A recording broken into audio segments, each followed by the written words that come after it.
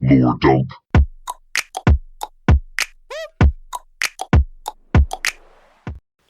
Hello there. Kiryu-chan! And welcome back to Lore Dump Yakuza. That is a very yellow, very peaky microphone. Have fun putting that on somebody else's microphone. Yeah, I hope that looked good on yours, Neil. Welcome back to Lore Dump, the show where we take somebody who has not experienced a video game or video game franchise and we walk them through the lore. I'm Chase, and I'm joined here by... Monty Xander. And... Neil. And we're here for a bit of Yakuza Kiwami 1. Yay! We've entered some fully uncharted territory here. In the last episode when we covered Yakuza's last episodes, as it was not intended to be, but ended up being a 3-parter. Yeah, had to happen. But it was in that one, Monty had played at least a decent chunk of that game, actually. Right up until what he believed was the twist, but actually didn't know what the twist was the red herring of the twist. Yeah, the double twist, which was a very good double twist, and that's one of 4 things I really loved about that game. Yeah.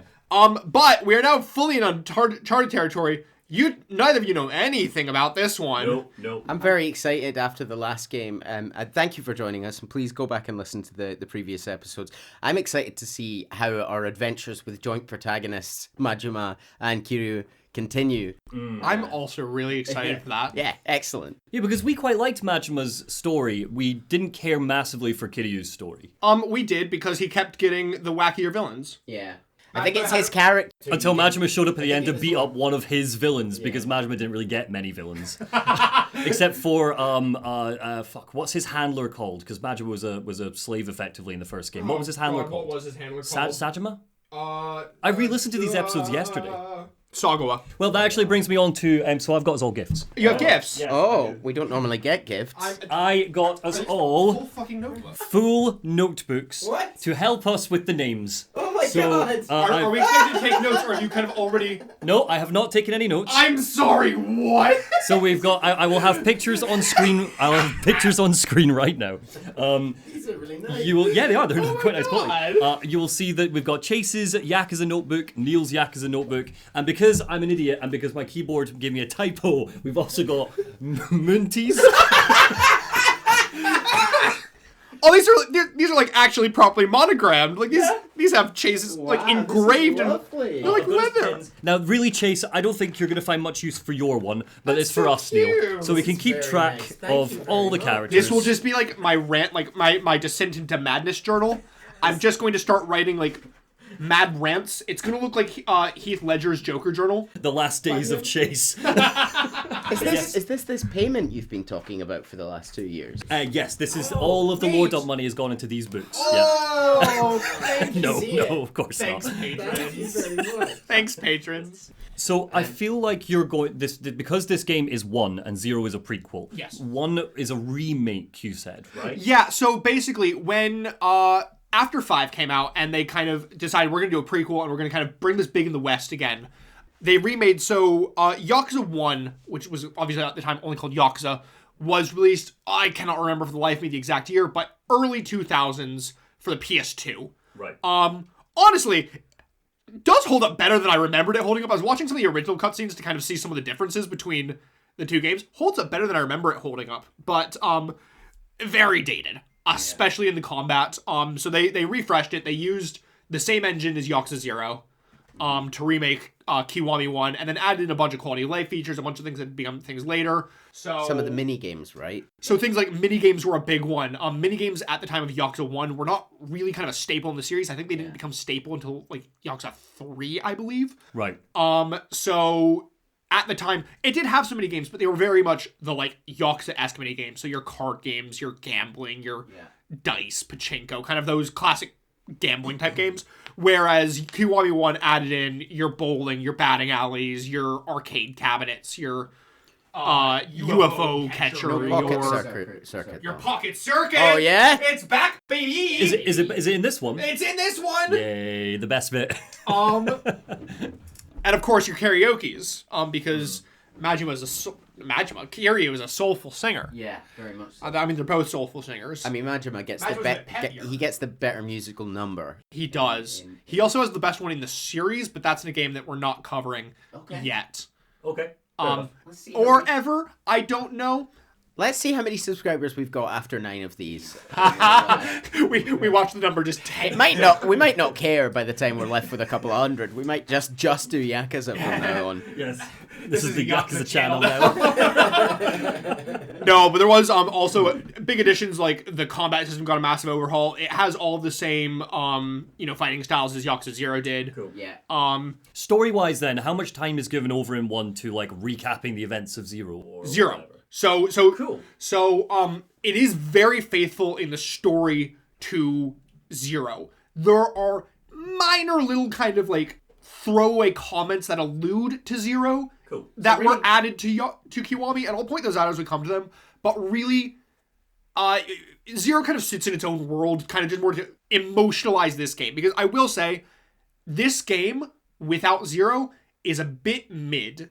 That's interesting. But this game with 0 becomes one of the hardest emotional hitting stories in the series. That's interesting. Okay. Because of the context, they've gone back and added essentially later in the Exactly, yeah. And I think you'll see why as we kind of go through this. So certain characters that I've re-listened to these episodes, but it might feel like it's only been yesterday for you, listener, but it's been practically over a month since we covered 0. So what characters do we need to remember from 0, aside from your Kiryu, your Majima? Definitely Kazuma, right? Kazuma, his father figure seems who is now he's now been promoted, right, at the end of 0. Was Kazuma promoted to ahead of the So Kazuma was the head of the Kazuma family, which at the time of 0 was a Dojima family subsidiary. Yeah. After kind of Dojima falls in the wake of the empty lot incident, Kazuma rises to become a Tojo Direct family. That's it. Cool. So Kazuma's kind of like one of the big officers at Tojo HQ now. And at the end of 0, Kiryu leaves to go and form his own clan? No, he went back to Dojima. He went back to Dojima. Which was surprising, but it's kind of, his whole thing was sort of, I'm going to find out my own way to be a Yakuza, and I'm presumably going to go and try and take over my shitty, dysfunctional Dojima family. Because it kind of ended with I still respect Kazuma, but I can't be... Would he have like being Kazuma is not the type of Yakuza I want to be. Would he have had the option of joining Kazuma? Like, at that point, because Kazuma initially didn't want him to be part of his family, but that was more because Kazuma didn't want to be a Yakuza, full stop. So he's like, I'm not giving you the entry point. Okay. Was it Majima that got his own family then, at the end of 0? Yes. So he has the Majima... Majima does have a family. That one is a Shimano family subsidiary. So if you remember, Shimano a Tojo subsidiary. Shimano is a Tojo subsidiary. And now they're the biggest family, right? You're seeing now why the notebooks are useful, right? Yeah. We won't get into this. At one point, Shimano was also a Dojima subsidiary. Shimano and Kazuma are kind of like the biggest rivals in the Tojo clan, but they are both Tojo Direct. Cool. I like how you put a little heart over Tojo in your notes. I'm not fucking with that Omi alliance. I'm Tojo ride or die. That's okay. The Omi, not massively important in this game. I think they do appear and they're mentioned. Not massively important. Cool. All right. Yeah. Let's get into it then. Grand. So you ready to feel some emotions? Yes, I am. Yeah. Welcome to Yakuza Kiwami 1. Wow. Would either of you like to kind of describe the game poster for this one? It's notable here that we've got Kiryu on the left. We've got a man that we don't recognize and shouldn't. Is that not his best pal? No, not Tachibana Nishiki. Is that not Nishiki? Might be. And there's a little girl looking lost and alone, who looks like she's maybe 10 years old tops. Lost in, God, what's her city called? Kamurocho. Lost in Kamurocho. So presumably she's going to be the focus. Lost in Kamurocho. That's a new book. Yeah. Question for you: what does Kiwami translate as? Oh, I believe it is extreme, like something along those lines. Nice. So it's like extreme. Yakuza XXX. Pretty much, yeah.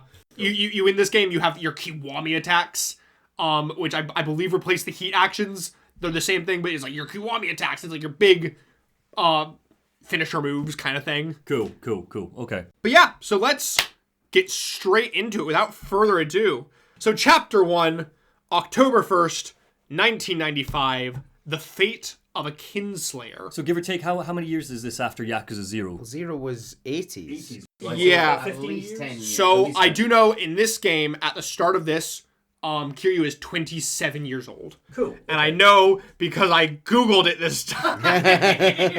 So I didn't get comments telling me I didn't know Kiryu's age. The Yakuza fandom is more defensive of this game series than any other franchise we've covered, and we have covered Kingdom Hearts. Oh. Like... I'm so sorry to everybody who got offended that I called Nugget omelet. We'll get to omelets in Yakuza 7. I just mixed up my chickens. I'm so sorry. Like, when we were recording this, the public release of Part 3 has not come out yet, where you will all see firsthand how upset I was at how Yakuza 0 ended, because I think it's an underwhelming ending. And some of the comments... I can Don't start already, them up again. I'll happily will. I'm looking forward to Yakuza 1 changing my mind on Yakuza 0's ending. I think that you're going to like Yakuza 1 a bit more, because it sits at the start of the story, it's not really beholden to any kind of prior or future lore. So it's able to just do a very self-contained and simpler story. Yep. There's a lot less muddling of everything. It's a lot more straightforward, this one. All I've heard about the end of Yakuza 0, because again, I was quite disappointed with it, because Majima and Kiryu didn't really meet until a post-credit scene when it just skips their initial interaction, is that one will change how I feel about that. I'm looking forward to that. Well, my suspicion, based on what Chase has said to us so far, and you've not given much away, but is that Majima is kind of a main side character going forward. So we're just over time going to forget that we ever played as Majima. I mean, I will be very straightforward. We do not play as Majima again. Yeah, and you've told us that. Yeah. Like Majima is not a playable character in the future. But he is obviously still very important to the series and beloved. Sure. Okay, yeah, so it's October 1st, 1995. In 30 days, it's going to be Halloween. And somewhere in the world, a young Neil is just over 6 months old. Oh, very good. Yeah. Oh, cute. 6 months. Me floating about now. They better watch out. So, rain pours on the neon-lit streets of Kamurocho. The civilians walking at streets covered by umbrellas, and in an unsuspecting back alley, the local Yakuza shake down a man for the money owned. Just a standard day in Kamurocho. A date flashes across the screen, October 1st, 1995, 5:47 p.m. Lightning flashes through the window of an office building, illuminating an empty chair. In the office stands a man, clad in a white suit with a red shirt. A gray suit in a red shirt, holding a gun. Blood soaks a body at his feet. The still corpse of Sohei Dojima. of Monty's dad-in-law. He's dead! Yes, but also, what an opening! I am in. I am locked in. What an amazing opening. So see, this is an immediate. Sick. This is an immediate thing of why I think Zero is more important. Well, yeah, this wouldn't have been an amazing opening if Zero hadn't existed. Exactly, You would have just been like, "Who's this guy?" Exactly, it's just a random guy. Yeah. You don't know who this is. Where if you play Zero, you're like, "Oh my god, this is the big antagonist of Zero." And I was annoyed with Zero that this guy didn't die, but we're saving him for Yakuza 1 shenanigans. This is exciting. Yeah. Okay, I'm locked in. So Dojima is Yeah, dead. to flashback to when he was alive. Not just like out in the street or whatever either. He's like in his office, walked in and shot this guy, it looks like. Yeah. Oh my god. Covered in blood, glasses shattered. Rest in peace. Yeah. So yeah, the man turns his gaze from the body over to a silver ring set with a red stone lying on the ground. He picks it up, looking inside, where engraved is the name Yumi. Okay.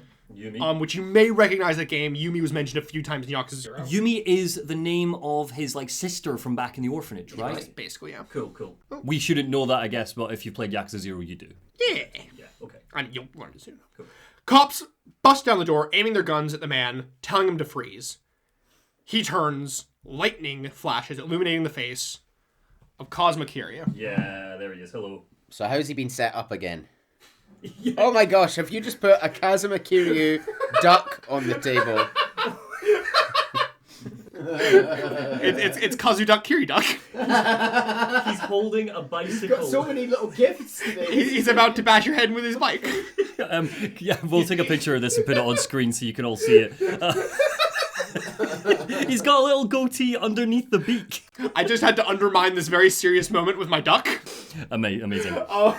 So okay, so no, I think Neil called it though. I don't think Kiryu did in fact kill Dojima. This will be a setup again, presumably. But that's fine. It's still a cool opening. Kiryu is the kind of lovely idiot you can set up in any number of shenanigans. He is a very lovable idiot, isn't he? So the previous day, September 30th, 1995, late night. Okay. A car pulls up, driven by a man in a flamboyant purple shirt. Sat in his passenger seat is his boss, the lieutenant advisor of the Dojima family, Kazuma Kiryu. Love it. Okay. So he is now risen up. He is now a lieutenant, which is the ranks that, Kuze and Shibusao and all those were in Yakuza You're Zero. second in command of your subsidiary family, almost. Third in command. So remember, it is the patriarch, then it's the captain, then it's the lieutenants. During this period, presumably Kazuma is still in jail, is he? No, Kazuma's out. Kazuma is out of jail at this point. Okay. So Kazuma's back out. Kazuma is still captain of the Dojima family, whilst running his own family on the side. But Kiryu has risen up the ranks. Kiryu's a big boy now. Cool. So the man, one Shinji Tanaka of the Dojima family, apologizes to Kiryu for dragging him out to help with a regular collection. But Kiryu tells him, don't worry about it, and he gets out of the car. So the collection job is just some local loan sharks who aren't really keeping it up. They've racked up $200 million in unpaid dues. Damn. So as they walk to the office of this Peace Finance, Shinji asks Kiryu if they want to grab a bite to eat after the shakedown, Just casual things that you do after a shakedown. Who's this guy? We're not friends yet. No, they are. They're good buds. Oh, I think. This is like one of Kiryu's close underlings. Oh, okay. Yeah, they're quite Don't drink with your staff. No. But tonight doesn't work, man. Kiryu, he has big plans over at Serena, which if you'll remember is Kiryu's bar. The bar, yeah. The bar. So they head into the office, and the men immediately recognize who Kiryu is, and they're down on the ground immediately, full bow, foreheads to the ground, begging Kiryu to hold off until tomorrow. Kiryu kind of looks around the office, seeing that it's nearly packed up. They're clearly trying to skip down. He's like, yeah, no sympathy for you. You're not going to be here till tomorrow. And the loan shark asks if Kiryu's going to kill him. The Dojima are known for killing during collections, making examples. Shinji tries to say that that's all just rumor, but the man pushes... but the man kind of rushes up to Shinji, just pushes him over and grabs a golf club. Yeah. Well, since you said that... Which, of course, starts our nice little tutorial fight. Beat up a little loan shark and his cute little golf club. Interesting little parallel to the previous game, where at the beginning we were kind of working for a low-level scumbag loan collector. Yeah. I appreciate that Kiryu's doing it himself. Unlike in Yakuza 0, when the lieutenants were hiding behind their desks and things. I mean, yeah, okay, they came out and they fought and stuff, but dealing with a loan shark, for example. Well, that's my point. Is Kiryu's a pretty good boss. Or people like Shinji come and they're like, "Boss, I'm having some trouble with this thing." Yeah. And Kiryu's like, "I'll come out. I'll deal with it myself." He's quite like Jesus, really, isn't he? What? Isn't that how the New Testament ends? Jesus goes into the temple with the moneylenders and hits them over the head with a bicycle. That is how the Bible ends. Yeah, that's it. Yeah. Jesus. So Kiryu beats them down. Shinji grabs the money, and Kiryu just kind of looks coldly down at the loan shark and is like, "Don't blame me. It's what you owe." Cold. You're writing cold next to Kiryu. No, I've written shaved head next to Tanaka. Oh, that's smart. Yeah, good idea. Shaved head. So we leave the office, learning from Shinji that Kiryu is actually just about to branch off to start his own Kazuma family. What? Yeah, so he's kind of gotten big enough that he is ready to go branch off on his own, make his own family. I was really worried we'd take a couple of games to get to this point. Yeah. So, and even big old Captain Kazuma has been telling people that a family under Kiryu is in great hands. Yeah, thanks, Dad.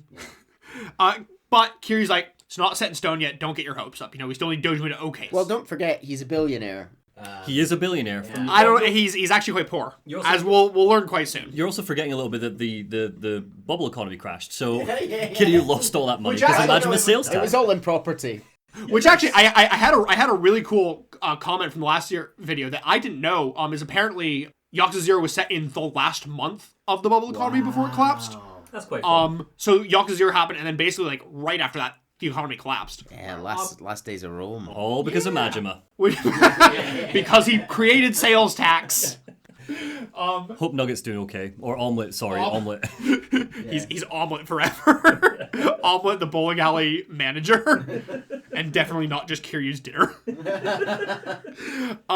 But yeah, cool comments aside. So Kiryu heads off to Serena, of course heading in through the back alley, our favorite back alley, to go take the back entrance up the fire escape. And he bumps into a man, and it causes him to fall to the floor. And the man, he gets up and he's like, "What family are you from? What shit's this? Why are you bumping into me, bruh?" And he's like, tutorial fight. Fuck you. Let's go. And he beats the...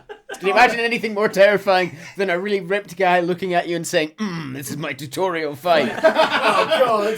This is my tutorial fight of the day. Yeah, I misread this. You're not even the appetizer for this game, mate. Yeah. From my perspective, the screen's going to be pausing and instructions are going to be coming up one by one. So Kiryu beats the man down when suddenly a familiar voice comes from down the alley. "I saw that shit, Kiryu-chan!" As Goro Majima strolls in. We've got another duck. Goro Magiduck. A very happy, maniacal-looking Magiduck with a sword. Oh, he's still got that awful haircut, but it's fine. Yeah, very cool. Again, we will take pictures. We'll put them. I had to bring my ducks in. I appreciate that. Do you have any more ducks? No, those are my only two ducks. But they're the only two important The ducks. level of detail that the ducks have. The duck has the chest tattoo as well, which I really like. Very cool. They're the only important ducks. Very nice. Oh, you gotta give me Kiryu. I was saving him for. Have to do some roleplay here. Oh, sorry. Okay. They gotta sit with each other. This is good for an audio podcast. So our best friend Goro Majima strolls in. Cool. Oh, there he is. Oh, look at him. Captain. Yeah, he is now captain of the Shimano family. He's come back in strong. And he is also, of course, patriarch of his own Majima family. Oh. And he's walking around with an umbrella like the penguin. Yeah, he's got his own umbrella. Well, funny you say that. So oft I hear Kiryu kind of compared to the Japanese Batman. Right. You know, he's the Batman, whereas Majima is our Japanese Joker. Got you. Which I think is really funny because Yakuza 1 is the only game in the series until very recently that had an English dub. Right.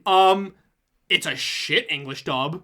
But Majima just so happens to be voiced by a little known, barely known actor called Mark Hamill. Oh dear. This is the second franchise that you have covered that has Mark Hamill in it. Kingdom Hearts. Yeah. So Goro Majima, our Joker of Japan, is Mark Hamill. It's really funny. People have brought that up to him at like conventions. Mark does not remember this role. There are videos of him like in the recording booth doing these lines. He's not good at it. Yeah, and also perhaps one that he doesn't want to think about particularly, being very much not a Japanese man. What voice is he doing? Is he doing his Joker voice? No, he kind of talks like this. He goes, "I saw that shit, Kiryu-chan." Oh, no. It's real. I'll show it to you later. It's real weird. I don't like the high-pitched Kiryu-chan because it upsets my ears, but I don't like that No, more. the high-pitched one's way better. Whereas Kiryu kind of talks like this. This is how Kiryu talks. tracks. Nah. That's how I'd imagine Kiryu to talk, to be honest. Anyhow, Majima strolls in, an umbrella lounging on his shoulder, and he's flanked by two of his men from the Majima family. So the guy we learned that the guy that Kiryu just beat down was actually also one of Majima's men. Uh-oh. And Majima walking in, calling this dude Kiryu-chan. The guy on the floor realizes that he just fucked with the Dragon of Dojima. And he's like, "Oh shit, I fucked up." Oh yeah, because we've got Mad Dog Majima and the Dragon of Dojima. So this is the Mad Dog of Shimano, Goro Majima, and the Dragon of Dojima, Cosmic Kiryu. Cool. So Kiryu bows very respectfully to Majima. Majima is very much his senior in the Tojo clan. Yeah. And he's very much a respected member of the Tojo clan. And he says how it's been a while. But Majima doesn't have time for any of that formality shit. You know, he's heard that Kiryu is about to start his own family. Oh, and by the way, he looks over at Serena. That's the bar where your sweetheart works, eh? I hear she's real easy on the eyes. Everyone's saying so. All right, Majima. Majima asks what Keep in your pants. Majima asks what Kiryu wants to do about the guy who caused him trouble. Kiryu is ready to just let it go, but Majima's like, "You're too fucking soft. Soft as a marshmallow. Gotta make things right." So Majima grabs an umbrella and just starts beating the shit out of his guy on the ground. Oh. He strikes him right across the face. Again. The dude's nose is broken. Blood is streaming down his face. He's looking up, begging at his boss. Shouldn't have picked a fight with Kiryu. Shouldn't have worked for Majima. That was the first mistake. Majima changes his grip, kind of taking it from like, a bat stance into more of a downward sword. He raised it, getting ready to thrust the thing into the guy's heart. Oh my god. When Kiryu grabs his arm, stopping him from killing the man. Oh, but technically Majima is his boss. Yeah. I think Majima's chill. Majima protests saying, "I was only doing it for you, Kiryu-chan. I gotta show you how to lay down the law for when you have your own men. But Kiryu's like, I'll keep that in mind, but I'm gonna do my things my own way. The right way. Majima gets in his face, saying if he's trying to start shit, he'll throw down right here. But no. This escalated quickly. I feel like everything does with Majima nowadays. But no, Kiryu doesn't have reason to fight. So Majima slaps him. How about now? That good enough reason to fight? Majima just wants to throw down, man. Kiryu apologizes if he's done anything to upset Majima, but that just pisses Majima off more. His grip tightens around his umbrella and he raises it and he strikes at Kiryu again and again and again. He's beating the shit out of Kiryu. Kiryu's just kind of stood there, blood streaming down Kiryu's face. Now he's like, Just takes it.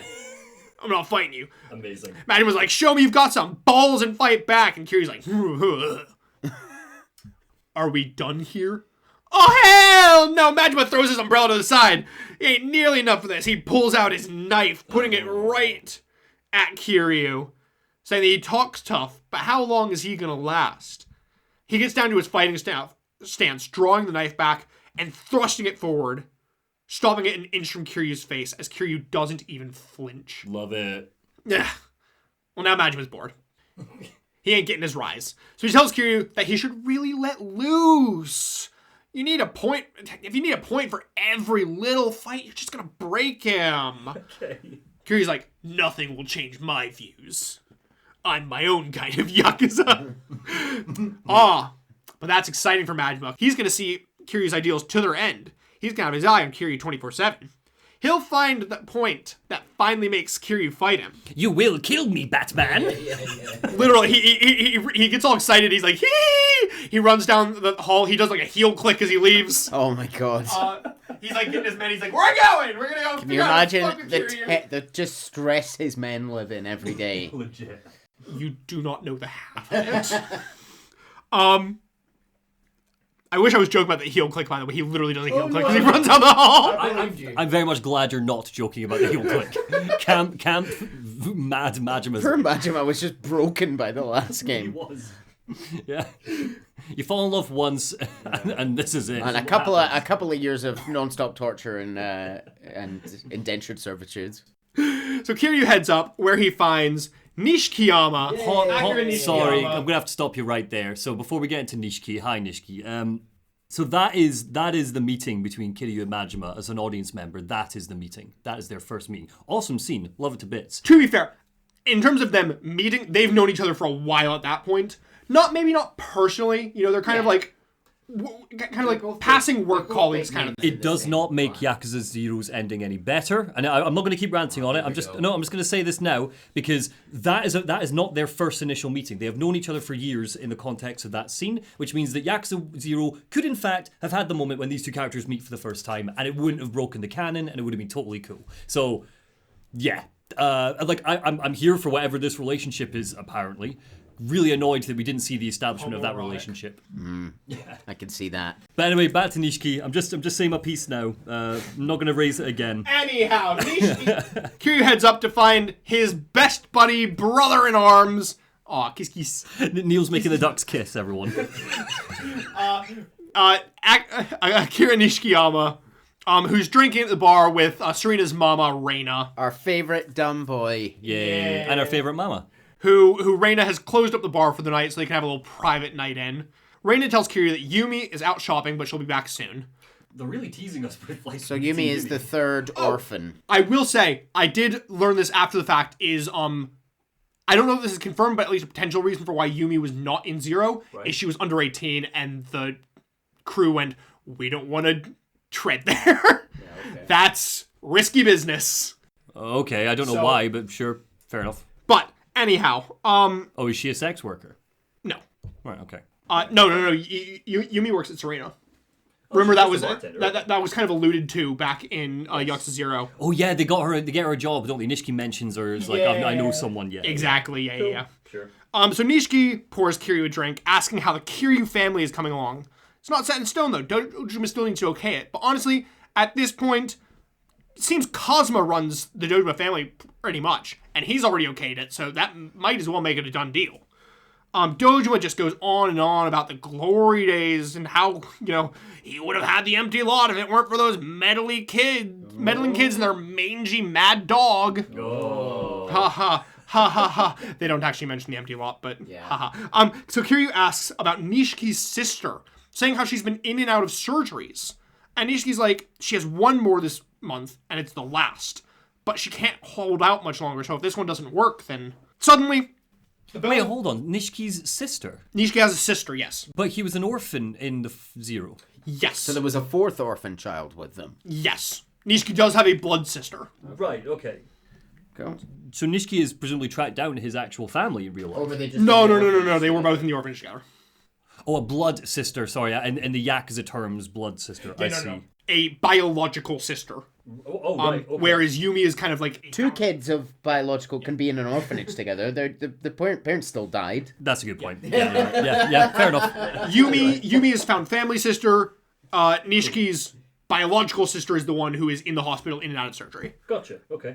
Suddenly, the bell on the door rings as Yumi Sawamura walks in, laughing about how they've started drinking without her. Oh.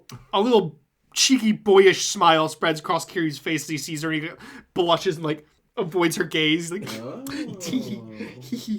he looks over her finger, where we see a silver ring with a red stone. And they all spend the night away, drinking and laughing. It's all cute and happy. Cute. And then we flash back to a few months prior, where we see, at Serena, a man is sat on the couch with Reina and Yumi, laughing about how Yumi's rejected him again. Nishiki calls over from the bar that they're paying customers too, so Reina runs back, saying how the guy sat over with Yumi is a regular these days.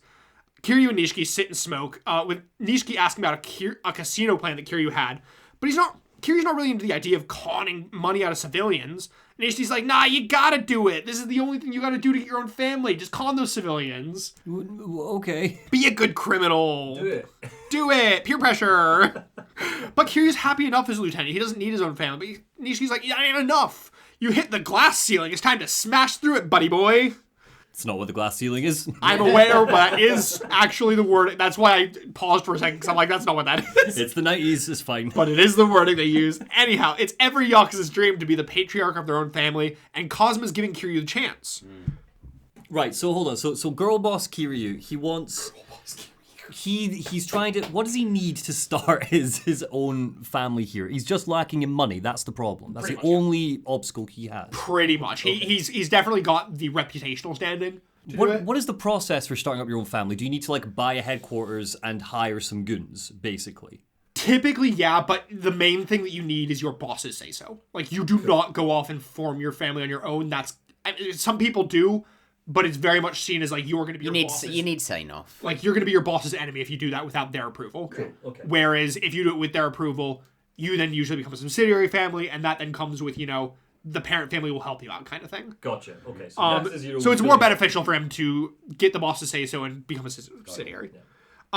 Serena comes back with her drinks, asking if they got Yumi anything for her upcoming birthday, but Kiryu's a dumbass and didn't realize that it was his fave girl's birthday. He's only one of his two family members. And he forgot her birthday. Oh, bad bloke, Kiryu. Meanwhile, Nishiki got her an expensive pink diamond necklace. Oh, and he pulls it out and he shows them and he's like, look how rich I am. I took all of Kiryu's billions. Oh, Nishiki, I'm so sorry that I thought you would be a traitor. I made all my money liquid while Kiryu kept his locked up in real estate. Kiryu, you didn't invest in crypto? But he did invest, famously, in gold. Yes. The one thing that it has historically always been safe to invest in. A big gold statue of what, Monty? Himself. Thank you. Fanning himself with money. Yeah. Could he not have cut off a little bit of that to give her for a present? His sister that he will spend this game wooing. Reina suggests that they have a party that night, with Nishiki saying how he knows a nice bakery where they can get a cake. It'll be cute. So it is implied here that Kiryu fancies Yumi. Oh god. This isn't just we're just pals and we're just... No, this is a very clear romantic tension. Gotcha. So Kiryu looks incredibly distraught, asking if they can brain check. He's like, I can't go to a birthday present without...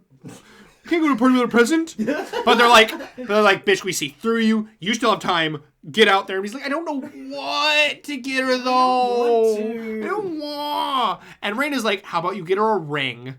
Which feels like an escalation, but sure. I'm not sure that's an escalation. Like, necklace is nicer than ring, typically, right? a big diamond pink necklace. Depends on the ring. Yeah, it could be. So, Yeah. off to La Marche. Yumi was looking at this one in a magazine, a nice cute ring from Paris. So Kiryu heads off to La Marche, and they have one left of that ring in stock. Hey, Is it the right size? It must be. Well, because I mean, I learned recently, you know, that's a whole thing. Coincidentally, yeah, it just happens to be Yumi's size. Because don't you know, rings are one size fits all. Do they do the nice thing where like they bring him in, like they did with you, where like they bring him in and they're like, get you beer and stuff, and you sit and go, sorry, an adult juice, and you sit and go, oh, that's nice, oh, and you know, that was really nice. Of course not.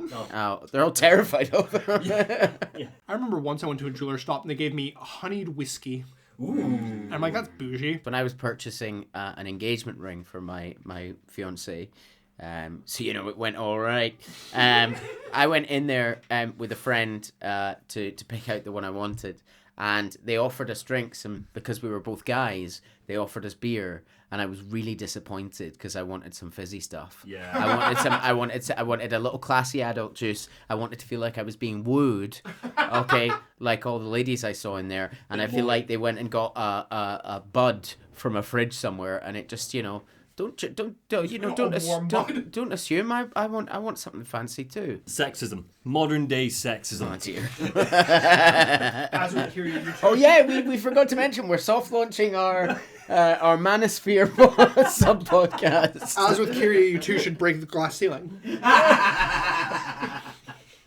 That's right. Get your fizzy juice. So the guy at La Marche is like, do you want to engrave anything in it? He's like, put her name in it. Put Yumi in the inside of the ring. Kiryu walks out and instantly gets fucking pickpocketed. Oh. And he loses the ring. Is this what we're doing? Is it Hunt for the Ring, the game?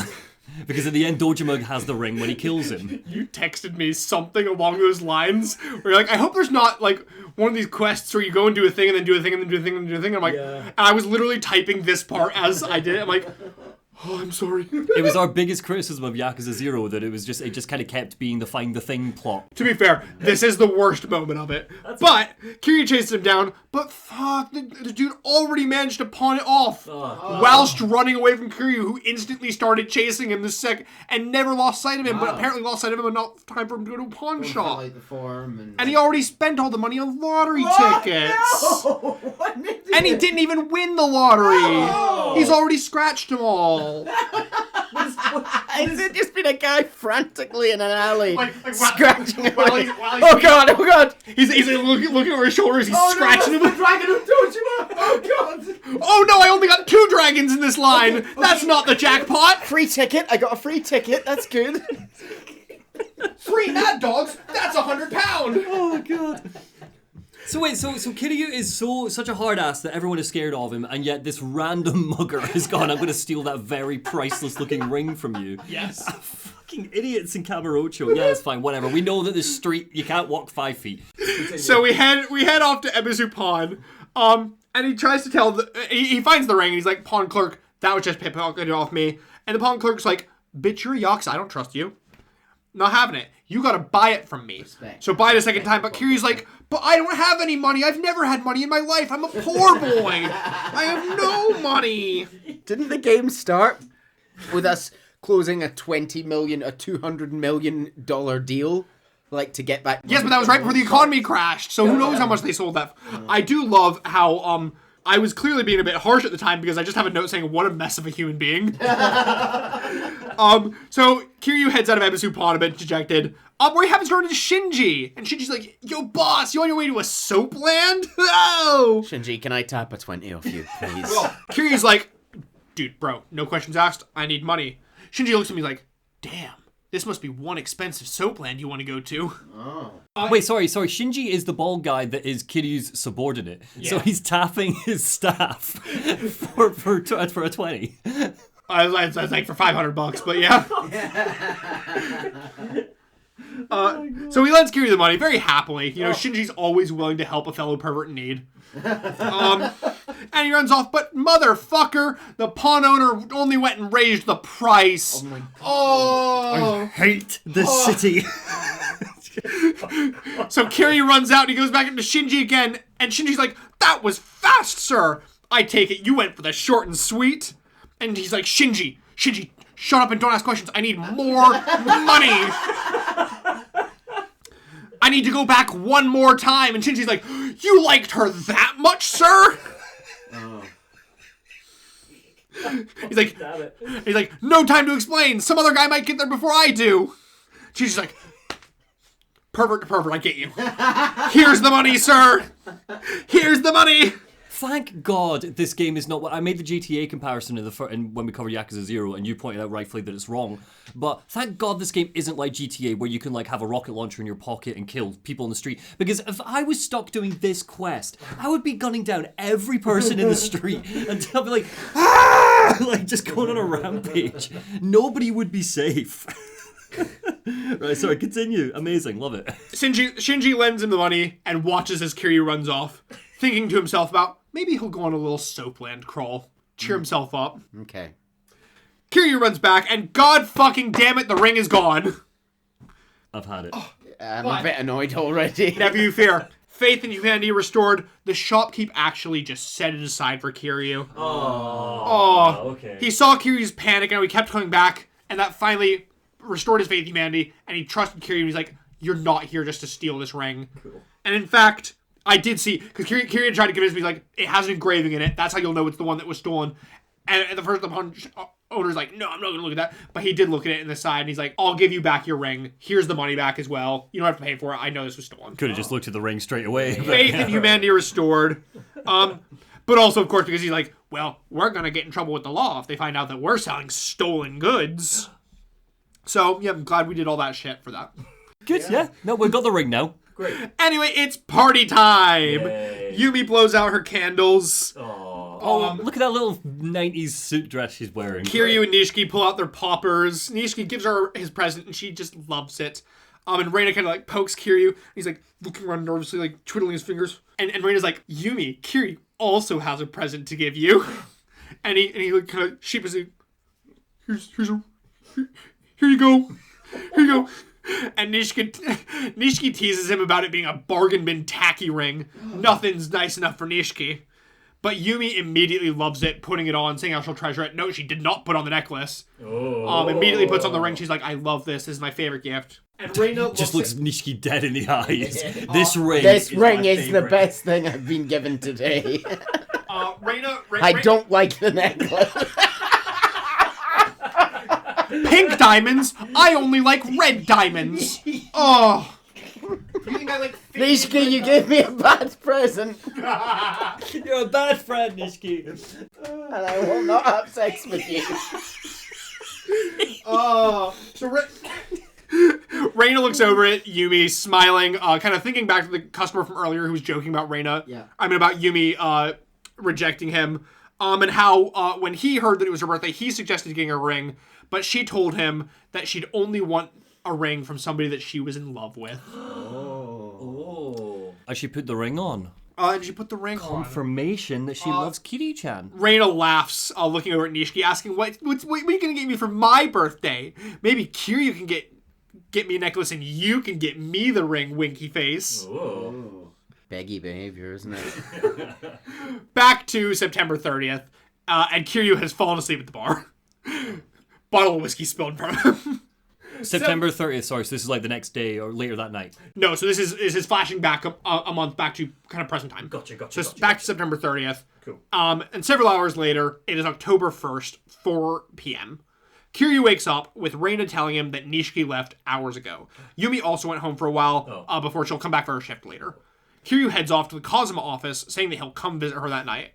He arrives at the Cosmo office, where he's greeted by his boss, Shintaro Cosma, and his captain, Osamu Kashiwagi, the captain of the Cosma family. Kashiwagi was in Zero, right? Yes, he was. You described him as like the cousin sort of character. He feels kind of like a cousin character. He's kind of a ice cold killer, isn't he? He's like a bit of a badass. He's an ice cold killer who's still very like warm around like Kiryu and around the family. You know, he'll be very cold if he needs to be, but he's very warm around the people. He wasn't a captain in Zero yet, yes, was he was. He was a captain. Yes, he was holding down the fort while Cosmo was in jail, basically, right? He basically was. He was basically running the Cosmo family and Cosmo's.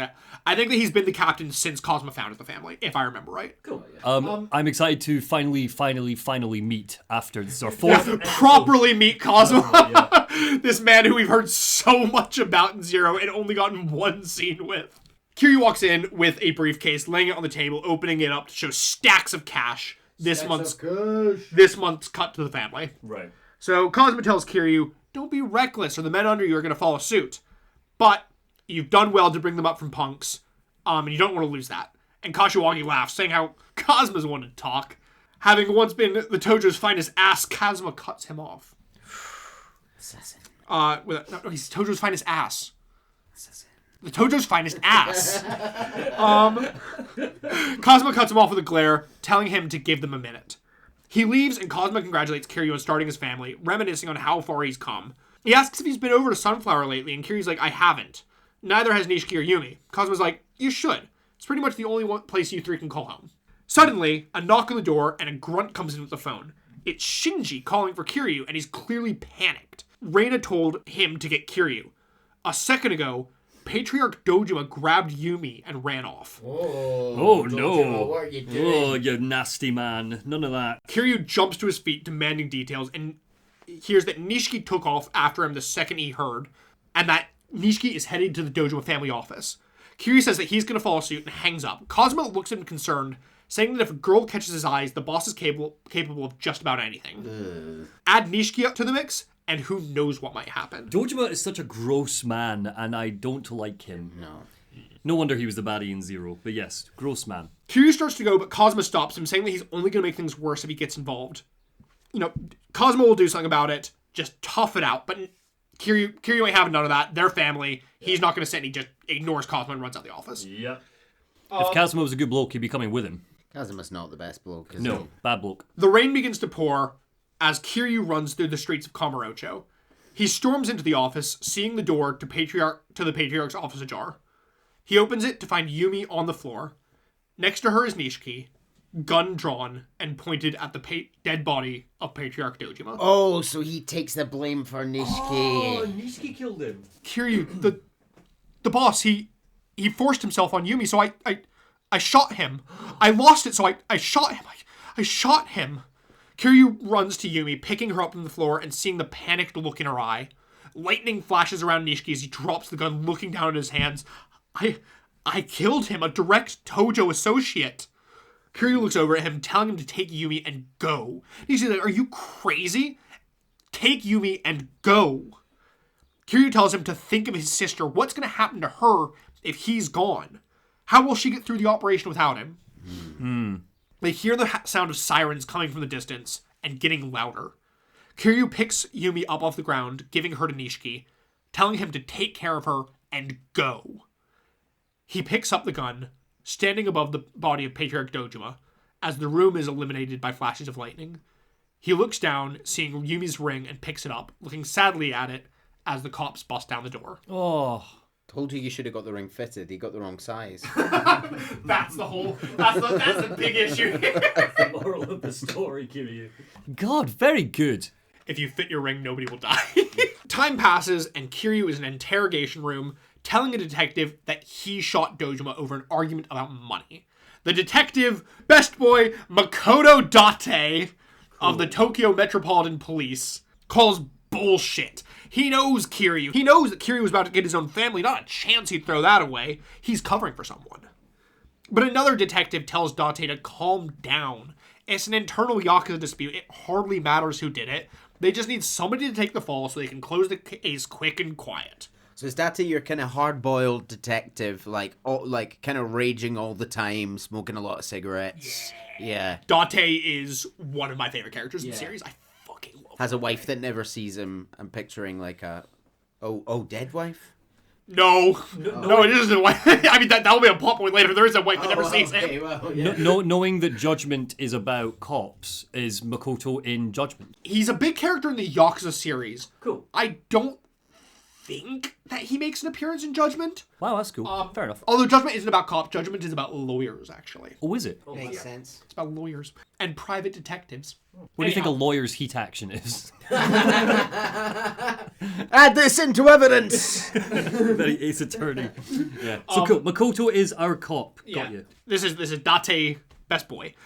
So another detective tells Date to calm down. And it's an internal Yakuza dispute. It hardly matters who did it. They just need somebody to take the fall so they can close the case quick and quiet. But Date hates it. He slams his fist down to the... Sick of it. He's sick of this Yakuza stuff. Justice! I must get justice! Kiryu quietly tells Date that there should have been a ring in his possessions, asking if he can deliver it to Cosma with his apologies. Date tells him that he's pushing his luck, so no promises. And he leaves Kiryu alone in the room.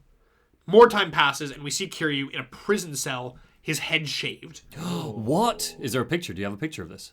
I should do. I want to know what bald Kiryu looks like. A guard comes to his door, telling him that he has a visitor. It's Shinji. There's... Oh, now they've all got shaved heads. God damn it. Wait, yeah, why is... That's Shinji. Well, Shinji just already had a shaved Shinji head. just already had a shaved head, sorry. Yeah, now Okay. Kiryu has a shaved I head. don't like bald Kiryu. No, it is a bit weird. He's got a very defined... whoever's his barber in jail gives a very defined Yeah. line. He's Sharp clean, lines. Yeah. Very clean.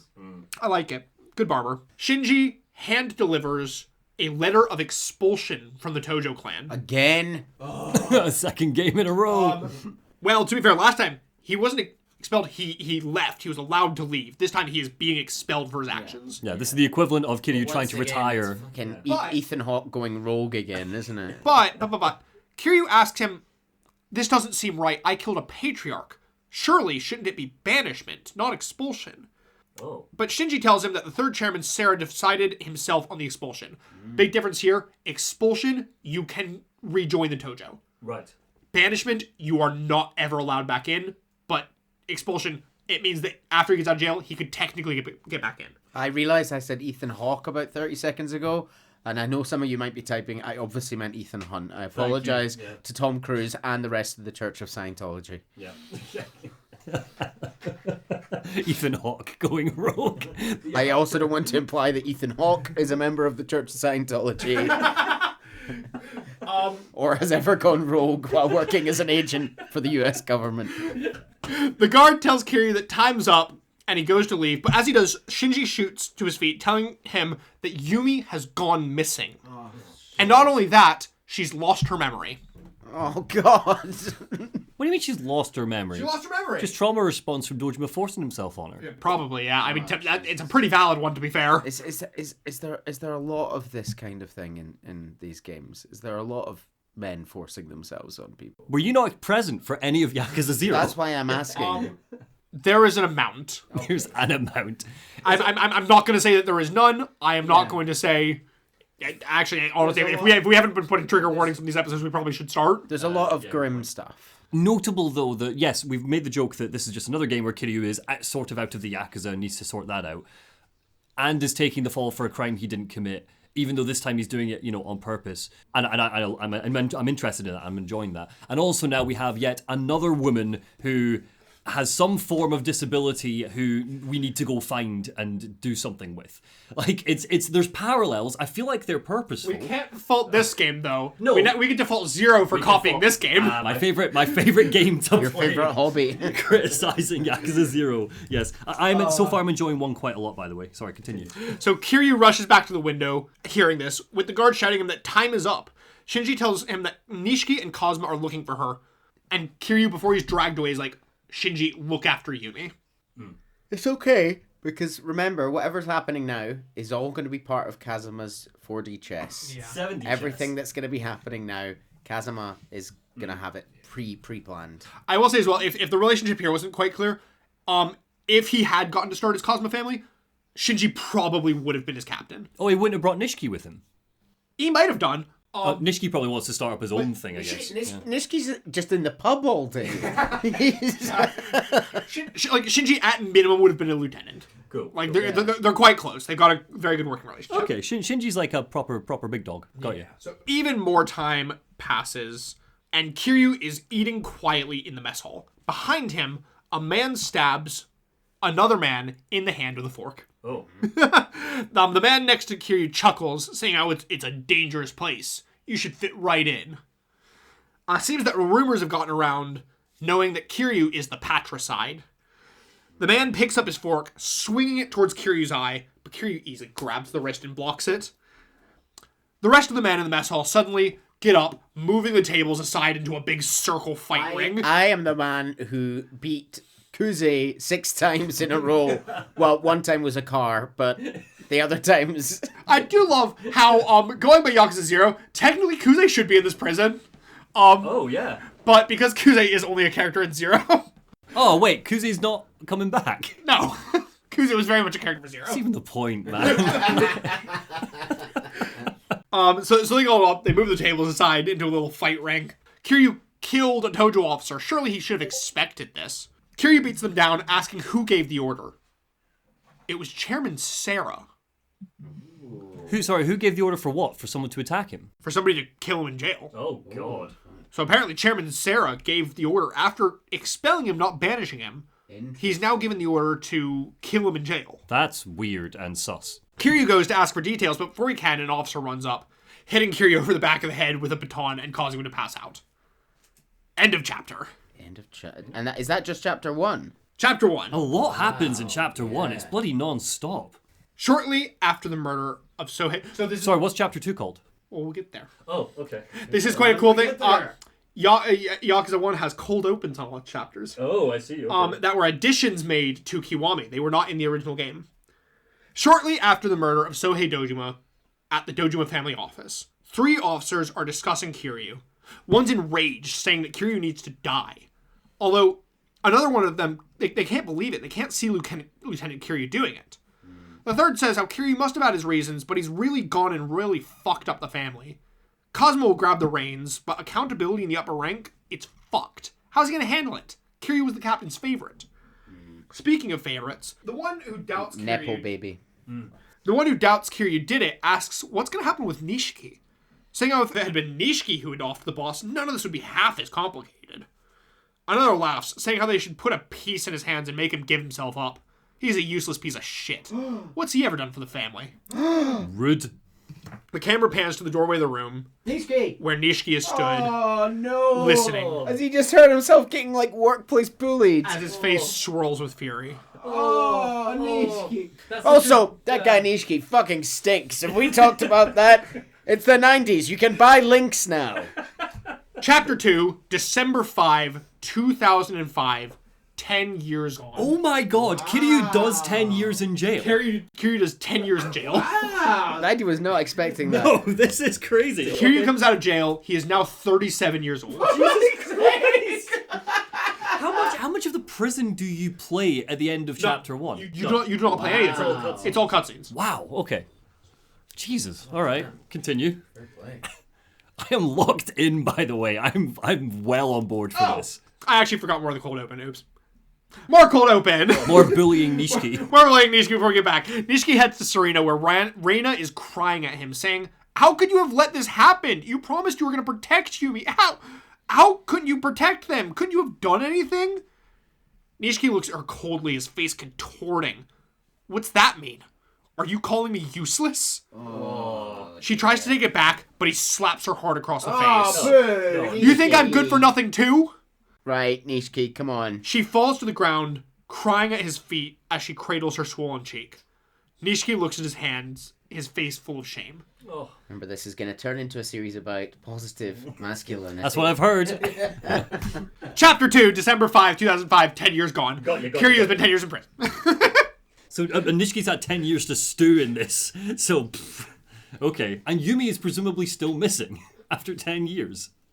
Jesus Christ. Oh, God, that's depressing. Okay. Kiryu sits at the mess hall in prison. His hair has grown back. Good. Apparently they only make you shave it once when you first get there. Oh, good, yeah. And apparently they've got the decent barber who did the nice cut clean. Also knows how to do his perfect, quiff. Yeah. He sees his parole release forms as a hand stamps a large approved stamp across it. Oh, he's back. That night, a guard comes to Kiryu's cell. He has mail from Cosma. Meanwhile, at Tojo Clan HQ, Cosma arrives. The throngs of HQ grunts lining up the entrance to greet him with deep bows. He looks old here. He's got a walking stick, everyone. He did have that walking stick at the start of the game as well, and as far as I'm aware, yes, he also had that walking stick in 0. Oh, okay. We just never saw him in 0. Cool. So it's an old injury. He's kind of well past his prime at this point. Cool. So they all deep bows as he walks down. It's always very cool whenever you get some of these shots of officers walking in. It zooms out. There's like thousands of men all bowing. Wow. There's a real cool one. Anytime you do it in a place where you can play as the character walking in, it's real funny because you walk in front of them and only the people in front of you bow and they get up, and then you walk back and they bow again. And you can like walk back and forth and they keep like going up and down and up and down, and down to their bows. Behind him, a car pulls up and out steps Patriarch Futoshi Shimano. Right, so that was the Majima's big bald man that bullied and tortured him. Yeah, so clearly they're all here for a meeting of the big bad Tojo officers. Inside, we see the meeting room, which we did see in Yakuza 0. It's the big kind of room with the leather armchairs in 2 lines with the Patriarch's chair at the very end. Chairs line either side with a single chair at the end. A man enters the room, walking down the aisle as everyone bows to him before taking his place at the head of the room. The Tojo clan's 3rd chairman, Masaru Sera. There he is. Sera looks better in this game than he did in 0, I He think. does? Yeah. He does? He's got a good look. I think it's because he's got the receding hairline that's a bit more obvious in this game. It's just a good look. Sera looks... So Sarah, to recap, very confusingly, at the start of our prison sentence, we find out didn't banish us for life, and then also sent a guy with a fork to kill us. Yes. Sent a guy with a fork to kill us. I mean, yeah, he did. Didn't even sneak a gun in. Yeah. We were perhaps too trusting of him last time out, where he was just showing up and saving the day with all of the sort of influence. And Well, I'm not convinced that he sent the assassin, because why would you not just... Why expelled and then try to kill? Why not just banish him? Why indeed? I don't know. Why indeed? Why did he? So Shimano asks, what's brought that? I would like to be very, thing that, the 2 seats on either side, so the 2 seats at the very front of the room next to the chairman, is Kazuma and Shimano. Cool. On either side. So they're very clearly like the highest ranking officers in the... I don't believe that Kazuma is the captain of the Tojo. I don't actually even know if the Tojo has a captain at this point. But... we know from 0 that they hold him in very high regard. Yeah. And even when Kazuma's probably in a position where if he wanted to be chairman, Kazuma could be chairman. He just doesn't want to. he can run shit from the shadows almost. I mean, that's his preference. Yeah. Even. 12D chess. Shimano's like, why are we here? And Sarah's like, this man has an urgent matter to discuss. The camera pans to the body of a man sat at the very far end of the room in a full white suit. Kazuma looks over. Who do you think you are calling an officers' meeting at your own discretion? And the man who called the meeting? Akira Nishikiyama, the patriarch of the Nishikiyama family, a Tojo clan direct subsidiary. So he's kind of jumped over Kiryu. He's where Kiryu wanted to be. He's higher than Kiryu was. Yeah. Because Kiryu was going to be a Dojima family subsidiary. He is now on par with Kazuma. He has spent 10 years proving himself after overhearing people be mean about him. I'm here for it. Yes, Nishiki. Okay. And he's for anyone listening along, his hair is slicked back, so it looks like he's got a mullet. It's very cool. It's a good look. Like this for Nishiki. Yeah, this is Cool. All right, Nishiki. gonna get sinister. Nishiki looks at Sarah with an inquiry, stating that they all know the clan's funds are held in the safety of Toto Bank. A total of 10 billion yen, which I would like to say is like 100 million, which feels, even in 2005, feels like not a lot for a massive crime syndicate. I thought we were 10 to 1.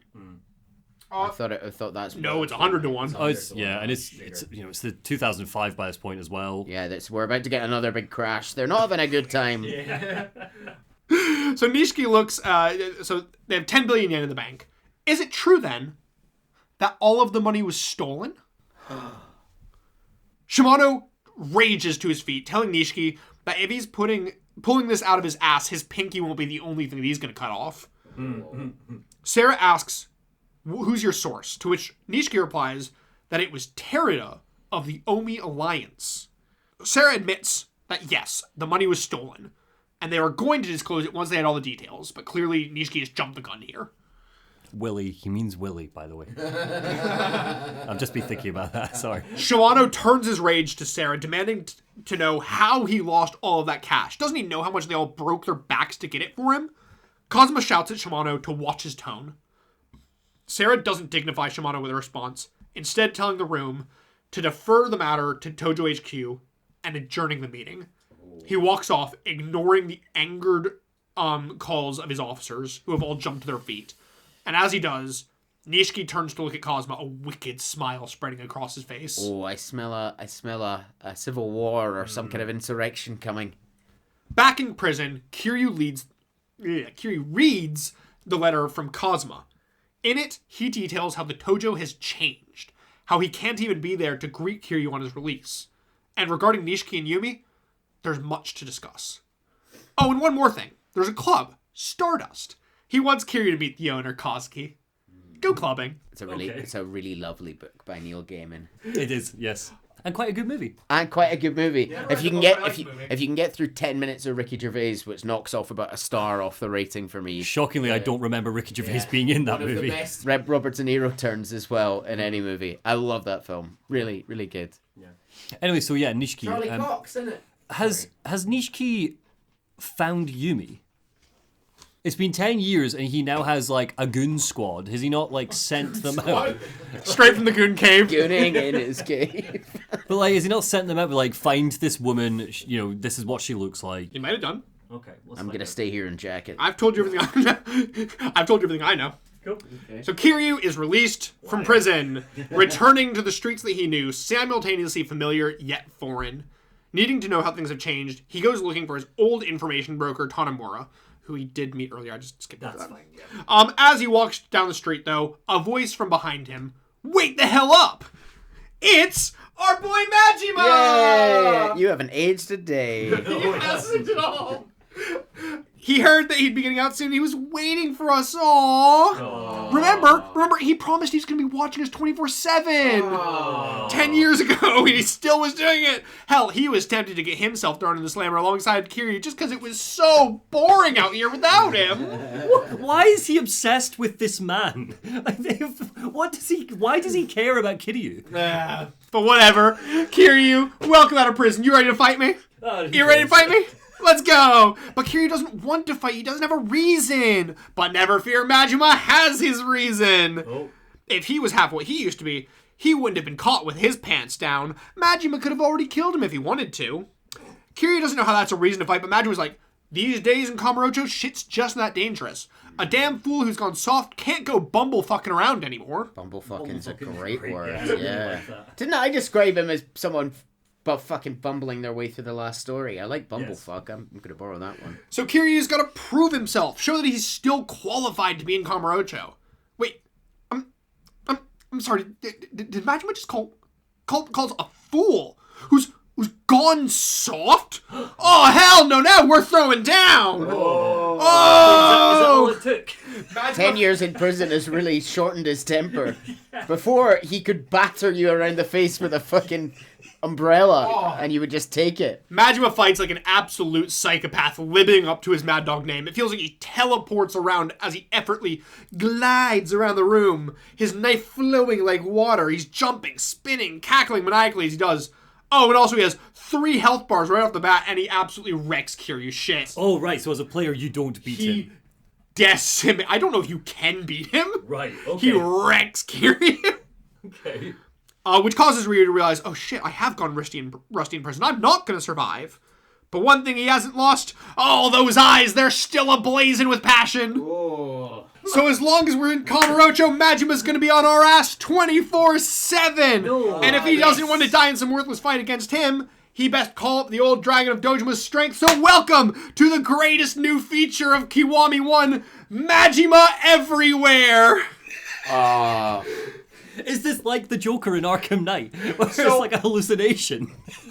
Majima, for the remainder of the game, can pop up at any given time, anywhere, and force you into a boss battle. Oh my god, that's amazing. On an average playthrough, you will fight Majima minimum 100 times. Oh my god. That's too many. If not more. That's 10 times what I was expecting. He literally, there are many. scripted moments. There are ones where you get like a text and that leads you to Majima. There's ones where you're like walking around and something shakes. There's ones where he just joins you in the street. You can be in a fight with other people and then Majima will stroll up and join the fight. And he'll like beat off the other dudes so that he can come fight you himself. You'll wank off the other dudes wank just off to the other get dudes. to... I know this is a bisexual fantasy for both of these men. I mean, let's be real. Majima is the most bisexual character. They're both Yeah. almost like textually in the previous game. It is the single greatest feature. Majima he literally, he's fucking everywhere. And it's all down to, so Kiryu has one additional style to Zero, which technically wasn't Zero, but it was a secret extra style that you usually only got in the post-game. It's called the Dragon of Dojima style. It is Kiryu's, like, signature fighting style. And basically this is how you get your skills in that tree. Right. Is you keep fighting Majima, and the more you fight Majima, the more you So fight really, yourself. he's fighting you to get you to where you need to be, Yeah. basically. Yeah. So He's going to take you there. getting more skilled. Good. This would have been so much more emotion. This is awesome, but this would have been so much more emotionally powerful if these two characters properly met in Yakuza 0, of course. so that Majima had any of sort of course, context for what Kiryu's like. To keep us in full line with the spirit of Majima Anywhere, I do not know where Majima appears in this script. I do for some of them. So basically what happened was I only managed to include, I think, about 20 of the Majima Everywheres in the script itself. no. And then I had a continuing, because I had then a continuing list of, like, the rest of them, and I'm like, I can't fit these into the script. So basically what I did was I got screenshots of all of them, and I kind of just put them everywhere that there wasn't a Majima, at least every couple slides, into the PowerPoint. So I'm just gonna be scrolling through the PowerPoint, and Majima might just randomly appear. And I don't know where he's going to. And This is amazing. I have notes on the side for what happens in that Majima encounter, but he could appear anywhere. And I don't even know where he's gonna appear. This is amazing. This is the true spirit of Majima everywhere. He's on our asses 24/7, and I am gonna have to kind of keep flashing back to my PowerPoint to see a few slides ahead to see when he's going to start coming up. To remind myself what happened when I tried to play Yakuza 0 in the last month. Yeah. I cannot go home straight away and buy this game. I will fill you in at halftime, but it was an experience. But yeah, so we will get plenty of our kissy ducks, Majima and Kiryu. They're so good. Even better, Majima fights you in all of his styles from the prior game. So he might fight you in his breakdance style. He might fight you with a baseball bat. He might fight you with his knife. Yeah. Oh, he's great. He's so good. God help you if you fight him in a restaurant, you're screwed. It does though make any moment where he was like, and I will say this was very much a major addition to this one, because in the original Yakuza 1, Majima only shows up, I think, twice in the entire game. Oh my god. Yeah, three times. He shows up at the start and he shows up 2 times later. He is such a minor character in the original Yakuza 1. So he was given major rehaul to bring up to where Yakuza 0 had him. Just because people like this character. Because everybody adores Majima. Majima's the best character. I think it's brilliant, yeah. Alright, so Majima everywhere. Oh, so go. He runs off, texting his captain that they have, and basically, it's even funnier because you were joking about how his family must have an exhaustion time. Literally, the only job that he has his family do is come up with new plans for how to fuck with Kiryu. He's a supervillain. Like, that is, supervillain. that's literally the only thing he does. You get regular moments with the Majima family where they're like, oh, the boss had us working to the bone, trying to come up with this plan to fuck with Kiryu. I'm so tired. Why are we doing this? I love this. I thought we'd be making money out there cracking skulls. Oh, the Majima family is my favorite family in the entire series. Wow. No wonder. They're so good. Also, I would, on the unrelated, I'm looking over at your notebook every once in a while, and you've now written Kuze with big love hearts around I've it. written Monty Hearts Kuze. I do Hearts Heart Kuze. Kuze. Yes. Everything makes me think of him. Anyway, so Majima runs off, and Kiryu continues on. It's not what the notebook was for. Sorry, back to my... But it's not long before Kiryu is stopped by a Yakuza. Recognizing Kiryu to clearly not be a civilian, he demands to know what Kiryu is doing. And hearing that he wants to go to Tanamura, who seemingly hasn't actually been an active information broker in the years, he judges Kiryu to be a shifty little sneck and he fights him, and then loses spectacularly. Oh. Seems that he was told by his boss to keep watch for anybody suspicious. There was a murder today, so the Yakuza are on high alert. Oh. Anyway, in way of apology, he recommends a new informant, the journalist Aoki, who I also skipped. Tanamura did introduce to us earlier in the game. He's just a journalist who's now an information broker. Okay. Kiryu heads to Theater Square to find Aoki, who recognizes Kiryu instantly, congratulating him on his release. He tells Kiryu that his old informant, Tanamura, died 5 years back. Tanamura is dead. Tanamura, his old information broker, deed. Okay. Which is also why I didn't introduce him. He had been working on Kiryu's case, never believing that he would off his own patriarch, but 5 years ago, he vanished without a trace. A week later, a corpse smothered in concrete got pulled from the bay. Seems he dug too deep. Do you think he dug down and found that underwater bar under the bay that we might never Oh, the see underwater again? Colosseum. Yeah, that's the wrong city. Oh, sorry. That's the wrong city. We don't go there in this game. Silly me. Oh, so we are just in Kamurocho and Just in Kamurocho. Cool. We'll go back to Sotenborian too. That's fine. But Aoki took up his torch, having learned most of the trade from Tanemura. So Aoki fills Kiryu in on some of the goings about. So for one, Stardust, that club that Cosmo mentioned, is a host club on Tenkaichi Street. Host clubs weren't nearly as prevalent back when Kiryu went into prison, but these days you can find them on just about any main street. And Stardust stands head and shoulders above the competition. It's across the street from Serena, if he wants to check it out. As for Serena itself, it's still there, and Reina is still the mama, although she only really opens it these days for the regular customers. It's not open today, but Aoki did see some deliveries being made, so it may be open soon. Lastly, regarding the murder on Nakamichi Street. Details are light, but it seems it was an executive of the Tojo clan. He doesn't know anymore, but it seems to have been an internal dispute. Okay. But he remarks on how the police response feels incredibly similar to when Dojima was killed 10 years ago. Oh, sort of just let the Yakuza deal with it. We're not going to look into this. Well, I was more, it's clearly somebody on at least Dojima standing. Okay. It's Nishiki then, presumably. Dead? Not dead, doing the hit. Oh. So to get the search started, Kiryu heads over to Stardust. Before he can even walk in the door, he's accosted by a burly man in a bright red suit demanding to know what family he runs with. Shimano thought they made it clear they don't need no protection. Kiryu tries to tell him that he's only there to meet Kazuki, but he doesn't fly family colors, but the guy ain't having it. I mean, look at Kiryu. He says Yakuza is Yakuza comes. How the Yakuza think they can do whatever they want, and there are still people in this town trying to make it by their own strength. Kazuki built this place from nothing by the sweat of his brow, and he ain't gonna let some punk Yakuza tear that down. Yeah, good guy. Yeah, I'm a small business owner, doesn't want anything to do with the Yakuza. Yeah. Kiryu again reiterates he isn't Yakuza, although he suspects the man doesn't really want to hear it. He's kind of just looking for a fight. I mean, he's kind of a lunatic if he's just pulling random Yakuza aside looking for a fight. And the guy doesn't care. He'd give his life to protect this club. Oh, maniac! Is this a side quest, Chase? No! You're Oh no, he's a very important character for, okay. for a good amount of I thought you were about to introduce another hostess minigame. He looks like a Muppet. He does look like a Muppet. Yeah, he looks a little bit like Animal. He is a very bizarre looking character model. He's got a massive jaw. It's the mouth. It's the mouth is open very wide. He has such a big jaw. And a very square face. Very cubic. So what's this guy's name? Sorry. We'll get there. If he's not introduced himself, he just wants to fight. Okay. So Kiryu delicately inserts the host's teeth into the pavement. I was wondering if you'd find new ways to describe Kiryu, assaulting people in the street. But their fight is broken up by this mysterious Kazuki demanding to know what this host, Utah, was doing. Utah. Okay. This cutscene, I remember noting, feels so... It's shot almost like a music video. The camera moves really weird and fluidly, and it's the only cutscene that does that in. So is Kazuki the owner of Stardust? Kazuki is the owner of Stardust. Utah is just... His manager. One of his higher-ranking hosts. Okay. Kazuki immediately recognizes Kiryu, saying that Kazuma had told him that he'd be coming, and welcomes him into the club.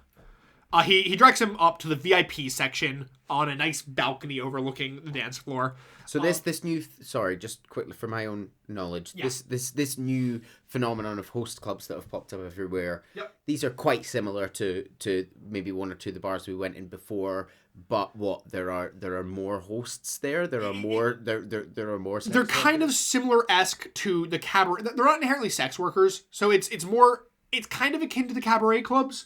Cool. But you're paying for these people's time is the main thing. Okay. Like you're paying to come in and be charmed and drink with a person. Yeah. And have them tell you to buy the most expensive alcohol. Yeah.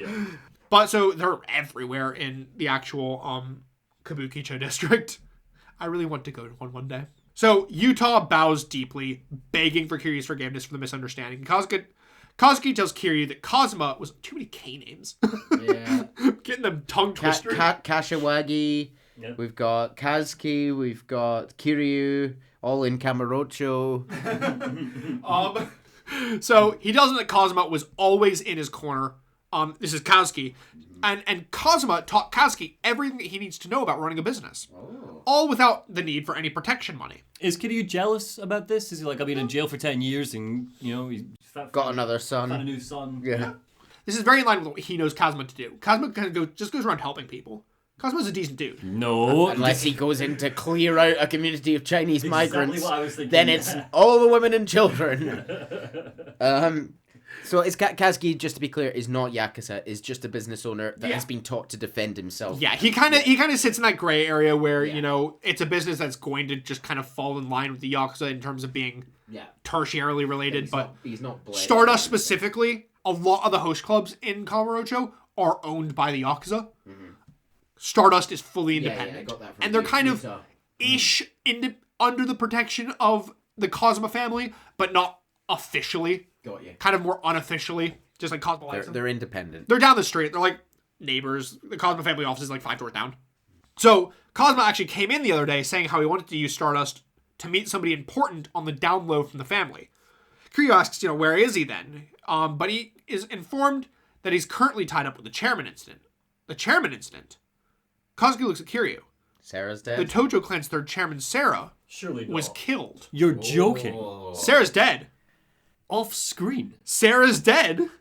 Jesus fucking Christ. I know. The body count in this game. I know. They made a lot of characters that die in the very early hours of this game really important in Zero. They did. I'm putting little crosses next to everyone who's died. Good idea, yeah. Okay, so Dojima dead. Not the kind of Sarah cross dead. I thought you meant. Tanamura dead. Did you mean do you think a Christian cross? That's what he's writing.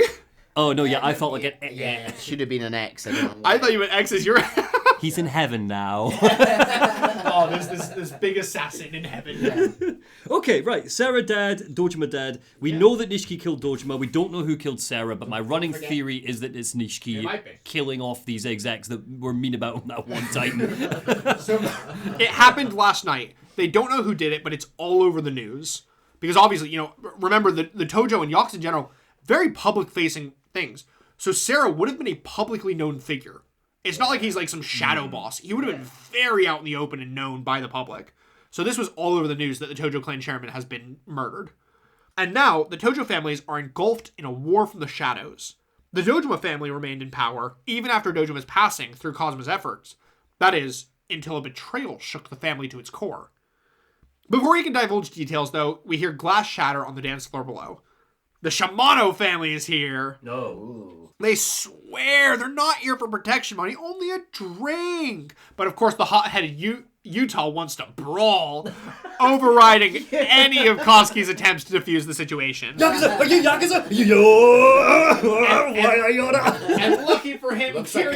And lucky for him, Kiryu's feeling a brawl too. Sure. Socking the main Shimano guy across the face for a nice little club fight. I really like Utah. Oh, I It looks like love a pretty Utah. expensive suit, buddy.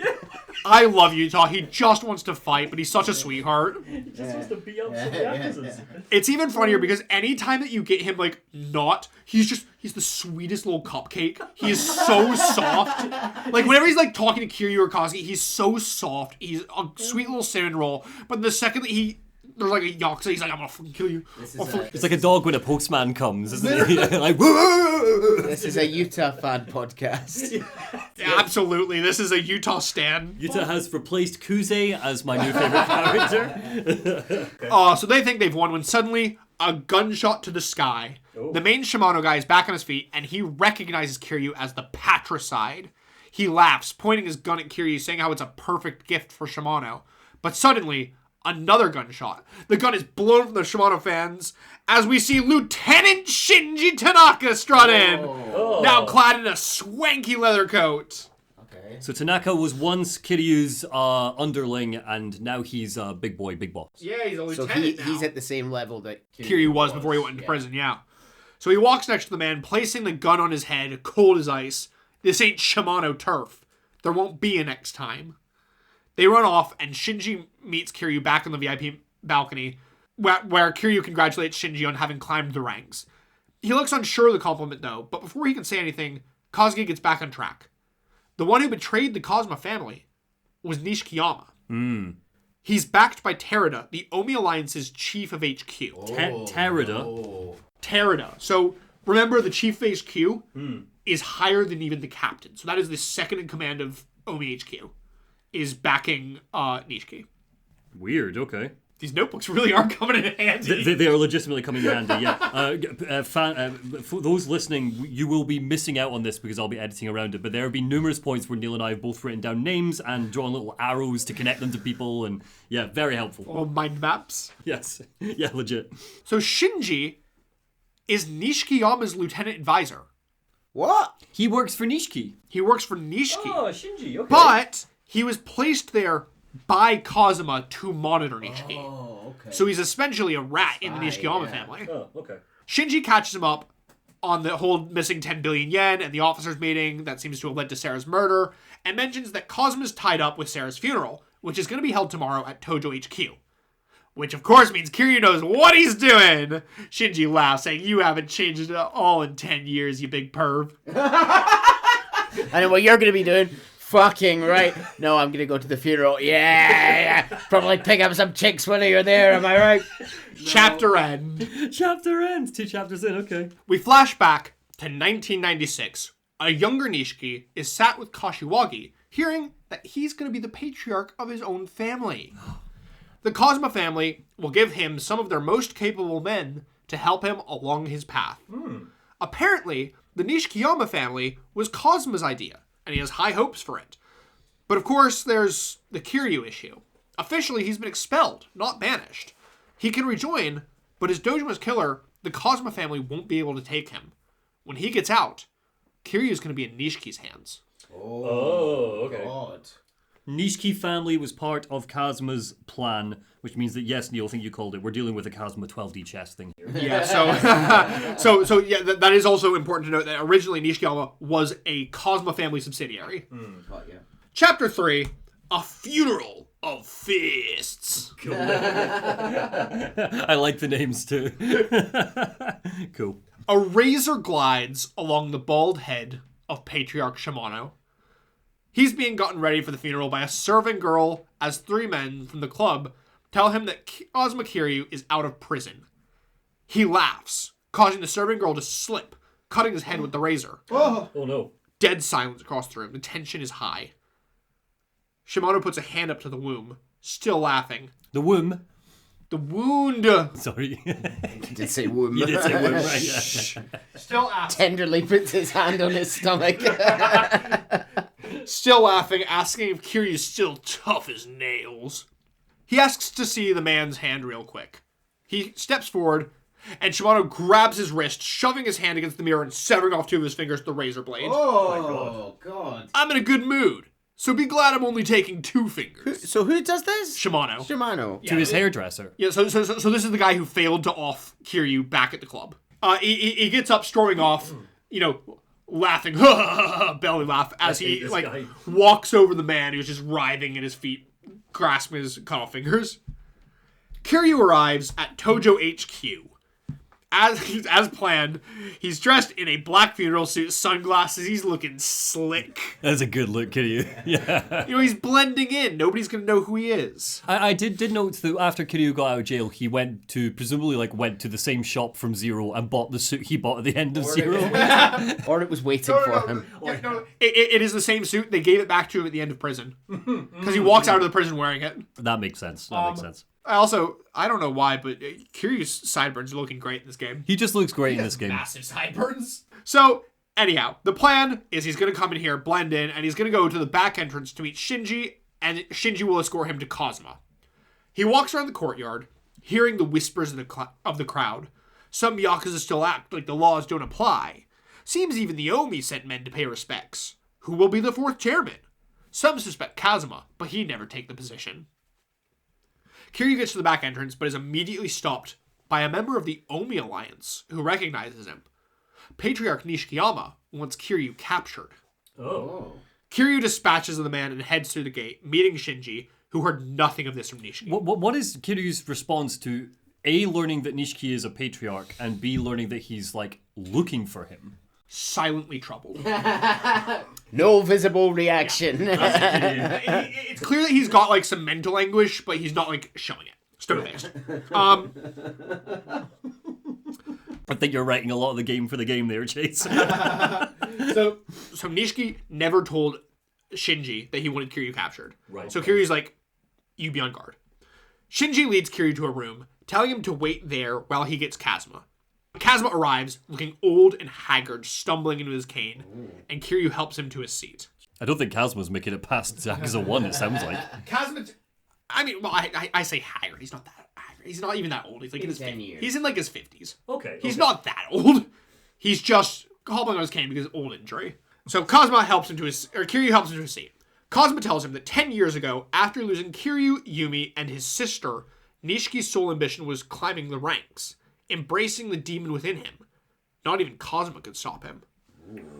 I love this evolution for Nishiki. It's so good. I feel like you missed a part of that.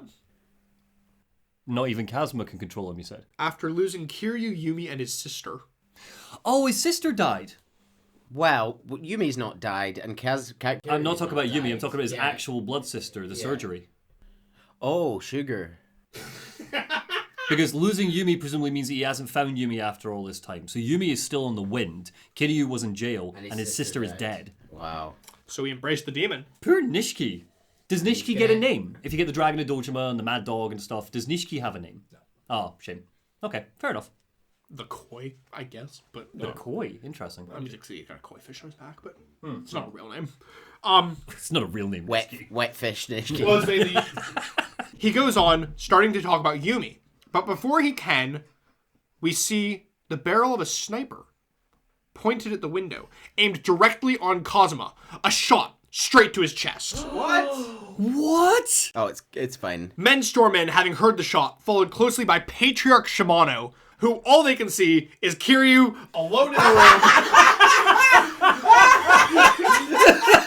room. Goes to jail for another 10 years. Kiryu's alone in a room with a gunshot wound to Kazuma's chest. He's not holding a gun. First Dojima, now Kazuma? Come on, man. Was one patricide not enough? Shimano... For all your dads. Shimano immediately orders Kiryu's execution, and swarms of men coming against him. He beats them down, he grabs one and he like chucks him out the window, like straight through the glass. Oh, I was just about to say, is no one like looking at the gunshot through the window? No, because Kiryu throws a guy through the bullet. Breaks the evidence. Fuck's sake. Okay. More men charge in as Kazuma's like, go, Kiryu, go! Take care of Yumi and the 10 billion. No time for questions. Kiryu turns, leaping through the shattered window. This is a third story window, and he just jumps off and onto the ground. Kazuma is not dead, he's fine, and this hit was planned by Kazuma. Yeah. 40 chest. Or 12G, excuse me. 12G chest. Star Trek chest. He fights his way through the back garden, through swarms of Tojo Gooners. Weirdly... Dude, that is what I wrote. This is my favorite thing, because one, Tojo HQ, gorgeous. I think we fought through it in Yakuza 0. You did, yeah. Really pretty gardens. But he jumps out the window, goes through the back gardens, but then circles back and goes into the building. So we can do more corridor fights. For more corridor fights, exactly. And then even more amusingly, he then goes up the stairs, past the door of the room that he just escaped from.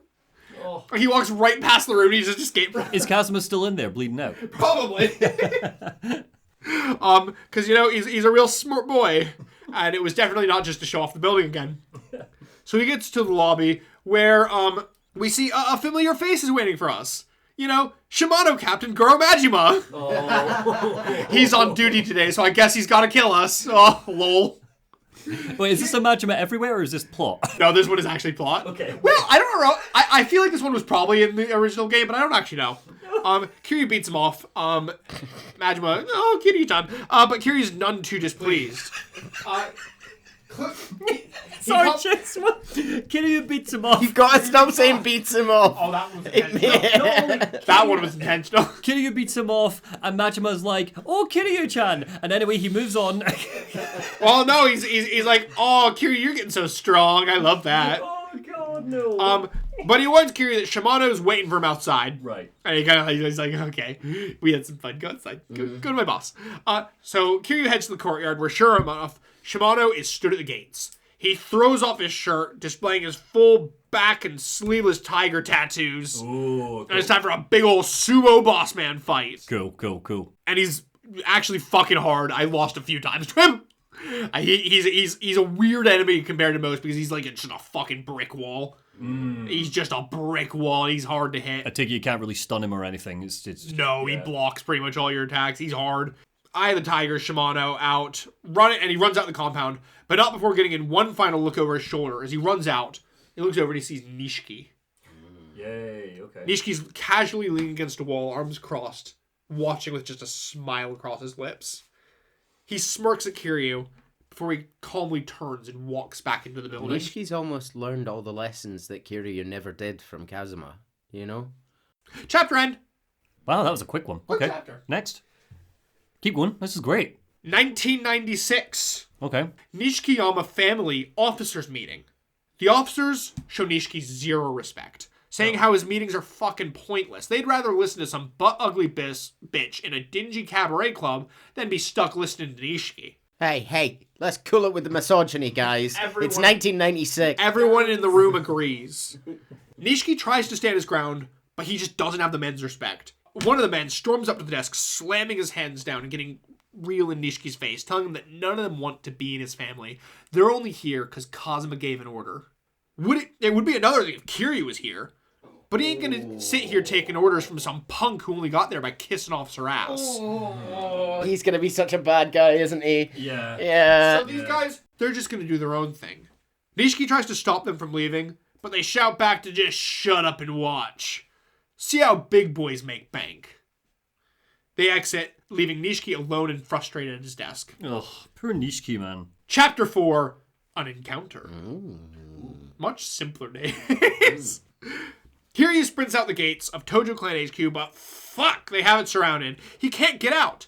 Luckily, a car speeds up, charging through the crowd of the men. It's Detective Date. What? He has bigger hair now. And look at those eyebrows. He's got some mean old eyebrows. Kiryu jumps in with his unlikely getaway, and together they escape the clutches of the Tojo. Meanwhile, in central Kamurocho, a news story is playing on the Jumbotrons in Theater Square. Sorry, Chase, I have to stop you because seeing the detective, Neil has written in his notebook just two squiggly lines that look like very thick eyebrows. Put them next to Date's name. Detective eyebrows. I'm better at remembering faces than names. Totally. Sorry, continue. Yes, we're here for this. Keep going. So meanwhile, in central Kamurocho, a news story is playing on the Jumbotrons in Theater Square, showing footage from this funeral. Because again, Tojo, big thing, this funeral would have been like a nationally broadcast. I like how in Zero we established that this is like the public office of the Tojo clan. Nothing could ever happen here. No one would ever be stupid enough to do anything here. And in both games, Kiryu has had to fight his way through so far. Kiryu likes to cause shit. But the news are showing, helicopter footage, specifically of Kiryu causing an absolute scene at the funeral. A young girl stands in the square, looking up at the broadcast before walking away. Oh, okay. So this is the little girl from the poster. Well, 10 years, this could be someone's daughter. This could be, I don't know, Kiryu doesn't really sleep around a lot, but, this could be someone's daughter. Well, Kiryu's still a virgin, probably. We know he was a virgin in Zero. Virgin. So yeah, I mean, she could be probably Yumi's daughter is my assumption, but I don't know who the dad's. Yeah, this is Nishiki's niece. Maybe this is Nishiki's niece. His sister's kid. Oh, right. Okay, different person. Yeah. Different person. Maybe, but it's. I think. Yeah. Anyway. I'm thinking Yumi's daughter. Sorry, continue, Chase. I'll put my money on. Just go to my journal. How many names? Yeah, Yumi's this. No, Nishiki's sister's kid. Yeah. Oh, okay. Yeah, no, I think it's Yumi. So back in the Date mobile, Date laughs, saying how only 2 days out and already causing trouble. Kiryu doesn't actually recognize Date. Which I have a note, so why the fuck did you get in his car, you meathead? And Date turns around, saying how Kiryu's breaking his heart, which is, for whatever reason, that gets him instant recognition as Detective Date. Sure. They head into Kamurocho to a bar that Date frequents called Bacchus. And they're sitting, it's like a classy whiskey bar. And they're sitting and they're drinking, discussing the events of the day. I like how in this game, they drink whiskey like it's beer. They drink so much whiskey in this game. Japanese whiskey, innit? It's It's more potent, actually, isn't it? Yeah, I'm pretty sure it's more. About the same. About the same. Anyhow, Kiryu asks, why did Date save him? To which Date simply pulls out his business card and points at his posting. Division 4, Organized Crime. Which, if we scroll back to wherever we saw Date before, he used to be in criminal investigation. So he's been promoted. So he's been moved over to Organized Crime. Which immediately means organized crime is the Yakuza. So his whole thing is to deal with the Yakuza. After stepping out of line with Kiryu in the Dojima case 10 years ago, he was demoted to babysitting punk-ass Yakuza. Yeah. So he was before in, like, serious crime. Now he's just Yakuza. Man. Okay. Which is, honestly, most of it petty street crime. Yeah. And the right, you're not really ever getting the right people. You're just getting the fall guy. Yeah, so this is a demotion for him. Okay, got you. So he's just like Kiryu now. A nuisance to the organization. His wife and kid couldn't stand him either. And they left him. Which you guessed.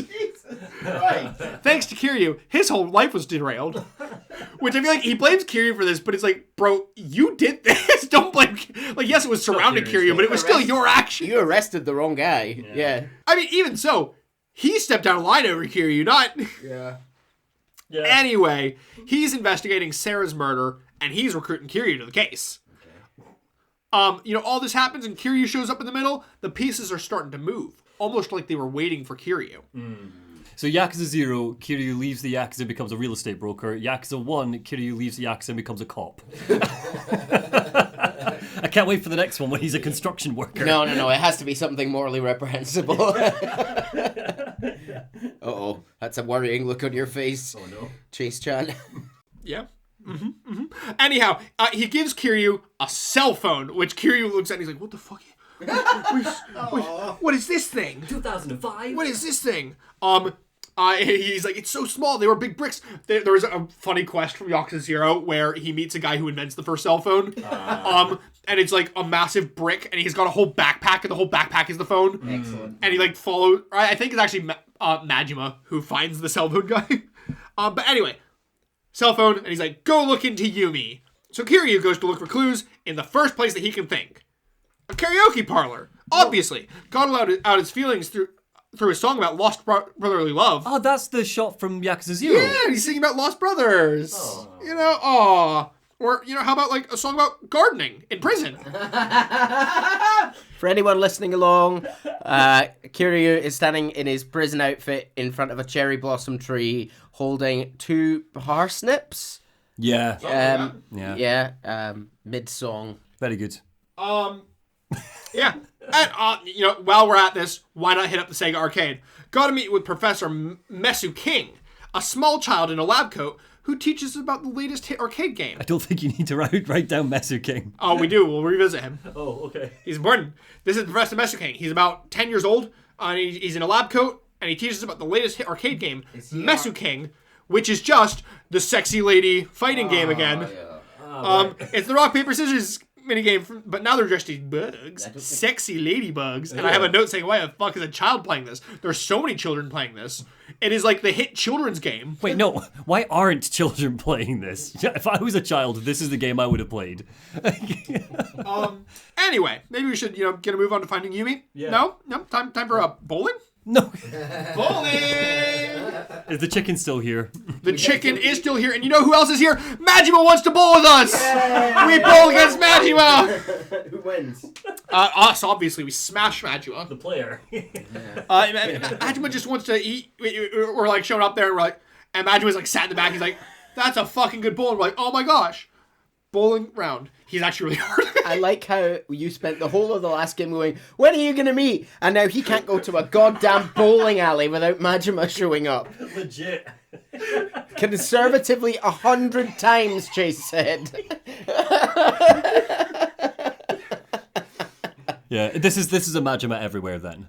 Yes, a Majima everywhere. Yeah, love it. Great. I'll tell you if they're not a Majima everywhere. Cool. Yeah, so good. Next. So Kiryu starts to head back to Serena, but wait, Neil, is that? No. Surely it can't be. No. Is that It's been years. the Pocket Circuit Stadium? Yeah! Oh my Holy gosh. shit, he can't believe it's still here 10 years later. Kiryu's gotta get his fix. And suddenly a voice comes from beside him. I know that profile from anywhere. Is that you, Kazuma-kun? It's the Pocket Circuit Fighter! Oh my Oh my gosh. god, he's alive! There are lines on his face, but I still see the same young, hopeful eyes. Oh, Yeah, time has not been kind to the Pocket Circuit Fighter. sweet boy! But it doesn't stop Kiryu from putting a hand on his face gently. It's every... yeah, sure, yeah. We're separating the ducks. We're putting Pocket Circuit Fighter in the middle of the ducks. If there was a Pocket Circuit Fighter duck, someone please post the link in the No, these are the only two ducks. I wish. If there's a third duck, I want it to be a Date duck, but it will probably be an Ichiban duck. But I want it to be a Date duck. Anyhow, they've never been happier to be reunited here. The fighter quickly bringing him up to inside to check out the place. Oh, I bet he wrote to him every day in prison too. Yeah, he's probably sent him parts. Started his own Pocket Circuit thing in the jail. The fighter tells Cosmo-kun how he just stopped showing up one day, and everyone was so worried, but Kiryu was busy. I like that this implies that Kiryu went up all the way to the 90s. You know, he was still going every day. He was. Anyway, the fighter is moving up in the world. He got scouted by Pocket Circuit National and his commentary to spread the joy of Pocket Circuit across the country. They offered him a full-time position, but sadly, he failed the written exam. Oh, no. Oh, so sadly, he's still a part-timer. His hourly pay is 1,040 yen. It's 20 years later. Which is only up 170 yen in the last 17 years, which is a 10-year or less than 10p a year raise. Yeah. Well, yeah, inflation hit us all, Pocket Circuit Fighter. Yeah. And he also needs to wait several years before he's allowed to take that written exam again. Oh. So he's going to be part-time forever. Help him? Yeah, get him study up. Long nights. But it's fine, because it really made him rethink his future, and the truth is, he has a fiancé. No! A virgin, no wonder. Hold that thought. Fighter, my love, you left me while I rotted away in the can. I do have a note, though, that he is still a virgin, though. Never you misbelieve that. You gotta wait until marriage. Right, okay. Pocket Racer. I like this game is so jarring with its message where it goes from one where it's like little kids playing these fucking egregious sex games, and the next one it's like wait till sex. I mean, wait that till is- sex. Wait till sex. Wait till sex. just Wait till The marriage. society we live in. Yes. Yeah, very much so. We may have some hope, though, Oh. because he's asked his fiance's parents for permission to marry her, and they turned him down. Said they can't give their daughter to someone who can't hold down a full-time job. But he really cares about this woman, so he's decided to retire from Pocket Circuit. No. No, he can't! He's gonna find his successor and then take over the family's tofu business. No. But he can't pass on the mantle of fighter to just anyone. It needs to be someone truly passionate about the fine sport that is Pocket Circuit. The fighter's given his life to it, so he won't just give it to some punk off the street. But wait, Cosmo-kun, you loved Pocket Circuit with all your heart. Will you be the new fighter? Absolutely the fuck not, but he will help you find one. Yeah, absolutely. Yeah.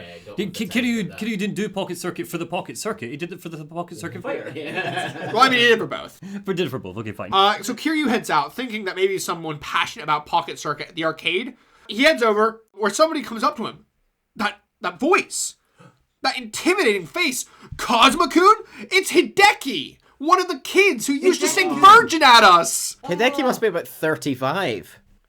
He's like his mid-20s, something like that. And he's one of the Virgin boys. Kiryu asks Hideki if he wants to be the fighter, and he's like, oh, no. Well, Kiryu thinks, guess the fighter's gonna have to give up on marriage. Oh no, but for fuck's sake, Hideki has an idea. Maybe Takuma-kun. Although things have been a bit awkward between them lately. They walk and talk, running into, it's Mika-chan, one of the other kids from Pocket Circuit, who I skipped over because there were too many kids in Pocket Circuit. She laughs, reminiscing on how she used to tell all the other racers that the 20-year-old at the time, Kiryu, was her boyfriend. Kiryu laughs. Ha!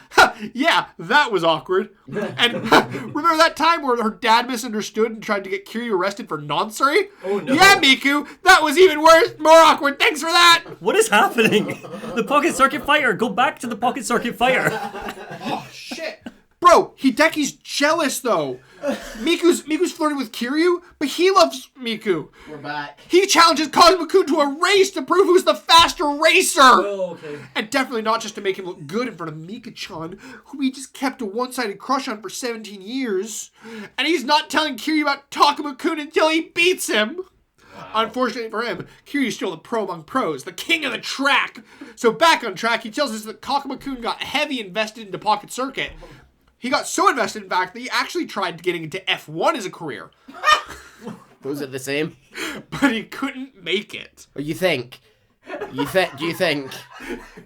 pressing a button on a controller? Then he spiraled, and now he's a host at Stardust of all places. Oh. But he doesn't really like it. So maybe they can entice him into becoming the next fighter. Kiryu thinks it's time for a man-to-man talk. Oh. They head over, but the fighter feels bad that Kiryu's going to all this effort for him. But I would do anything for you, fighter. Go to the ends of the earth. Fight the hardest battles, all to repay even an ounce of your... I mean, what? Kiryu finds Takuma at Stardust, now a sad, washed-up loser playing at being a host. Kiryu grabs him by the scruff, dragging him away, but he wants nothing to do with him, let alone Pocket Circuit. He feels almost nothing but animosity towards the racer who encouraged him towards his dream of being a racer, a dream that put him to rock bottom. He looks so confused. I'm just following along. Kiryu asks why he's become such a fucking sissy. The Takuma, God, I don't like that word. Yeah. I don't know why all the words in this, that one hits the hardest. 2005, innit? Yeah. The Takuma he knew would respec his kit to get back on the track when he lost. Where's his racer spirit? Yeah. He tells Takuma that he can't... I just want to be an adult and go and get ass and make some money. He tells Takuma that he can't force him to become the fighter, but he sure as hell better see him at the stadium. He's gonna beat that doubt out of him in the only way he knows how, with a good old-fashioned race. He'll be waiting with all their friends. Kiryu, go meet Nishiki. Go and fucking sort your life out. Go and find Yumi. Kiryu heads back to the stadium, burning through some rubbers with the fighter to practice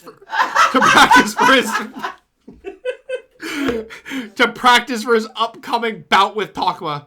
His skills are still so exquisite. Oh. Seeing the way he delicately lubes the wheels on his car, Kiryu's heart flutters. The race is a dream, sadly one that can't go on forever. His time with the fighter is cut short as Takuma shows up. Cosmo-kun puts him in his place and he confesses that he never could give up on Pocket Circuit. This is his life's passion, a passion that he knew he'd never be able to rekindle after he lost. Yay. But his eyes are alight with passion again, reunited with his dreams. Of course he'll become the next fighter. His successor found, Kiryu aways with the fighter, wistful that their time together will be parted so soon when he leaves Kamurocho for his family's country tofu business. Oh, no, more like Snorfu. Kiryu's heart is broken with the loss of his love, but he knows that they'll be reunited one day. And until then, the fighter's commentary will live forever, commentating Kiryu's heart. Oh. It's really sad, and if you love someone, you need to let them go, you know? And you can see a life for this man that he probably can't provide him with, you know? It's heartbreaking. Okay, back on track, Kiryu. I'm fucking dragging you, Serena, whether you like it or not. Kiryu heads up, walking in to a shocked Reina. They sit and talk, catching up on what's happened. Sadly, she doesn't know what happened to Yumi after she went missing 10 years ago. Nobody knows where Yumi fucking is. I think Reina might be the most beautiful character in both either of these games. Yeah, that's fair. That's a fair take. I think it's Pocket Circuit Fighter. Oh, sorry. Okay, you're right. I think it's Kuze. Yeah. So, 5 years ago, though, a woman named Mizuki showed up, introducing herself as Yumi Sawamura's sister. Okay. Right. Kiryu's surprised, not knowing that Yumi had a sister. Yeah. And seemingly, neither did she, given she was separated from her family at birth. Yeah. She worked at Serena for a while, hoping to follow in her sister's footsteps, but left about a year ago to open her own bar called Ares. Ares. Okay. Ares. There's a lot of bars named after gods, aren't there? We've got Bacchus and Ares and... A lot of Japanese stuff seems to refer to Greek gods quite a lot. It's interesting. Why not? Oh, it's just interesting that culturally there seems to be... So there's a lot of our stuff, and it's kind of we're not connected to that either, really. I mean, it's Yeah, fair enough. And I'm just, how many times has in a JRPG, for example, you've fought a big boss at the end, and it's a big god called Zeus or some shit, or Hades. Hades is one that they bring back. God of War is pretty much the biggest single-player game over years. Yeah, true. Yeah. But despite working there for years, she goes off to found her own bar and never tells Reina where it is. So Reina's not been able to get in touch ever since. Oh, great. Clearly a great working relationship. Get the yellow pages out, Kiryu. Come on. Yeah. She tells Kiryu that Mizuki looked exactly like Reina. You'd know they were sisters at a glance. But she had a tattoo of a flower on her collarbone. Bloody tattoos, here we go. Kiryu gets up to leave, her telling him to call on her anytime. She'll do whatever she can to help. He goes, but before he can reach the door, she stops him. You're not going to ask about Nishikiyama? He looks back, telling her that he knows, but he needs to see it for himself. Words alone aren't going to be enough for him. Finally, go speak to Nishiki. She tells him that there's a small bar near the Millennium Tower where the barkeep knows all the restaurants and bars. He'd probably know where Ares is. Not sure where Nishiki never checked with him, but ignoring that, the place is called Bacchus, which, god motherfucking damn it, we were just there! We're back in a circle. We walk back to Bacchus, heading in to find a bloodbath. Oh. Blood is splattered across the walls. The corpses of patrons collapsed from their chairs and strewn across the floor. The barkeep lies in a puddle on his own bar. Kiryu hears a sniffle. Walking around the corner of the bar to find a young girl sat on the floor clutching a gun, Oh my god. breathing heavily. Kiryu quickly goes to his knees, taking the gun from the girl and asking her what happened. She tells Kiryu that when she got there, she already found the place like this. She had come looking for her mom. Kiryu asks the girl what her name is, but she doesn't respond. Kiryu tells her that they need to get out of here. They leave Bacchus, Kiryu commenting that he's sure the police will be swarming the place before long. They walk down the street, but the girl suddenly stops with a look of concern across her face. On the road in front of her is a puppy. Scared and shaking as a group of punks throw stones at it, laughing at its pain. Goddamn punks. Punks. It's the homeless hunters all over again. Stop it! The girl looks at the puppy with concern. Kiryu places a hand on her head, walking over to the puppy. The punks throw another stone, but Kiryu catches it out of the air before it can hit its target, hurling it back into the face of its assailant. I'm having a pretty rough day and I'm pissed off about it. So this whole mess, bad luck on your part. That's so, the punk asks, more joining him, surrounding Kiryu. Kiryu grabs the nearest motorcycle from the street and smashes it down right on the head of each of the thugs. Before taking the girl and walking off with her and the puppy. I'm having a pretty bad day. I've just learned the Pocket Circuit Fighter is engaged. And I will be taking it out on you. Amusingly, the girl is more concerned about the puppy's welfare than her own. Constantly stopping on the street to rub it, saying how skinny it looks, telling Kiryu that they need to go get it food. So Kiryu's like, weren't you looking for her mom? And she's like, yeah, I've been looking all day. What about a home? Kid just shakes her head. The orphanage. I snuck out. You live in an orphanage? Wait, Kid. She stops him. It's Haruka, not Kid. What's your name, mister? Haruka is the name of the little girl. Haruka's the little girl. Kiryu introduces himself, and Haruka's right back on wanting to get the dog some food. Kiryu isn't too keen, saying that even if they help, the dog will just have some problem later. That's just how the world works. But Haruka's a kind soul, and it doesn't matter. She's not going to leave it suffering as long as she can do something. What are you talking about? That's not what you think. No. Evidenced by the fact that you're helping this random little girl. Legit. I don't. Yeah. I feel like he sees a little girl as more important than a puppy. Which, yeah, to be fair, correct. But also, yeah, it's just a funny lesson to impart when he's doing exactly that. Yeah. Kiryu acquiesces, going to get the dog some food and water before turning the conversation back to Haruka, which annoyingly is 3 separate steps where he goes to get the food. And then goes back to Haruka, and then he's like, well, now I need some water. He goes back to get some water, and he's like, it's not the right water. And then he goes back to get different water. It's several steps. Wait, why? Someone had to decide to program that and write that. It's more work to make it more annoying. He needed some more gameplay to balance out the cutscenes. Bullshit. Anyway, Kiryu turns the conversation back to Haruka. How did she know that her mom was here? She tells Kiryu that that's what the letters said, and she's never even met her. Kiryu asks what she's going to do now. Does she have anyone who can help her? She shakes her head. All I have is my mom and Aunt Yumi. That's why... Kiryu stops her, having heard that name. Yeah, my mom's sister. She always brought me letters. And then Haruka passes out. So this is Yumi's niece. Twould seem so. So it's Mizuki's daughter. Twould seem so. Okay, interesting. So Haruka instantly passes out after saying that, and Kiryu catches her, picking her up to carry her somewhere safer. As he walks off, he gets a call from Date wanting a progress report. Kiryu updates him and tells Kiryu to get Haruka to Serena. The police will take custody of her. No. Kiryu runs to Serena carrying Haruka. Luckily, Rain is already up to speed. Date called her and tells Kiryu to bring her to the back room for some medicine. Seems shock and fatigue probably caught up with her. Yeah. Haruka wakes up, and Kiryu introduces Reina to her. But she doesn't have time for that, instantly asking, what happened to the puppy? Is it okay? Reina walks back in the room. You mean this little guy? Seems Puppy-chan followed them over. Aww. Oh, so he's adopted a daughter and a puppy. Kiryu asks Good day. Exhausting. Kiryu asks her about Aunt Yumi. Haruka tells them about how she came to Sunflower every month with letters and presents from her mom. Obviously, Kiryu hears Sunflower and Yumi putting two together and guessing that the mother's name is Mizuki. And also the fact that same orphanage, because apparently there's only one fucking orphanage in. Yeah. So hearing that Kiryu's also looking for her mom, she asks to come along. She knows where Ares is, but she can't find her mom alone. So you guess Kiryu's got no choice. Gotta bring a girl to something that's probably got Yakuza involved. Yeah.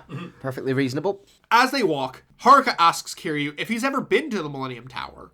He hasn't. In fact, he's only recently ever heard of it. But it's crazy to think that they build that there, that they build it there in all places. Yeah. There, What could that be? things happened a long time ago. Kiryu reminisces. That line was added to Kiwami. I learned a lot of lessons there that I have not carried into Game 1. They fully get stopped by the cops in the way. Given, Kiryu's walking through the pleasure district of Tokyo with an 8-year-old in tow. And the cops, fully ready to arrest Kiryu, but Haruka's like, stop bullying my dad! He's so shy, you're making him nervous! You're not helping. Finally, Haruka stops. She does manage to get them away. And they finally stop at the Millennium Tower. She's quite savvy then, is she? She doesn't actually. She's not going, "You're my dad now, mister." She's basically she's covering for him. Oh yeah, no, she's a smart little 8-year-old. Cool. Yeah, so the Millennium Tower, big old penis in the middle of Yeah. Kamurocho, and one of the most. This is actually, I think, from Kiwami 2, maybe. This is from one of the other games, but there's no good shots of the whole tower. So what is in here then? Office buildings. Just general It's mainly just building. office buildings. Okay. But that makes me feel sad. When I look at that, I feel empty a lot. Yeah. Don't think Chase will acknowledge the joke, and I refuse to. Moving on. Anyhow,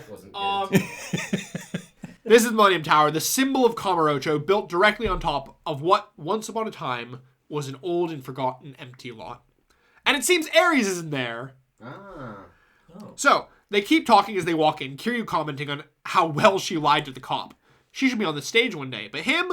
A dad? I mean, men of his own, sure, but a kid? Nah. They get into the elevator, Kiryu trying to hit the button for the top floor, but it's deactivated. Haruka asks to try, pressing other floors in a sequence before telling Kiryu to try floor 60 again. So she just knows some secret fucking passcode that you need to press in, the elevator buttons. Yeah. What is this child?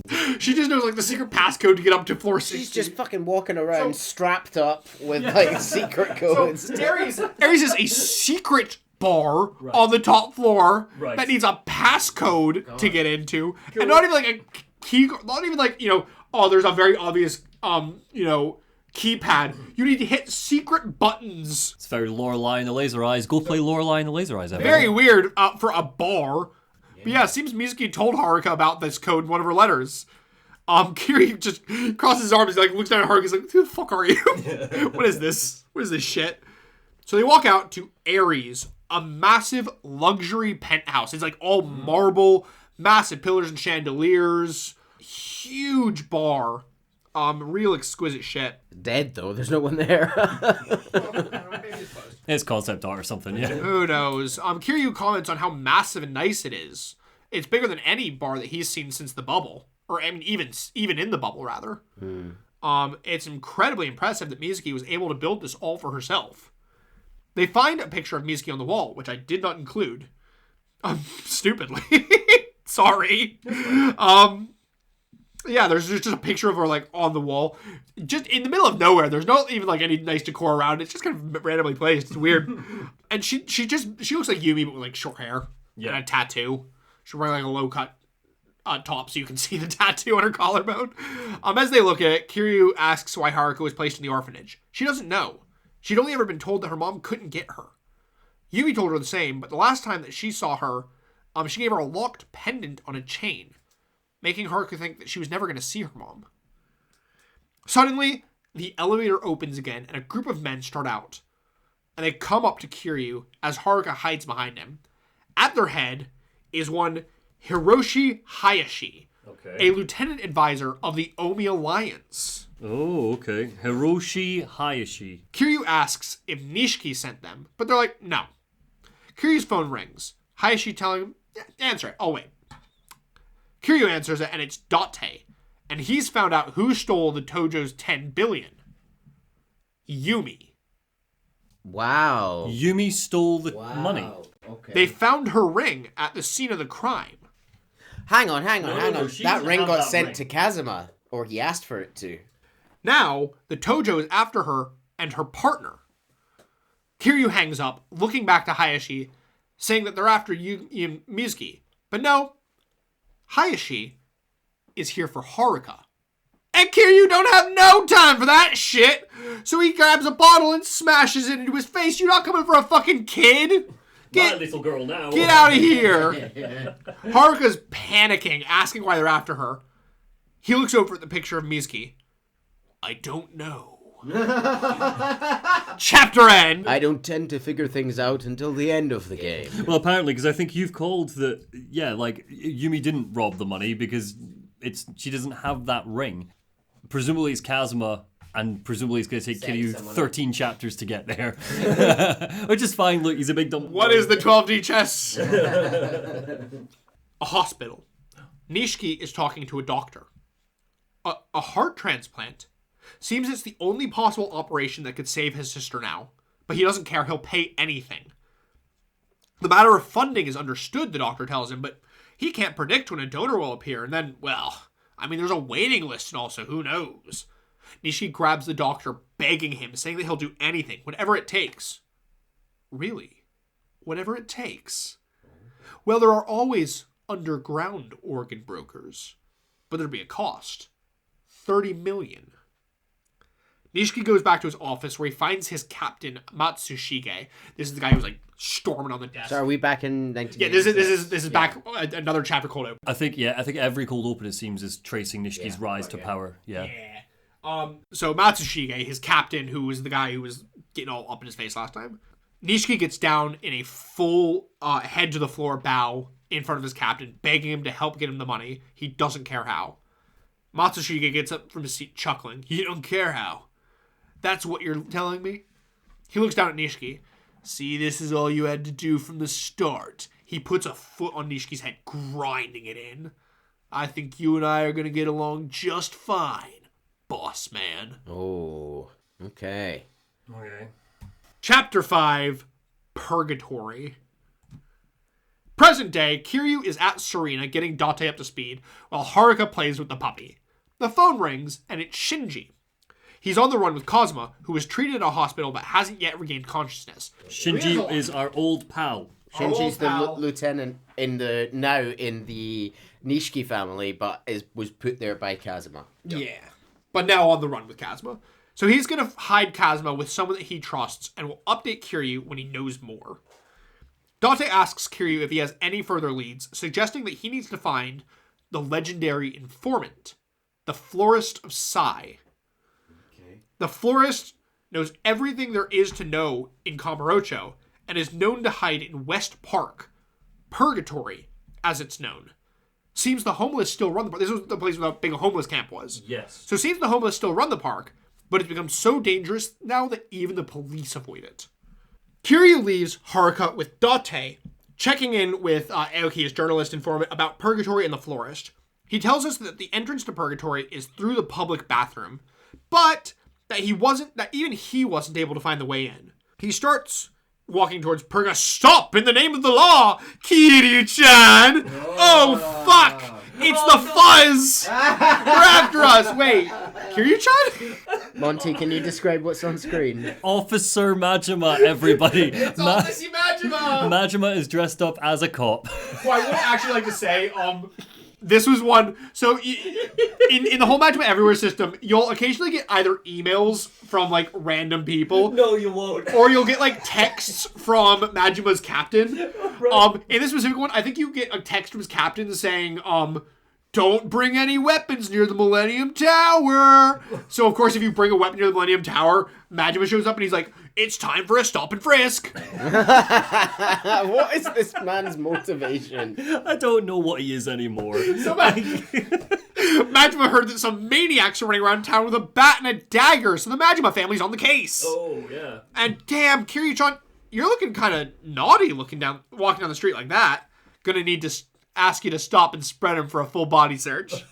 Don't know what kind of smut you've got hidden in that jacket of yours, or worse, a weapon? Oh no! Well, as a good officer of the law, he's simply meant to beat you the fuck down. And luckily, Kiryu hates the law.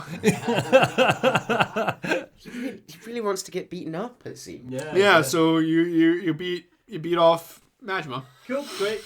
Next.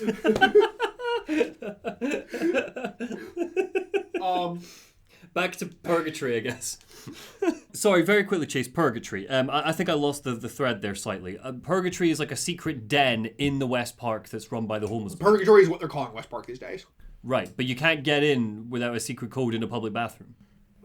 They're like secret entrance into West Park. You'll see. Okay. Basically, Just thought it would just be a gate. You can just fucking open and walk in, but alright. you'll see. So we go to West Park and oof, has it changed. No longer can we just stroll in. It's now surrounded by a high concrete wall on all sides. Oh my god. With like barbed wire. Is this like a concentration camp? Yeah, it looks like this is where all the homeless people are. The homeless people didn't build that wall, presumably. And it's too smooth, too high to climb. Kiryu heads to the public bathroom at the end of Park Boulevard, but I'm very surprised to find Majima chilling there. He's just kind of... There's like a big barrel... You really threw these in randomly. No, this one actually wasn't random. Okay. But... Well, you got your wish. No, there's just like a big barrel fire, and Majima just kind of sat there smoking.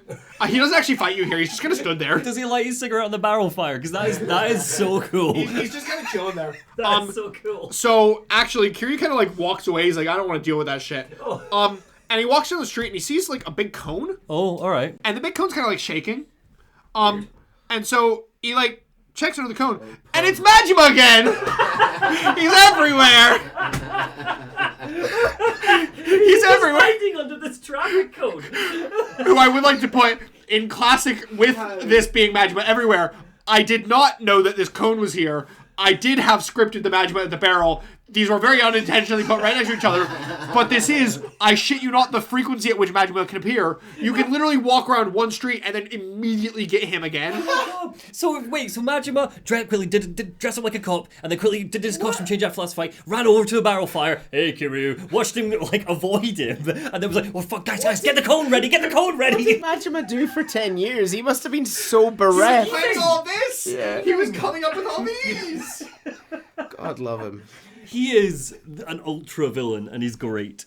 Oh, I'm so glad that you continue to like Majima after Zero. Yeah. Do you like how much he is absolutely like Majima? See, this is the type of Majima that you hit through the remainder of Majima's appearances in the series. Right. So it was, you got the whiplash of Majima Zero to this. Everybody else got the whiplash of this to Majima Zero. Yeah. Like, Majima Zero's the weird one. I don't want to, because we're only on game one, right? And it's not to criticize you, but I think I might have enjoyed Zero more if we did Zero after some of the chaos of this. Like to see like Majima being a normal dude is interesting. I disagree, but I disagree because I have the context of the Wire series. Totally fair. So I think that you will disagree by the time that you get there. Yeah. But anyhow, Kiryu beats up Majima for the third time in a row, and I hope that cone's a weapon. he He goes back. Majima's still next to the barrel fire. He gets in like a battle stance, but nah, Majima's on break. He's just thinking about stuff. Gotta figure out the next big surprise to make Kiryu jump out of his socks. Does Majima get a musical number? He had it, the grand. Kiryu heads into the bathroom This game. where he finds two homeless men acting as bouncers. They tell him to leave. Didn't you see the out of order sign in the bathroom? But before Kiryu can move, he's surrounded by homeless, and they're all pointing guns at him. Fair. They want nothing to do with the Yakuza. Kiryu grabs one of the guns by the barrel, causing the others to prepare to shoot, but before they can, one receives a phone call. Kiryu is to be given access. We briefly see Kiryu and the others from the feed of a security camera in the corner of the bathroom. Kiryu glances up at the camera. The man opens the door of the last stall, where we see that the toilet's been removed, and in the back of the stall is a door. Okay. It's the secret submarine coliseum all over again. That's the real end. The door opens, and a massive man is stood there. Our lad, Gary Buster Holmes! Gary Holmes. Gary Buster Holmes. Gary Buster Put Holmes. some respect on that name. Buster Holmes. Okay, that is a distinctly not Japanese name, and that is No, Black he's man. He's a black man. he's I believe American, and Kiryu regularly makes fun of how bad his Japanese is. Oh, very good. Cool. Like Yeah. regularly makes fun of how bad his and broken his Japanese is.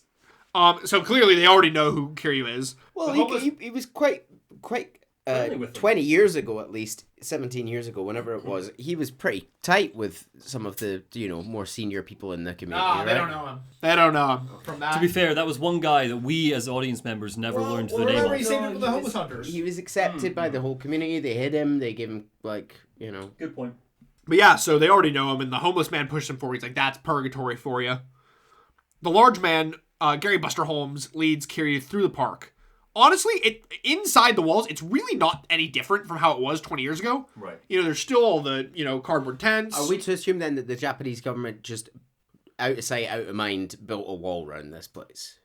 It's actually more implied that the homeless built the wall to keep people out. Interesting. Oh. So this is very This much is like, an attempt to make this, this is our bit. that's why the homeless are like acting as bouncers on the door. Fair play. Like this is to keep everybody else out of the park.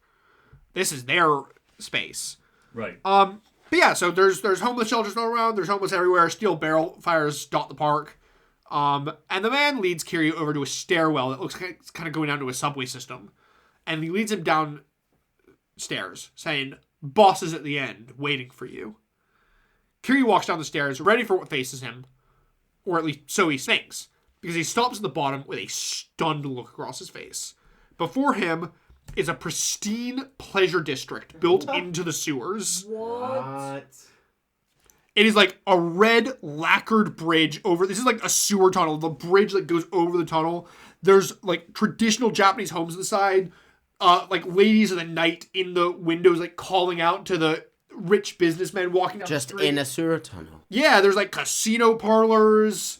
There's places to play cards. But it would smell. Oh, clearly they probably did something about that. Rich-looking businessmen of all ages wandering down the streets, and this is Purgatory, the Garden of Lost Souls. Cool. Right. And Kiryu walks to the end to find a palace fit for a king. In the subway tunnel. It's in the sewer. This is the most, listeners, this is the most grand building we've seen so far. This is nicer than Tojo HQ. It's almost too nice to be based on anything real. I would like, look at this like nice water feature. I would like to remind you that is sewer water as the nice water. It's alright. They lit some candles, I guess. This is the home of the master of Purgatory, the florist of Sai. Ah, so this is the informant. The informant. The legendary informant. It's not a great thing to be legendary for, is it? Kiryu walks in. Legendary tattletale. Kiryu walks into a hall that I unfortunately didn't get a picture of. It's this grand hall. It's massive marble floors, towering marble pillars. The entire back wall is a massive fish tank. Cool. Almost like aquarium sized. Like there's like sharks swimming in it. Is this going to be here in other games? Yes. I was going to say, this seems a pretty sizable part of the city now. Yeah, so this is big ol' ornate palace. And along the back, Kazuma Kiryu, a voice calls out. Out on parole and already causing trouble.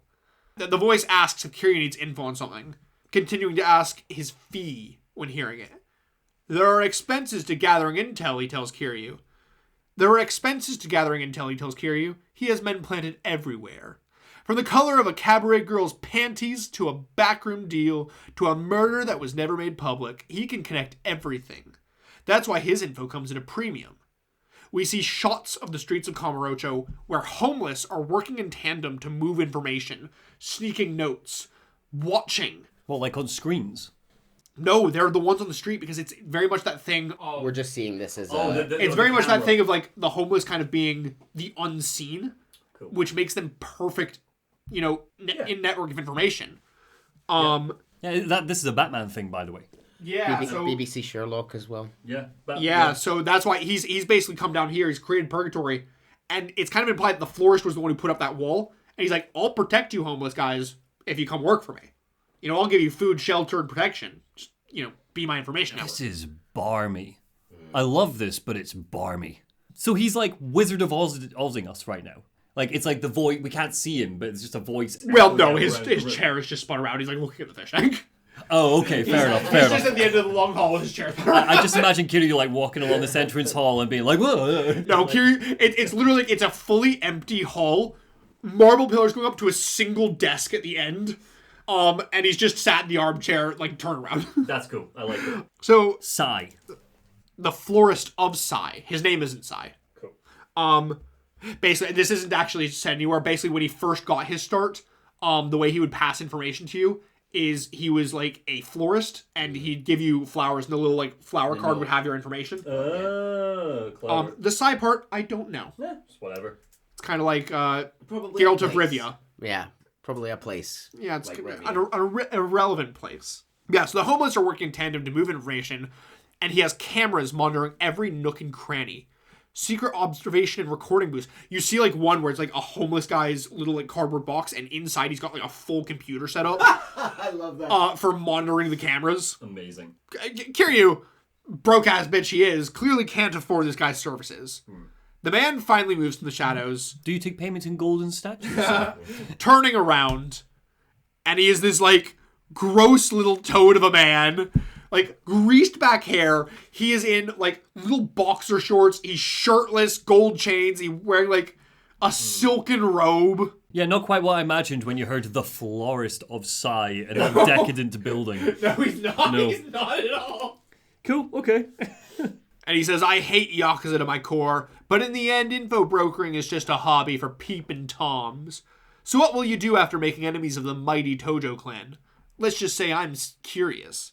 Are you illustrating a toad with a mustache? Yes, that is exactly what Neil has done.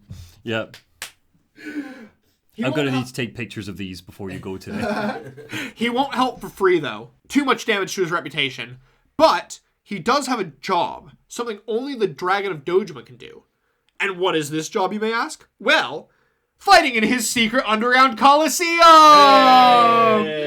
Yay! Obviously, you know the deal. Beat 3 fighters. Kiryu must have been delighted when he heard that. I thought you were gonna send me for some fucking water or something. You know this stuff. Beat 3 fighters, win money, use money to pay him. Easy peasy. Yeah. He turns through them. Even our favorite gate guard of Purgatory, Gary Buster Holmes, comes out. Great. Gary's the last fight. You gotta beat him. Yeah. Is this the game where Gary has, and at least one of the games, Gary, both of his fists are like steel balls with spikes, and he just fights like steel spikes. That seems like an unfair advantage, Gary. Some bloody knuckles done and dusted. They return to the florist's office, where he tells. I do love how up in like the Coliseum booth, the florist is like he has his own private booth in the Coliseum. Yeah. He's got like serving girls like fawning over him. Yeah. Fanning him. Yeah, it's very Roman Coliseum. It's very. But he tells Kiryu. I also love. It's one of those ones where he goes into the arena and the big cage comes down around him. Nice. Oh, love it. Love it. But he tells Kiryu about how Sarah had covered up the robbery and Nishiki exposed him at the officers' meeting. Right. And the florist suspects that Nishiki himself offed the chairman, gunning for the seat himself. Okay. He doesn't know it for certain, but he suspects. Now, the Tojo are in a civil war over that seat, with the one who finds the 10 billion first likely to be named the 4th chairman. Okay. So they're after the thief. The thief, the florist has already identified, a woman named Yumi. The Tojo know this too, as well as the fact that her sister Mizuki closed down Ares and vanished right before the theft. Now, both of them are prime suspects. But they vanished 2 days ago, and a woman hiding her face showed up asking the florist to find Haruka. Not sure. He's not sure, though, if it's one of the two. Presumably that's Mizuki. That's what he's saying. It might be Mizuki, it might be Yumi. He doesn't know, though. Right, okay. Covering her face. Suddenly, the phone rings. Seems Kiryu has a visitor. Let's go take a look. The florist says, as the floor around his desk in like a circle shakes and begins to descend down into the ground. Secret passages in secret passages. I love it.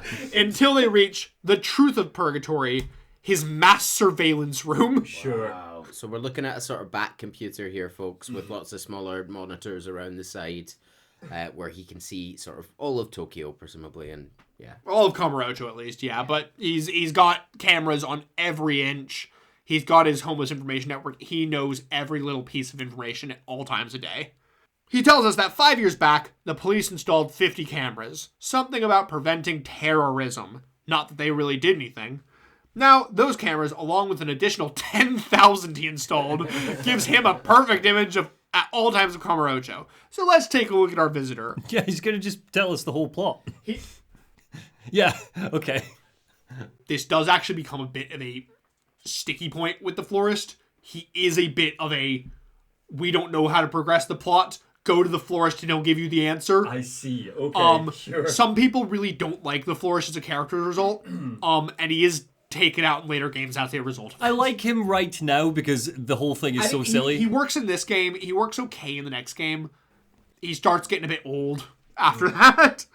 Sorry to spoil it, he's still in future games, but fine, there you go. So he tells one of his men to shift the cameras, which they do, going over to the bathroom outside the park, where we see Date clutching a wound on his shoulder and breathing heavily. Oh. They rewind and follow his trails through the cameras, which I love. They just keep shifting cameras because they have cameras on every single inch of his path. And as they do, the florist mutters, Date, huh? He's really down and out now, isn't he? The cameras stop rewinding and we see Date walking the street with Haruka when suddenly a van screeches up behind them. Several men jump out and grab Haruka, dragging her into the van. Another shoots Date and they make their getaway. Oh. Now, why the fuck Date ever left Serena, where he was safe with Haruka, who knows? Because plot needed to advance at some point, but he's a fucking He's moron. got nothing to lose anymore. He's got nothing to lose. He's a fucking moron. One of the florist's men shouts as he switches to the live feed from West Park. Date is now surrounded by men with wooden swords because the poor guy can't catch a fucking break. So, Kiryu rushes out of the underground to find Date beaten to the ground by the homeless. They go to hit him further, but Kiryu grabs her because he's just kind of wandered in. He's not been given clearance by the homeless, so it's the homeless beating him up. So they go to hit her, but Kiryu grabs their swords mid-swing, throwing them back. They shout about how Date's a cop. He deserves this. Yeah. No comment. Fuck the pigs. But Kiryu won't watch them beat his friend. Gotta go through him first. So he grabs their swords and he smacks them up. He's dual-wielded Kirito style. And he beats him up until they're joined by the florist, who tells Date, who tells him to fuck off. And he looks over at Date, telling him how it's been a while. And then he looks back at Kiryu. The men in the van took Haruka to the batting cages. You can pay him back for that tip later, wink wonk. Wink wonk. As he goes, Date tells Kiryu how the florist was once a cop, but he was embraced in a scandal over leaking police intel. That is, until Date was the one who blew the whistle on him. After that, the florist fell off the radar. Not that Date ever imagined meeting him here. Oh, and by the way, Kiryu, it was Majima that stole Haruka. Oh. Remember when he was saying that he wanted to find something fun to get your attention? Yeah, well, child kidnapping's pretty fun, right? Yeah. Right. Yeah. I mean, I guess she's safer with him almost than some others. After all of his scheming and the traffic cones and the dressing up like a cop, like 10 years of planning, suddenly Majima goes, oh god, I should have just kidnapped a child this whole time. See, this is where you get some weird, like, whiplash in Majima's character, because this batting cages one was from the original game. So you get kind of this weird dichotomy of considerably more villainous Majima, because he was a lot more of a sinister villain, as you could tell from like him beating the shit out of his man with an umbrella at the start of the game. And the scenes that were original game are considerably more sinister That's that are then interesting. juxtaposed with him being goofy Yeah. on the street. It's kind of a weird jump between them. Oh, it's like the Joker. 1 minute he's got, I see what you mean though, and I'd imagine as we go further through the series, he is just firmly the sinister stuff is gone as we get to the later games, and it's more the fan favorite version of Majima. Not inherently. Okay. But you'll see as we get He's into just a later games. Joker. Yeah, sometimes pretty he's pure much. evil, sometimes he's a goofy. So Kiryu tells Date to go wait at Serena where he should have fucking been the whole time and heads off to the batting center. He enters the center and the power comes to life. The spotlight's illuminating him down like one at a time right on him. And a pitching machine whirs to life as a ball whizzes right past his head. Men walk out carrying baseball hats. Amazing. Tailed at the end by a voice. It's been a while. Kiryu-chan! Which is even funnier because because of Majima Everywhere, you literally could have bumped into him straight outside the batting cages before you came in here. That line made much more sense when the prior time you saw... So, in the original game... Start of the game. In the original game, this is the first time you see Majima after getting out of prison. But because of Majima Everywhere, you could have potentially seen him 50 times already. Keep saying Majima Everywhere. Is that the name of the? Is that the official name of the name system, of yes. this system? That is the name of the system, Oh, yes. I love that. Oh my god. I wish I was there for the brainstorming meeting for Majima Everywhere. Absolutely incredible. good.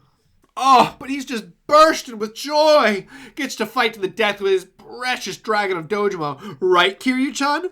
Right? A baseball just comes right on the side and pitches straight to the side of Majima's face. Oh. Just like fucking right across. He begins to laugh slowly, then faster, more maniacal. His men around him start to laugh with him. He's laughing maniacally. They're all laughing like, Nervous. ha, ha, ha, ha, ha. Yeah, like nervous looks. So all the boss is laughing, we better laugh. Yeah. All of them, except for one, must be the poor new guy. Majima grabs his bat saying, "This is the part where you laugh!" And he swings it around, slamming the guy in the face with his like metal bat. The guy falls to the ground and Majima just continues to fucking wail on him, telling him, "You fucking laugh! Why ain't you laughing?" He's very Joker. Yeah. Very much. Making a crowbar, that's just straight up a Joker moment. Yeah. Kiryu tells him that he doesn't have time for this shit and he's like, "Give me a Haruka." Majima looks over at Kiryu, slamming his bat down on the man one more time in the face for good measure. "Yeah, sure, man. She's just over there. I just wanted a little fight with you first, eh?" He throws his bat to the side, pulling out his knife. "So stop teasing me." He pulls out the knife. "Let's go!" Wow. He's very, was it Nishitani from the last game? Yes. He's very much channeling his Nishitani here. It's almost like I feel like in Yakuza 0, he should have spent a bit more time with Nishitani, seeing as he's replicating so much of his personality in his mad phase. I mean, to be fair, is it more Nishitani is replicating Majima in retrospect? Oh, right, I see. But well, I suppose it's the he was But I see what you mean. written in almost as an inspiration for Majima. Yeah. But anyhow, Majima takes him and his men. Majima takes him and his men out. Kiryu takes him and his men out, and Majima falls to the ground. "I'm not done with you yet." But suddenly, we hear from the side, "Die, Kiryu!" as one of Majima's men runs at Kiryu with a knife. Oh, hell no! Majima gets up, throwing himself in front of Kiryu, taking the knife straight to the stomach. Which stupid goon? That goon is about to have the worst day at work. It's just, it is like straight up like an 8-inch dagger straight into his abdomen. Oh. Dead. Like up to the hilt. He's just and Majima's just doing all of this for the banter. Literally. For a man that we literally don't know really what their relationship is, aside from this. He fancies him a bit. But he fancies him, yeah. He saw this man in the street. Him a bit. Kiryu-chan. He belongs to me, dumbass. He slugs the man in the face, throwing him across the room, all while blood gushes out from the knife launched in his stomach. I'm the only one allowed to kill him. He staggers, falling to the ground, and his men rush over to him, shouting to call an ambulance before kind of like carrying him out of the batting center. Wow. "Mister?" A voice comes from behind him. "Haruka's here. Seems they had no intention of locking her up. So she's here now." Just wanted an excuse for a fight. She runs over to him, clutching onto him, crying, I'm scared. I was so scared." All he can do is lay a hand on her head. "Sorry I took so long." Oh. They return to Serena, where she never should have fucking left, but where Haruka tells him that she was actually, in fact, tied up in the supply closet. But a man she didn't know came in during the fighting to free her, asking if she still had that locked pendant. He didn't want it, though, just told her, protect it, telling her that it's worth 10 billion yen. Oh. The man also told her to tell Mr. Kiryu about the pendant. So guess we're in the middle of this shit pie now, ain't we?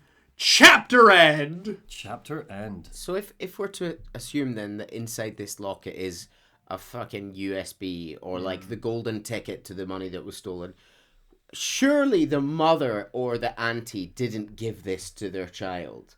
Do you know what I mean? Surely they didn't hide the most dangerous thing in Kamurocho with her daughter. Well, but why not? Because they've abandoned their child. Well, have they? I don't know. Yeah, I'd be surprised if they are both totally uncaring about her safety. I think there's got to be something else going on. It's all Kazuma. Nighttime. Nishiki storms to the streets after Matsushige, grabbing him, demanding to know if it's true that he's been making a move on Kashiwagi's turf. Matsushige sees no problem, though. He's been getting the money boss man asked for through any means necessary. And besides, in this day and age, getting on top means taking turf by force. Do you have no respect? Nishiki demands. Respect, eh? Matsushige grabs Nishiki by the collar. If you have a problem with my methods, try climbing the ladder with yours. He throws Nishiki to the ground. Otherwise, stop crying. Just because you can't do shit on your own. Later at the Cosmo office, Kashiwagi is beating the shit out of Nishiki, demanding to know if this is how he repays him for helping him found a family. Nishiki begs for forgiveness, saying that Kashiwagi can have his pinky, but Kashiwagi doesn't want it. What good is the pinky of a piece of shit leader who can't even keep his men in line, huh? Jesus Christ. Nishiki keeps whimpering out, I'm sorry, just over and over again. He's like down on his knees, he's banging his head against the floor. Kashiwagi looks down at him with a mix of disappointment and pity, saying how he's glad that he got wind before Cosma did. Would hate to disappoint him with a pathetic incident like this. He's giving Nishiki one final chance. There won't be a next time. Nishiki looks up at him, snot dripping from his nose, as he keeps thanking him. Kashiwagi clicks his tongue. This never would have happened if it were Kiryu. Oh. And he walks out as Nishiki grates his teeth, tears pooling in his eyes. Horrible. Sick of people being mean to Nishiki. See if we get to the end and Nishiki's like, I was the villain all along. Also, like, I'm still rooting for Nishiki even if he's the bad guy at this point. Chapter 6. Wait and see what he's done. Father and child. Kiryu becomes a dad to the chapter. Oh. Kiryu heads out of Serena and is instantly approached by one of the florist's men. Seems that he's having trouble with his family and wants to see Kiryu. Kiryu heads back to West Park, but as he goes to head underground, he's stopped by an elderly man with the look of a wise old martial arts master. Seems he's watched us in the arena and he's very impressed, especially with us being able to take down Gary Buster Holmes. But we're unrefined, lack the polish of a true martial artist. No, we don't. We did this all. Listen, it's out of nowhere, but would you like to be his student? He'll improve your ability hundreds of times over if you say yes. Well, that sounds like a big number, and Kiryu likes his big numbers, so he of course signs up. Welcome to the school of Sotaro Komaki. Yo, you introduced this character to us in Zero. He trained Majima in Zero? Yeah, wait, Majima was never officially his student. They stood by and watched a man get beaten to death with a baseball bat, if I remember. Something like that, yeah. Yes, yeah, and he got the baseball bat style, yeah. Although, for whatever reason, he was calling himself Kamiki in Zero. I don't remember why he had a fake name in Zero. It's fine. Are they supposed to be twin brothers? No, it is the same man's actual person. name? Sotaro Komaki. Do I need to remember this? The head of he's in every single game, so yes. Right, is he in every single game as a tutorial, or will he become plot man later? Oh, but there's like a story you're going to tell us. Fan beloved side plot. Okay, no, that's fine. I thought you were just going to keep going like, oh, and there he is every game, that's all. Cool, alright, if there's a thing going on. His family's martial arts style, focusing in bare-handed technique, has thrived since the Edo period, but it's been over 20 years since he last had a proper student. Odd, one-eyed cackling can be heard off in the distance. So he's going to teach you self-defense. He gives two homeless guys shotguns and tells them to shoot.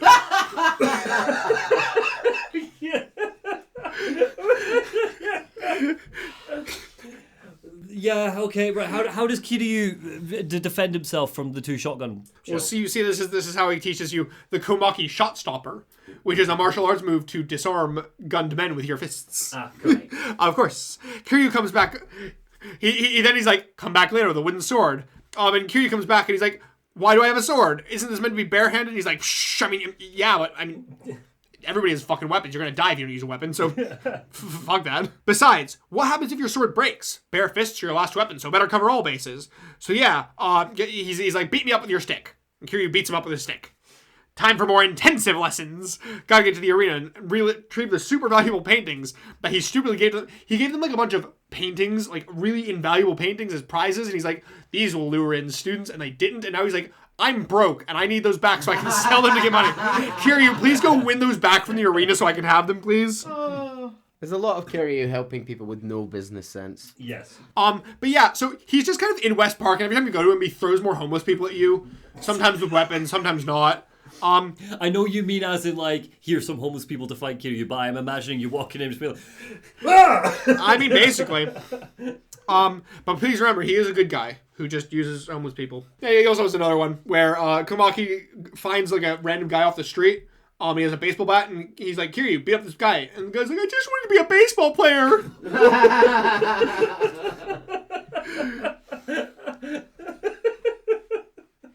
So, kind of done with that shit, Kiryu walks away, and he gets a call from his new bestie, Utah. You remember Utah? yeah, we liked Utah, the host, that likes to fight. Absolute maniac. And he's like, do you want to come see my girlfriend perform?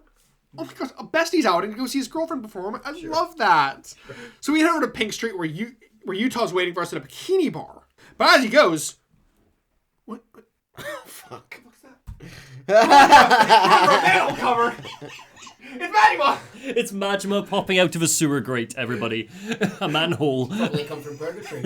I would like to say, this can happen dozens of times. You're literally walking down the street and like, you will just suddenly be thrust into cutscene as like the manhole cover opens and he pops out and he's like, hee hee, I'm here. Is it always a full fight? Yes. Is it always difficult? And it is a full boss fight with Majima. He starts out with 1 health bar at the start, but the more you Fight him. the more that you fight him, the more fighting styles he gets. He can start switching fighting styles in later fights. And 2, the more health bars. I think by the end he's got like 10 health bars every time you fight him. What happens if he beats you? Does the game continue, or do you have to go back to an old save? I don't remember. It's been a while since you played it. Something like that. I think he just beats you. He's like, you shit. And like, I think Yeah. maybe your rank lowers or something. I don't remember. Go get stronger, I'll see you later. Something like that. Yeah, anyway, so. I love manhole cover Majima. This will be the thumbnail. So yeah, very good. I hope that all the covers are just Majima, various Majimas. Anyhow, so we head over to Pink Street, where we find Utah waiting for us at a bikini bar. Aww. His girlfriend Miyu performs here. Oh, he wants us to come watch his girlfriend's bikini performance. That's so sweet of him. So they go, and they're enjoying Miyu's performance together. He is actually like, incredibly proud. Like, I'm joking, but he's actually like super proud. Like, he walks in, he's like, that's my fucking girl. We stand as supportive king. I know, he loves this. She's one of the fucking most popular in town. Fucking love this girl. And it's really cute. We love it. I love it. They head out to watch the next performer. It's a new girl named named not Majima Goro, if that's what you're wondering. I was expecting Majima in a wig. I got you again. They head out to watch the next performer, a new girl called Ulala Shiratori. She's dressed in a saucy red coat carrying a shotgun. Wait, what? What? Kiryu-san, that's a man, Yuta shouts. Kiryu and him jump out of the way as the man on stage cocks the shotgun and fires directly at them. Oh, that is not a Majima. That is another assassin. That is a guy coming to kill him. Okay. The shots fly in slow motion at them, missing them as they... This is also a bit of a... I feel one of Yakuza's less up-to-date depictions of like, man in a dress. Yeah. But... I don't know. It feels like it's not necessarily played for laughs here. It's more, oh my god, there's an assassin. I feel like it is for a brief second. Oh, is it? And then it is turned into that. Anyhow, so the shots fly in slow motion, missing them as they jump out of the way. Unfortunately for the man who was sat right behind them, who has the brains blown out the back of his head. Oh my god. Oh, Jesus Christ. The man on stage rips off his hat and wig, and it seems he's after Kiryu. Kiryu gets down, telling the man to tell him who he is. Why don't you Ask yourself. More men rush the club. What? Sorry. Are you me? More men rush the club, beating Yuya back as they kidnap Miyu. The man on the ground looks up at us. Patriarch killer. Okay. Right. Yuya storms after them. I feel like I've been calling him Utah this whole time. His name's Yuya. I wrote down Utah. I also wrote down Utah. Yeah. It must have been a typo in your script. Yuya. Okay, sorry. So Utah is now Yuya. I should fucking know this. He's a major character. Yeah, it's Yuya. I don't know why I've been calling him Utah this whole time. No worries. Sorry, fans. We're definitely gonna have at least one person who's already dropped the video because I've been mispronouncing his name. 100%. If you commented that, please don't delete your comment. Just comment under it and go, oops. Oopsies. Yuya storms after them, not even waiting for us. Stopped only briefly enough to tell us that he tracked the men down to the Go Parlor on Park Boulevard before he charges in on his own. Go Parlor. Yeah, so Go is in the game. Like the little one with the black and white stones. Yes. Oh, Yes. I see. Yeah, I it's see. like a parlor for playing Go. So Kiryu sprints after him, making it to the parlor to find a number of men waiting for him with Yuya and Miyu tied up on the ground. Oh no.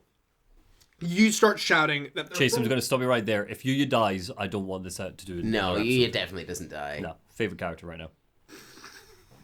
Yuya starts to shout that they're from the Kazuma. A foot comes from the mouth, knocking him silent.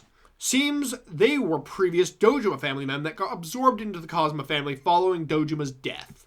Okay. Furious about having to follow a leader that thinks Yakuza should have morals, thinking that he deserved the bullet he got. The man in the front draws a katana, telling Kiryu that he'll join Dojima in hell. Kiryu grabs the nearest table, spinning it around to pile drive each man in the office.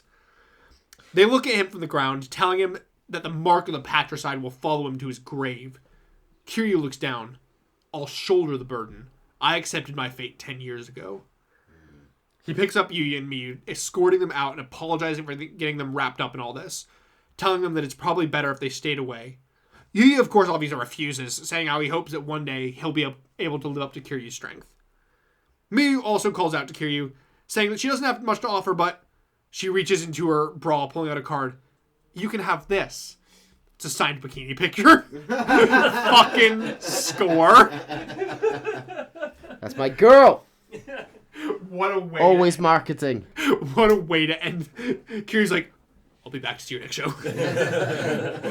Thank you very much. I'll keep this close. I'm trying to get over Pocket Circuit Fighter right now, so this will be really good for me. Anyway, I think that we got distracted from going to see the florist, I think? Yeah? Oh, God, were we? Kiryu heads back to Purgatory. I have slightly lost what we're trying to do. me too. I don't know, Yeah. but- So Majima captured. We came out of Serena, and one of the florist men was like, Florist has a family issue, can you go help him? Okay, so we're just off to get help. Where is Haruka right now?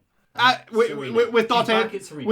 at Serena, which I'm sure he will keep her there this time. Yeah, of course. Like, So right now, Kiryu is searching for the plot, right? Kiryu's searching for He's searching for the plot. Okay, he's doing busy work while the plot happens. No worries, no worries. So Kiryu heads back to Purgatory, finding the florist watching the monitors in his surveillance room. On the main one is a shot of two kids at a batting center, who he tells us is the florist's son. Oh. Kiryu rocks up, noting that his son has good taste. Yeah, would be, if not for the fact that she is the daughter of a patriarch. Oh. So Kiryu decides he's going to take this into his own hands, and he heads out. But as he exits Purgatory, a familiar face calls his name. It's Tanamura. That's Kiryu's old informant. Oh. But isn't he meant to be dead? He's Yeah. dead. Seems Oh yeah, Todamura dead. I wrote it down. Seems that the florist was the one who cooked up the whole dead alibi. Oh. Tanamura met him 5 years ago, and seeing him as a drastically superior informant, instantly decided to disappear and start working for him. No. He tells Kiryu not to tell Aoki, and he runs off. What a weird-ass reunion. I do not think I included him in the rest of the script. Interesting. Oh, so the fact he's not dead doesn't actually matter then. It might do. I don't remember, actually. I don't think it does. I've written it in my book. So Kiryu arrives at the batting cages, casually strolling past the two kids, both of whom are looking very visibly anxious. The florist's son sees Kiryu and gets up and runs after him, swinging his bat down on Kiryu's head, but Kiryu blocks it with his arm. Yeah. The hell are you doing? He shouts at his girlfriend Kyoka to run, thinking that Kiryu is with her father's family. Okay. Smacking him around a bit seems to get the idea into his head that he's not. And he says that he needs to run after her. But before he can, more punk shows up, seemingly from Takashi's gang. So that's the kid's name, Takashi. Okay. Well, it's a 2-for-1 special kind of day, and Kiryu wanted an excuse to swing a bat around anyway. Okay. He tells Takashi to run, pointing his bat at a nearby security camera, saying how you owe me for this. Several teens' heads are caved in with a baseball bat, and we later learn that Takashi's girlfriend, Kyoka, ran off with her dad's money, so that's what's in the bag there, is all her dad's money. Okay. Kiryu runs after them to Club Debola. Debola? Debola. Debola. I've never known how to pronounce this club's name. Kiryu arrives to find Kyoka's family trying to, as in Yakuza family, trying to convince her that Takashi's conning her into stealing her dad's money. Okay. Kiryu throws a few of them off the balcony and beats up the rest, and tells Kyoka and Takashi to run, leaving the money. But the captain of the family is still trying to convince her that he's beneath her. Takashi pleads with the captain, telling her that he's going to do anything, and that this is all to keep her happy. He's even willing to go as far as to cut off his own pinky to show his resolve to the captain. At least until Kiryu stops him. He's in the Yakuza. That's not his place to do that. Okay. The captain tries to say that that the patriarch loves Kyoka, but then why isn't he here, huh? Why'd it have to be a stupid-ass Yakuza? The captain sighs, pulling out a letter from her father, and begins to read. As he does, our view shifts back, turning into seeing that we're seeing it through the camera. We see the florist sat in his surveillance room, and behind him is an older man in a traditional kimono, and a tear rolls down his cheek as the letter's being read. Kyoka, I am and always will be a Yakuza. I have command over so many men, yet I failed to make my only daughter happy. A Yakuza's failure. My hands are tainted. I have no right to hold you close, so go on. Kyoka, take care of yourself. Kiryu looks directly at the security camera, asking if her father had planned all this. Back in the security room, the florist asks the man if he's seen enough. Yes, the monitor, it's getting a bit blurry. I heard you hated the Yakuza. You're okay with this? The florist chuckles. You're just the father of the girl my son chose. He's a fine boy. I can't take credit for raising him. Likewise. Two shitty fathers, just... The monitor cuts off. The monitor cuts off, the faint after image of the couple holding each other lingering. Kiryu heads back to the florist, and he gives us a knife from the patriarch and access to an underground casino. Nice, I guess. Good. Cool. Thank you. We leave Purgatory and get a call from Reina. Date is blackout drunk. Please help her. Oh, brilliant, Date. Good job. But what if... Stick with me here. What if we didn't do that? See, Kiryu... Where are we going? Kiryu feels like hitting up a cabaret club. Of course he does. So he heads over. It's been a day. Kiryu heads over to Club Shine. He's hoping to spend some quality time with a lucky lady. Boy, do they have the lady for him. I mean, those defined legs. That ample ass. No. Those flat, tattooed breasts. Goro me's the whole fucking package. Goro me. It's Goro me. I feel like this is just Majima living his best. Oh, Majima was already here doing drag. See, this is the one where some people have been like, this is the making fun of a man in a dress thing, but he is just a full-ass drag queen. He is fully, like, there is nothing in him making fun of this here. He is just living for it. He's living his fantasy. He wants Kiryu to treat him like a proper woman. Good for her. Oh, we love it. So, she sits with Kiryu. Oh, we are doing a whole thing. Oh, yes, I think this was in the last game as well. There's an entire cabaret minigame where you can, like, go have dates with the cabaret girls. Yes. And you can, like, you woo them, you bring up their heart gauge. You can go on them several times, bring up their heart gauge more. You can bring them gifts, you can go on dates. And eventually, in the end, because all girls are based on real-life sex workers, you get, like, a real-life IRL video of a sexy bikini lady going, oh, I love you, and, like, things. Those are your rewards for this minigame. Do we get that with Majima? That was going to be my question. Well, you'll just have to play the game and find that out yourself, won't you? Wow. Okay, right, but so does Kiryu know? No. Kiryu does not know that this is Majima. He could never tell this. I don't know. I can't get a gauge on how dumb he is. He's quite stupid sometimes. So, Goromi sits with Kiryu, who's very nervous to be spending time with such a beautiful woman. Yeah. She asks Kiryu if he wants to take her outside and slug her. Oh. Anyone would be pissed going to a cabaret. See, this is where it is a bit, because it is very, are you pissed that you've come to this cabaret club and gotten a man in a dress? You know, does that make you angry? Does that make you want to punch me? Okay. Right, okay. It's a bit weird, but simultaneously, this is not the last time in the series you see Goromi. Kiryu doesn't see a man before him, just a cabaret girl and her customer. So he likes to stay. And this is very much like, he sat there like, I don't see a man in a dress. I'm here as a customer at a cabaret club. This is the girl I was given. I'm going to have a nice time with this girl. Wow. Because Absolutely. Kiryu is a gentleman. Yeah. I also feel like it's just Kiryu choosing not to rise to Majima. So they schmooze a little, they drink a little, maybe even flirt a little. Ooh. Which I do love is done with the exact same gameplay as the normal cabaret girl dates. Great. And amusingly, during one part, Kiryu asks if Goromi often goes to cabaret clubs. She tells him that she used to come every day. Kiryu's impressed with how dedicated she is to this girl, but no, not as a customer. Goromi was the owner, of course. All part of my tragic-ass backstory. Anyway, Kiryu asks Goromi what type of men she's into, and she likes them burly and ready to brawl. After all, when a lady and a man together, if they ain't fighting, they ain't doing it right. Am I right?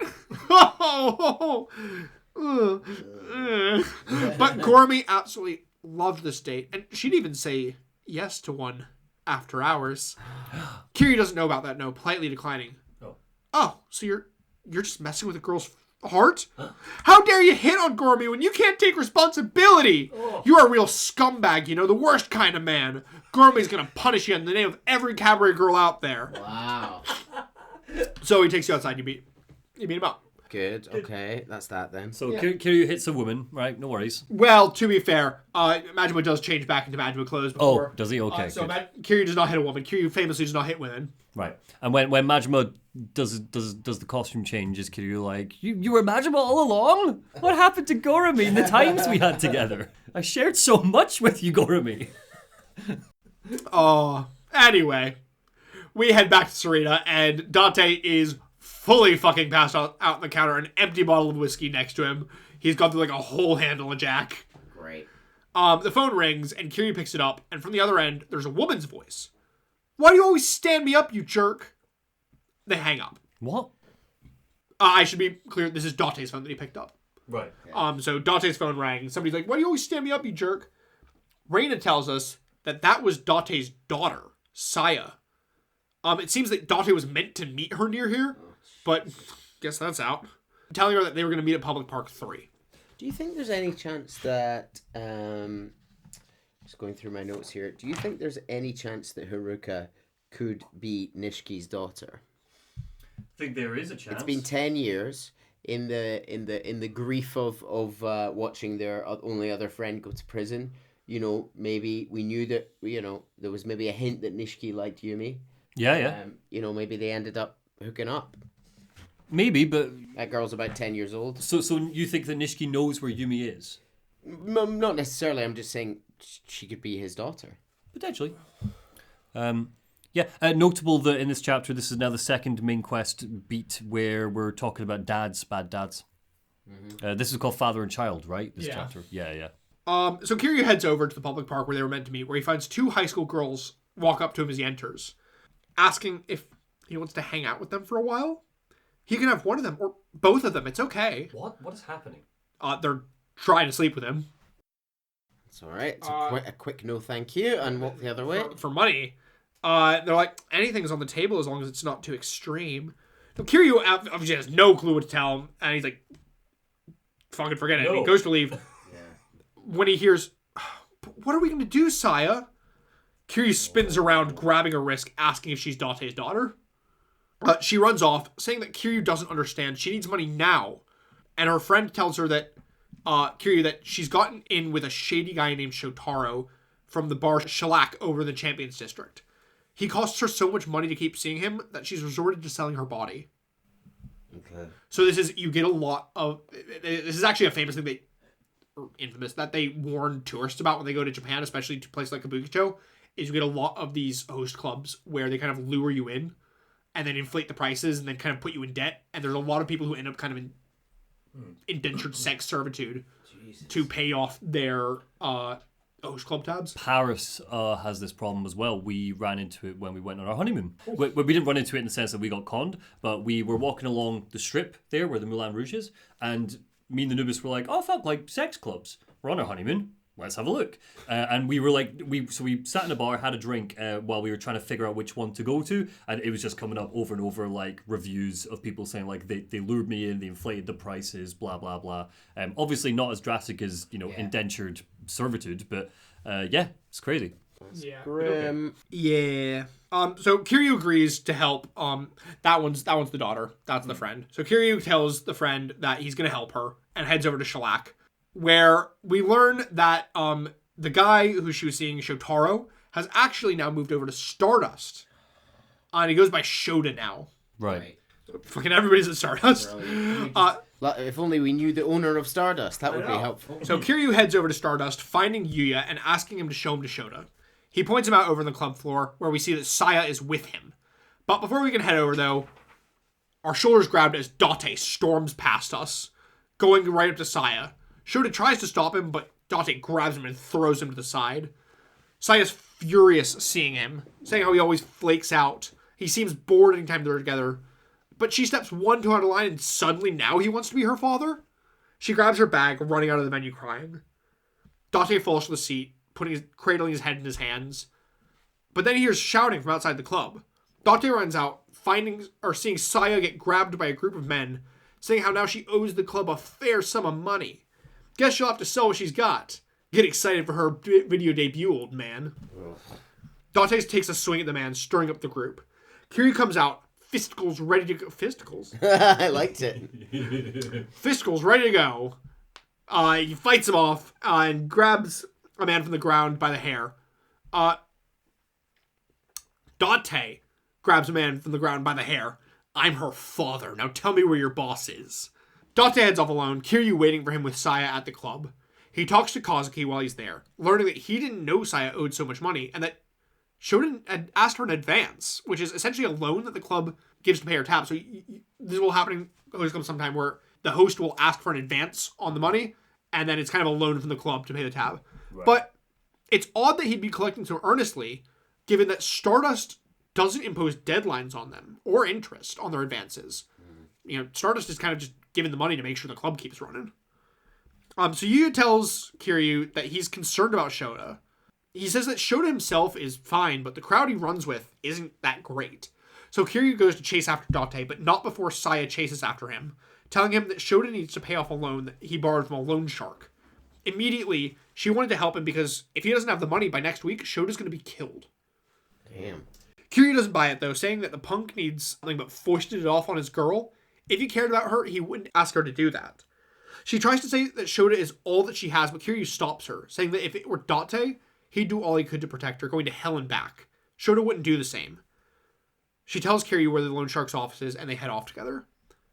Meanwhile, at the office, Date is on the ground, shit beaten out of him.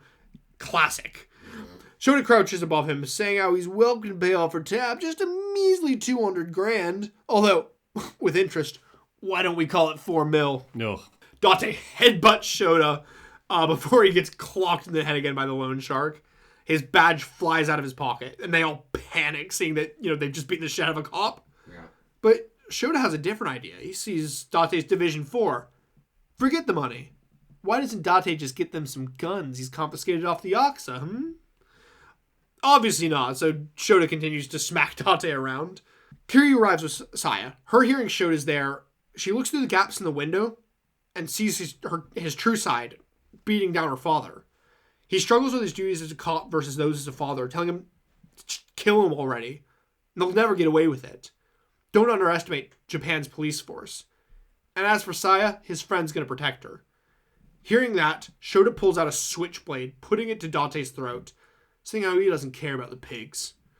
Perfect time for Kiryu to break down the door and start frying some bacon. Except not bacon because... Yeah, no. That's, Wrong one. I don't know why I wrote that. Yeah. Frying shark bacon. Okay, nice. Bone shark Good recovery. bacon. Great joke. Good recovery. Some scary threatening Kiryu later. He gets Saya's contract and destroys it to free her. They return to the public park where Date slaps Saya across the face, Oh. saying that he's a failure of a father who ran away from her and her mother, and he doesn't have any right to ask a favor of her, but please, take better care of yourself. If you want to How find did he slap her? Because he's trying to be a father. This is all my fault. This is me trying. If you want to find happiness, you need to be happy with yourself first. And if you ever find yourself lost or in trouble, I'll be there to protect you. He starts crying, saying again and again that he's going to protect her. She tells him that she gets it, so no more crying, and she grabs Date in a hug, and they walk off. The next day at the PD office, Date is called into the commissioner's office, where he's reminded of the case. He's reminded of the plot. Where he's reminded of the case that he followed at his discretion that derailed his career. That can't happen again, so we need to drop the case he's working on now. He's confused, but the commissioner simply smiles, telling him to step away from it. As Date leaves, two men walk in from a side room into the commissioner's office. One, named Pseudo, asks if this friend of Dante's is the kidnapper then. Correct. The other man says, I can't say from whom, but we have a missing persons report. This comes all the way from top brass. Can Division 1 take the case? Pseudo looks at the man. Understood, sir. Okay. So Kiryu's now being wanted as a kidnapper. Oh. There's a missing persons report, and somebody has said Kiryu's the one who kidnapped him. Brilliant. Who's the missing persons report for? Harumi? We don't know. Harumi? Do you mean Haruka? Haruka, sorry. I mean, assumedly Haruka, but we don't know. Right. Chapter end! Okay. Okay. I'm really loving this one, but I will say that last chapter brought the pace to a screeching halt. To be fair, First because 5 chapters are non-stop. That's because I had not done a single side quest, and then that chapter was like 2 side quests. No, the side quest was my favourite part of that chapter. Date's daughter stuff, it just kind of feels like that should have been a side quest. It becomes, I think that might have been. Nishiki walks dejectedly through the streets. A voice comes from the darkness behind him. Judging by your sorry state, I'd imagine Kashiwagi tore you a new one. It's Shimano. Oh. Hate this guy. He laughs, saying that it's all playing out like he suspected. Because remember, Shimano is also 12D chess. He's even got 15D chess. No. Who knew Cosma had a cruel streak? Nishiki's confused. Well, if he really meant to help you come up, then why'd he give you men you couldn't control? He's making you suffer, waiting for you to break. He puts his hand on Nishiki's shoulder. Just keep that in the back of your mind. All Cosma wants is for Kiryu to have his own family. Kiryu may have pulled off the unforgivable, but his reputation, it's never been stronger. When he gets out, he'll be at a level Nishiki can never hope to reach. All it takes in the Yakuza world is street cred. And seems killing his own boss gave Kiryu more of that than anyone else. Shimano laughs, saying that maybe one day Kiryu will have such a big-ass family, even he'll be green with envy.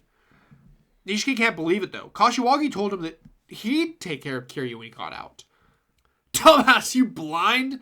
Shimano shouts at him, saying that Nishiki is the sorry shit needing taken care of, and that even Kiryu would have a hard time figuring out what the fuck to do with him.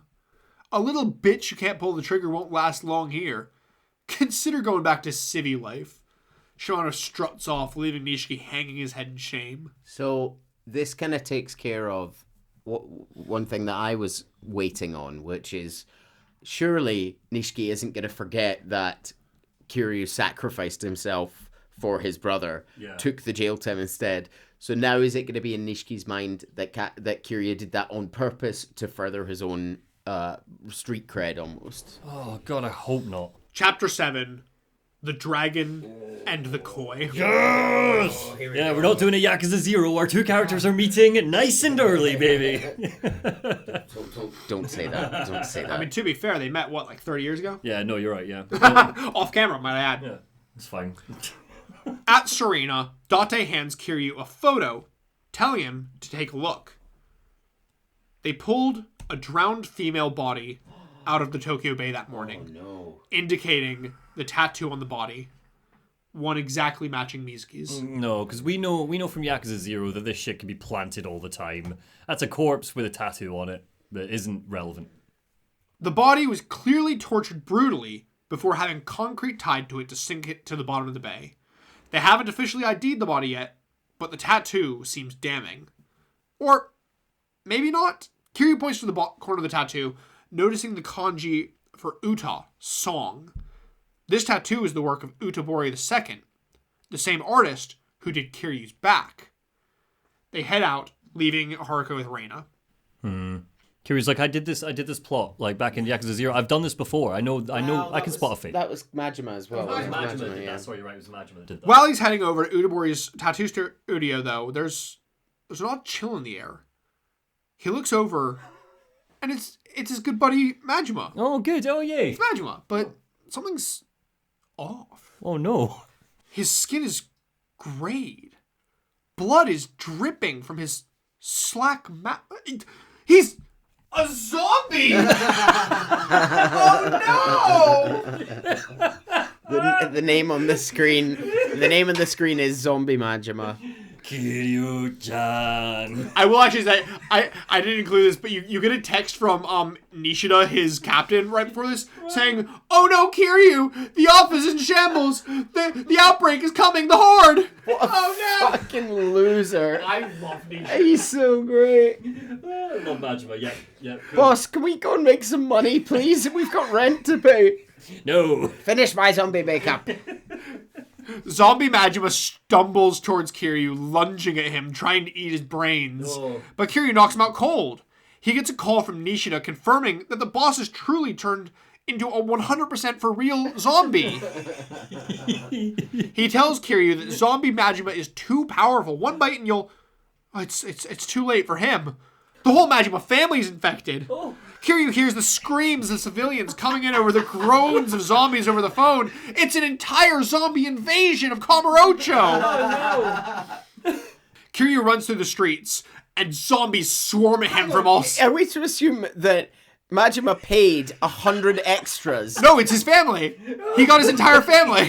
What are we doing today, boss? The same thing we do every day, Pinky. Try to mess with Kiryu-chan. So you go through Kamurocho, you're running away from Majima. He keeps appearing, you have to beat him off, and then his family keeps showing up, and you have to, smack them down. Everybody's zombies. He's like stalking you through the streets. I think you need to beat Zombie Majima like 5 times in this bit. God. At the end of all of this, he's going to finally get to Nishiki, and Nishiki's like, Kiryu, what took you so long? I've got the plot right here. Zombie Majima. Oh, yeah. That makes sense. When Kiryu takes Majima out one last time, he gets another call from Nishida. No. You did it, sir! You took out all the zombies! Oh, yay. I do love Nishida is such like a bright-eyed young lad. He is so bought into this as well. He's so committed to the bit. Oh no, he's so exhausted. Anytime you see him, he's exhausted. He is so tired. But he is also simultaneously just the little brightest-eyed I was up for 4 hours last night tying 300 balloons to Majima. He wanted to recreate Up with him as the house.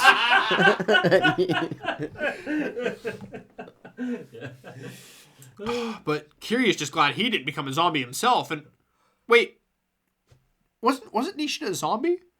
Majima wakes up and he's doing a little dance for Kiryu. All according to plan. See, he was having a brainstorming session with the family on how to surprise Kiryu, and they had this zombie flick on in the background, and just a smash of inspiration, eh? They hired a shit ton of extras, and even the makeup artist from the movie they were watching, and they made it real extra just for Kiryu-chan. Pretty much spent a whole B-movie's budget on it. Oh my God. And all for him. I love this. For context, everybody, on screen right now, we have Majima in zombie makeup doing the dance. Kiryu is staring at him in his fighting pose, and what's up on screen is, what the hell are you doing? Can zombies even do whatever the hell this dance you're doing is? To illustrate, the dance is... Oh, he's kind of hip thrusting, hands behind the head.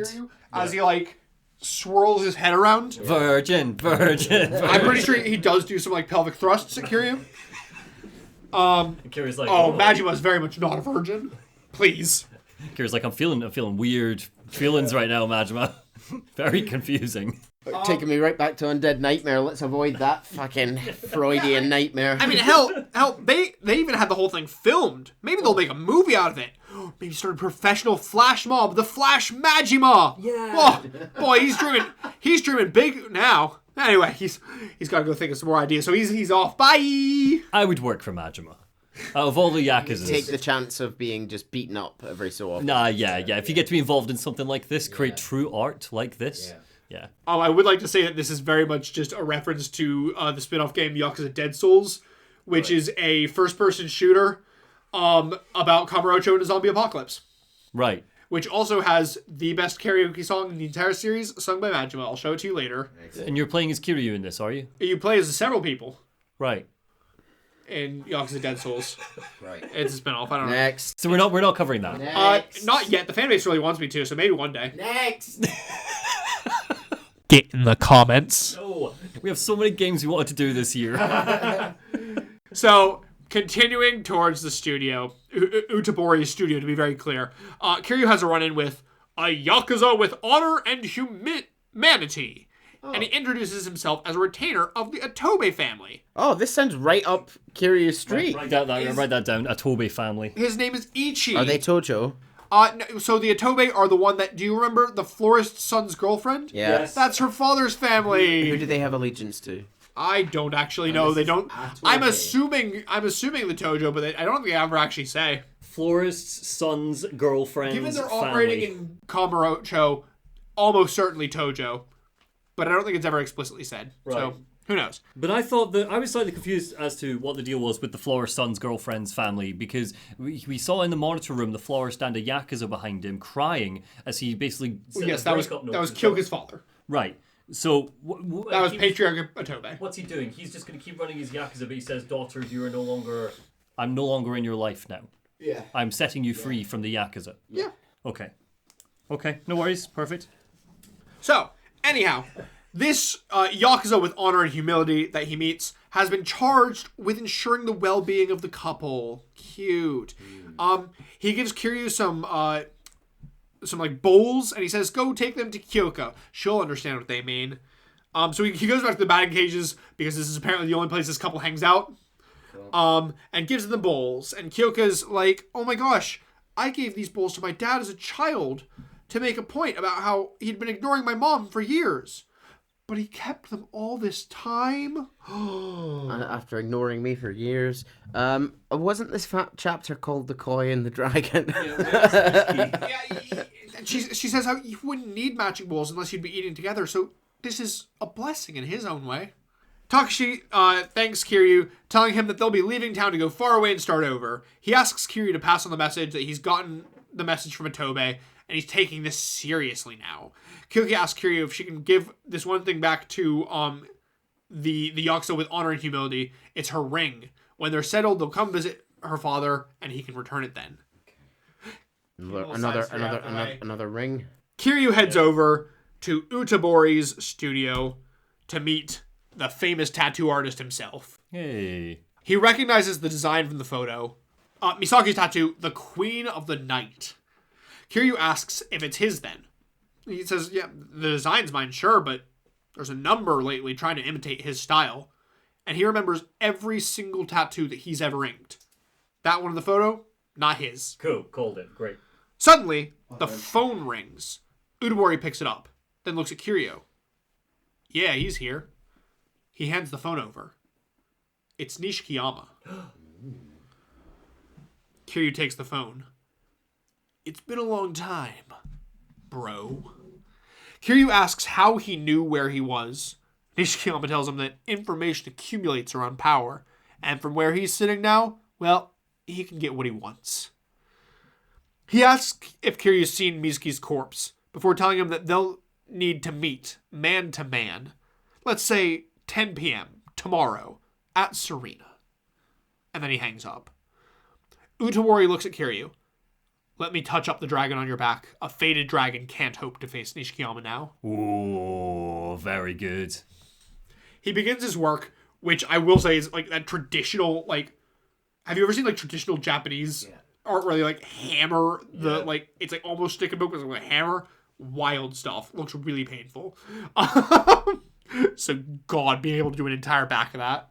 He begins his work, commenting on how it's been 10 years since he inked Kiryu's dragon and Nishikiyama's koi. The radiance of a tattoo can vary depending on who carries it. And as such, Nishiki's should currently be a sight to behold. He can finally compete with Kiryu as an equal.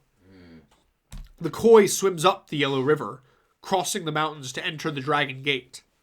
At the end of the Dragon Gate River, the koi becomes the dragon. He's swimming upstream through the Dragon Gate in order to be reborn as the dragon. Maybe he needs a rival as powerful as Kiryu.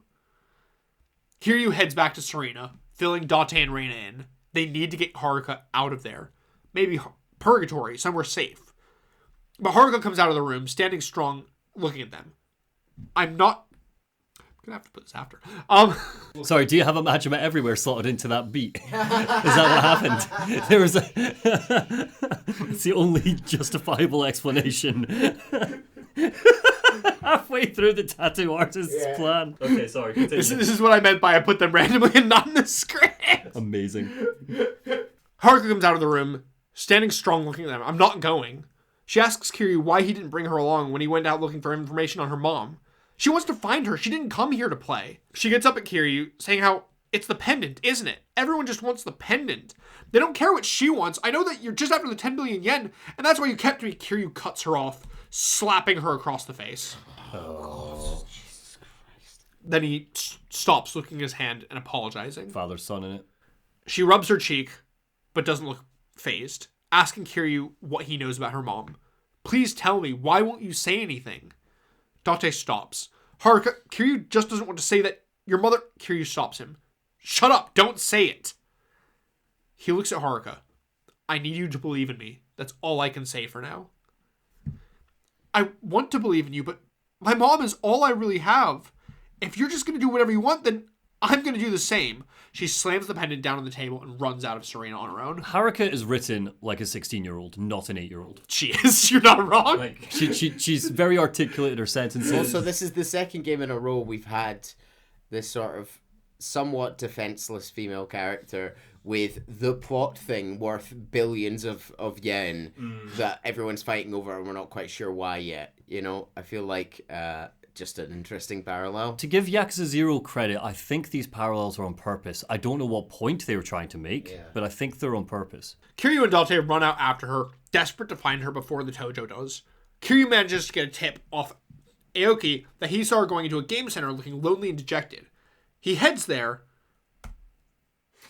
but he feels a bit of a cold presence over his shoulder. And then some hot breath on his neck. Is he breathing on him? Maybe like a little nibble? Oh, juicy. Probably nothing. He heads to the batting center. I mean, excuse me, to the game center. For clarity, it was Majima all along. It's Majima, he's back. He heads to the game center, hearing from some high school girls that there was a shifty drunk dragging around a little girl over near Shichifuku Street parking lot. She might be in danger or something. They head to the lot, threatening the drunk until they learn that a man in a suit took her, talking about some park. Kiryu heads to Public Park 3, where a man is waiting, talking to someone on his phone. He sees Kiryu and Date, telling him that preparations have been made before escorting him to Stardust, saying that all will be clear once inside. I love how Stardust is just like where half the plot of this game happens. There's like a new club every game where everything happens. I really don't know why everything happens in Stardust in this game. Maybe it's just because they didn't want to animate any other interiors. Yeah, keeps Maybe because it's kind of neutral ground, because it's not on paper, it doesn't belong to any Yakuza. I guess. I like that. Yeah. I feel like I'm doing some work for the game there, but yeah, I'm happy to do that. Maybe. This game's got a lot of good favour with me right now. Yeah, there's a lot going on, and a lot of the good favour comes from Majima. Oh, I like how I've been very lenient on the Majima so far. There will be more. They head in where a man says he's been waiting for them. An associate next to him has Haruka at gunpoint. Date runs up to her, but the man stops him, aiming the gun. They demand to know who the men are, but they tell them it's better if they don't get into that, for everyone's sakes. They want the pendant, and Kiryu holds it out, asking if they'll return Haruka. There's the guy. Okay, we don't recognize this man at all. No, it's a new guy. Right. Yet another new guy. That's fine. That's what I got the notebook for. So Kiryu's like, if I give you this pendant, will you return Haruka? And of course, the man says. And he pushes Haruka forward, allowing her to start walking slowly down the stairs towards them, but stopping her just before she gets to them, gun still trained right at the back of her head. Now throw the pendant to me, please. Haruka desperately shakes her head no at Kiryu. Kiryu apologizes, throwing it high into the air, arcing it. And as he does, Date runs forward, grabbing Haruka. The man shoots at them, but Date jumps back in like a suplex. Like Matrix style, backbend off the balcony stairs railing. The guy shoots again at Kiryu, but Kiryu also like slow-mo dodges. And the man on the balcony catches the pendant. They're fine, but the bullet grazed Haruka. And she's bleeding badly. Well, that's what you get for suplexing rather than grabbing her and spinning it the other way in the air so that the bullet grazes you. Instead of almost using her as a human shield. Yeah. Daddy, stupid cop.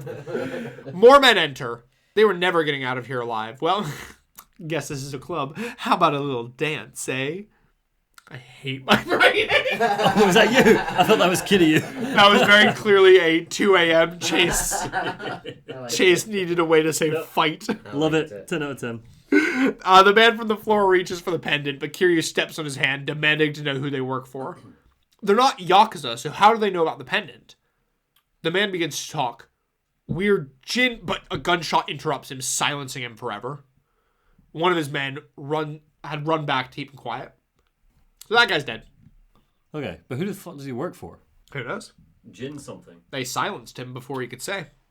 They run off, leaving Kiryu and the others alone. Haruka's wound looks nasty, but it's not too deep. She'll be okay. Kiryu kneels down, helping her as she apologizes for running off. He takes Haruka's hand, saying that he has something to apologize for too.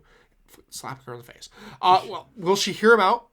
Mizuki, your mother is already... She already died. I'm sorry.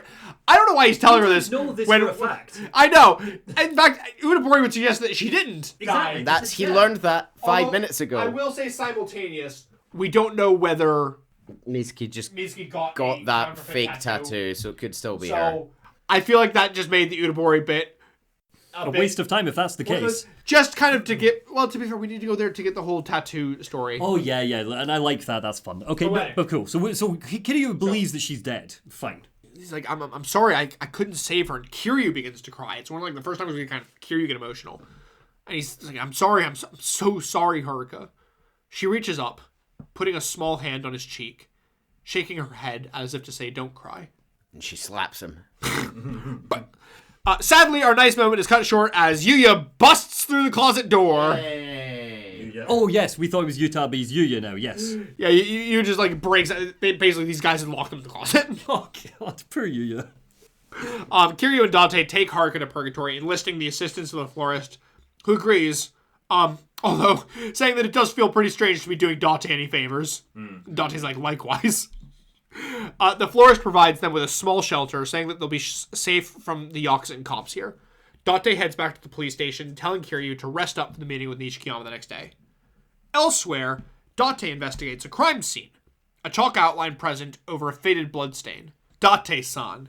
It's the Division 1 cop whose name we learn is Pseudo. He asks Date what Division 4 needs at the site of Sarah's murder. Date tries to brush it off, going to leave, but Pseudo isn't done with him, telling him that 10 years ago he wanted to be in Date's shoes. Those of a first-rate detective, but these days, he can't understand Date's behavior. He has his eyes on Date and his accomplice. Consider this a warning, senpai. Date simply responds that the truth is slipping through Pseudo's fingers, leaving him. Did we see Sarah's body? No. Well, at least Chase has not pointed out that we saw Sarah's body. We did not. I will say Sarah is dead. Okay. I will confirm Sarah's dead. Okay.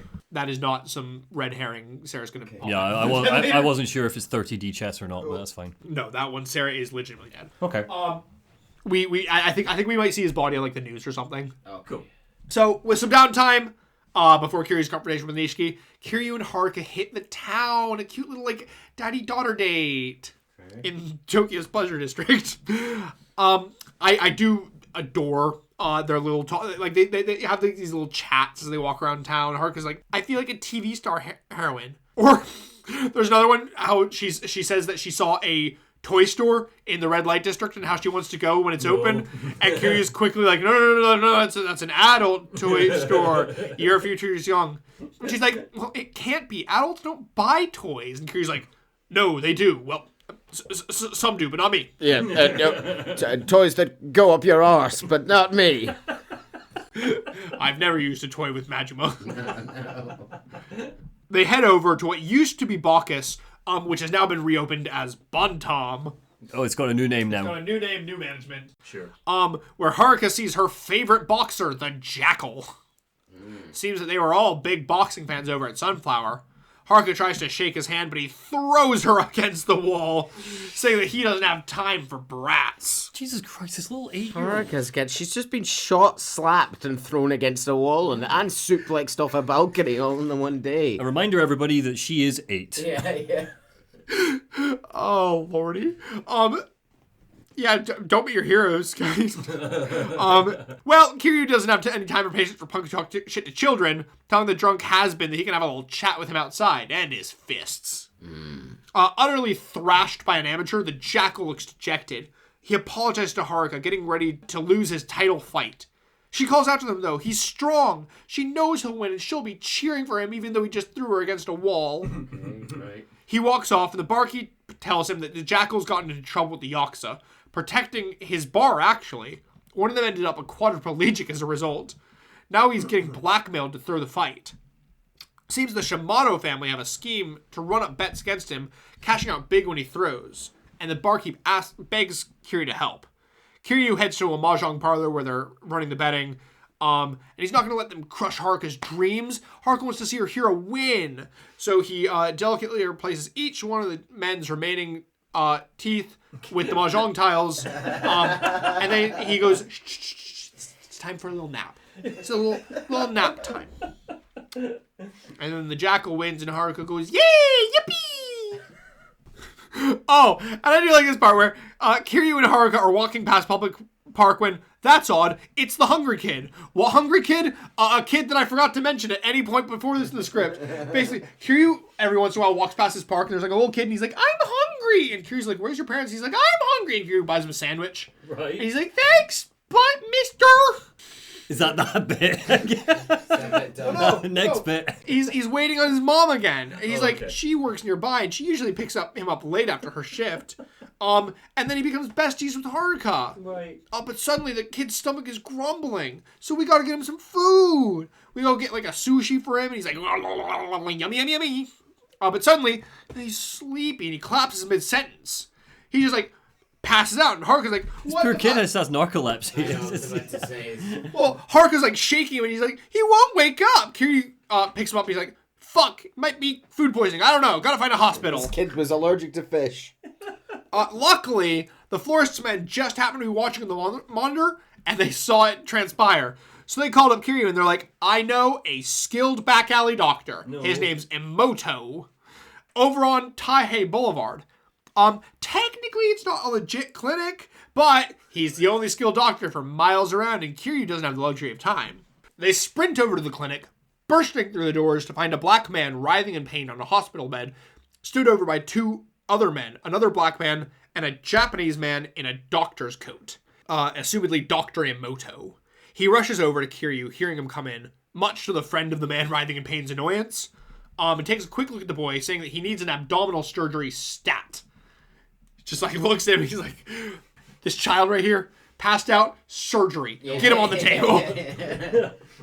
He takes the boy, ignoring the worried calls from the man at the bedside, and he rushes the boy into an adjacent like operating theater. In like, this is just like a little office building. He's like, Is this main plot? This cutscene looks like main plot. so I've had several in here that were technically side quests here, but they introduce characters that are then main plot in later games and are not introduced in later games because they assume you did the side quests from this game. Oh yes, the Yakuza classic. Absolutely. Yakuza Yeah. So like, Emoto is a very important character in future games, but he is only ever introduced in this side quest. Got you. It's alright. It's also, Kiryu Haruka bonding time as well, which is nice. Yeah. I'm not complaining. He's not a very good dad right now. So, Emoto rushes the kid to go open up his abdomen that he just met. And another man runs into the office asking how Ali is, who seems to be the man in the bed, writhing in pain. The friend at the bedside says how the doctor is racist. He's not going to help foreigners. They were here first, but he prioritized Kiryu when he came in. Suddenly, Ali stops writhing, going still and silent. The men shout his name, and the second, seeing what looks like his dead friend, rushes into the operating theater, shouting about how Emoto let his brother die. Emoto shouts at him to get out. He's in the middle of... He's got this kid on the table, his abdomen's open. He's like, get out, I'm cutting a boy open. The man picks up a scalpel, saying that he can join his brother, then going to stab Emoto, but Kiryu rushes in, grabbing the man's arm, saying that the kid will die too if Emoto dies. So he's going to have to go through Kiryu. Dr. Kiryu gives these men a little medical attention, and then Emoto walks out of the surgery theater, lighting up a smoke. Seems that the kid had appendicitis. It was about to burst, too. And he's a smart doctor. You can tell that just from looking at a kid and not doing a single scan. Not even a thermometer or something. No, he just looks at him, and 20 seconds later, he's like, surgery, stat. But don't worry, they got there in the nick of time. When I was 14 or 15... I went to the hospital because my mother suspected I had appendicitis, and they sent us home and said I was constipated. And then 2 weeks later, I was back in, and my appendix had almost exploded because they left it so long. I had something like that. I had a grumbling appendix for 10 years, where it kind of goes in and out of almost rupturing. They didn't just take it out? No, well, they never knew it was an appendix thing. Because I kept going in, and they kept going because by the time I'd wake up in the middle of the night, and then I'd vomit, and then I'd feel better. But it was every month for years that I would do this. And every time I went to the doctor, because it would always be the next morning, they'd be like, well, you're not in pain now, so I guess you're fine. Ugh. And finally, the last time they got fed up of seeing me, they're like, go to the emergency room next time. And so we did, and they did an ultrasound, and they're like, your appendix is about to explode. Yeah. And they got me into surgery. Good. And then I lost elections for the Musical National Honor Society the next day. I'm sorry. And you bet you've still got your appendix, you loser. Yeah, I do, yeah. Guess you can eat raw meat. Huh, punk? Yeah, grass. I think it helped with grass. Does your appendix stop you from eating raw meat? I thought it was to help digest raw meat. At least in Paleolithic times. I thought it was for... I don't think it does that anymore, but... I thought it was for grass. Anyhow, the Ali brothers from the floor look up, saying how Emoto's not fair. He let their brother die without even acknowledging them. Emoto walks over to Ali on the bed and just karate chops him to the stomach. Oh. And Ali bolts up the bed, very much not dead. Seems he wasn't ever even dying. He just had a kidney stone and passed out from the pain. Oh, I mean, I get that. So he's like, that's why I didn't prioritize you. He was going to be fine. Take him and go.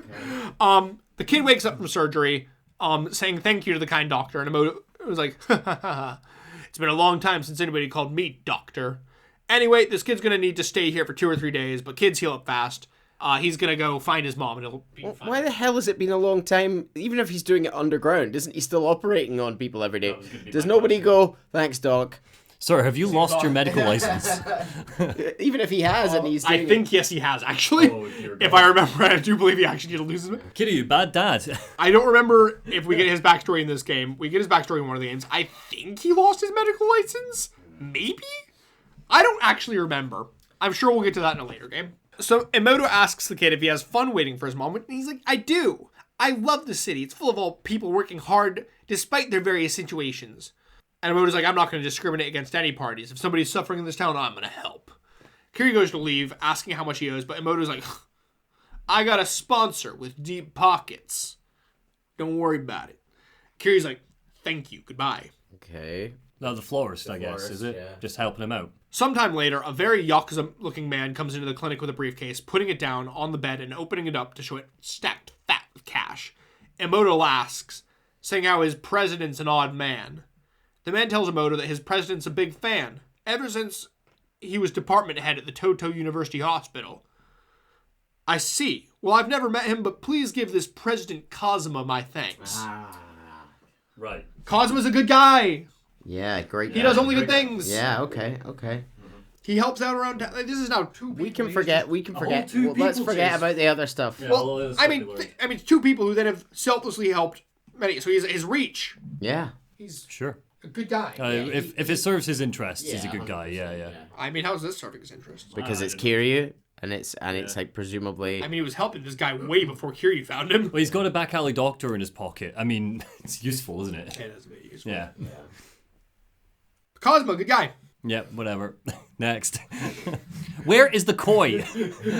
They end up walking again by the park where Haruka sees a girl who she's regularly. Haruka sees this girl here all alone all the time. She's sad.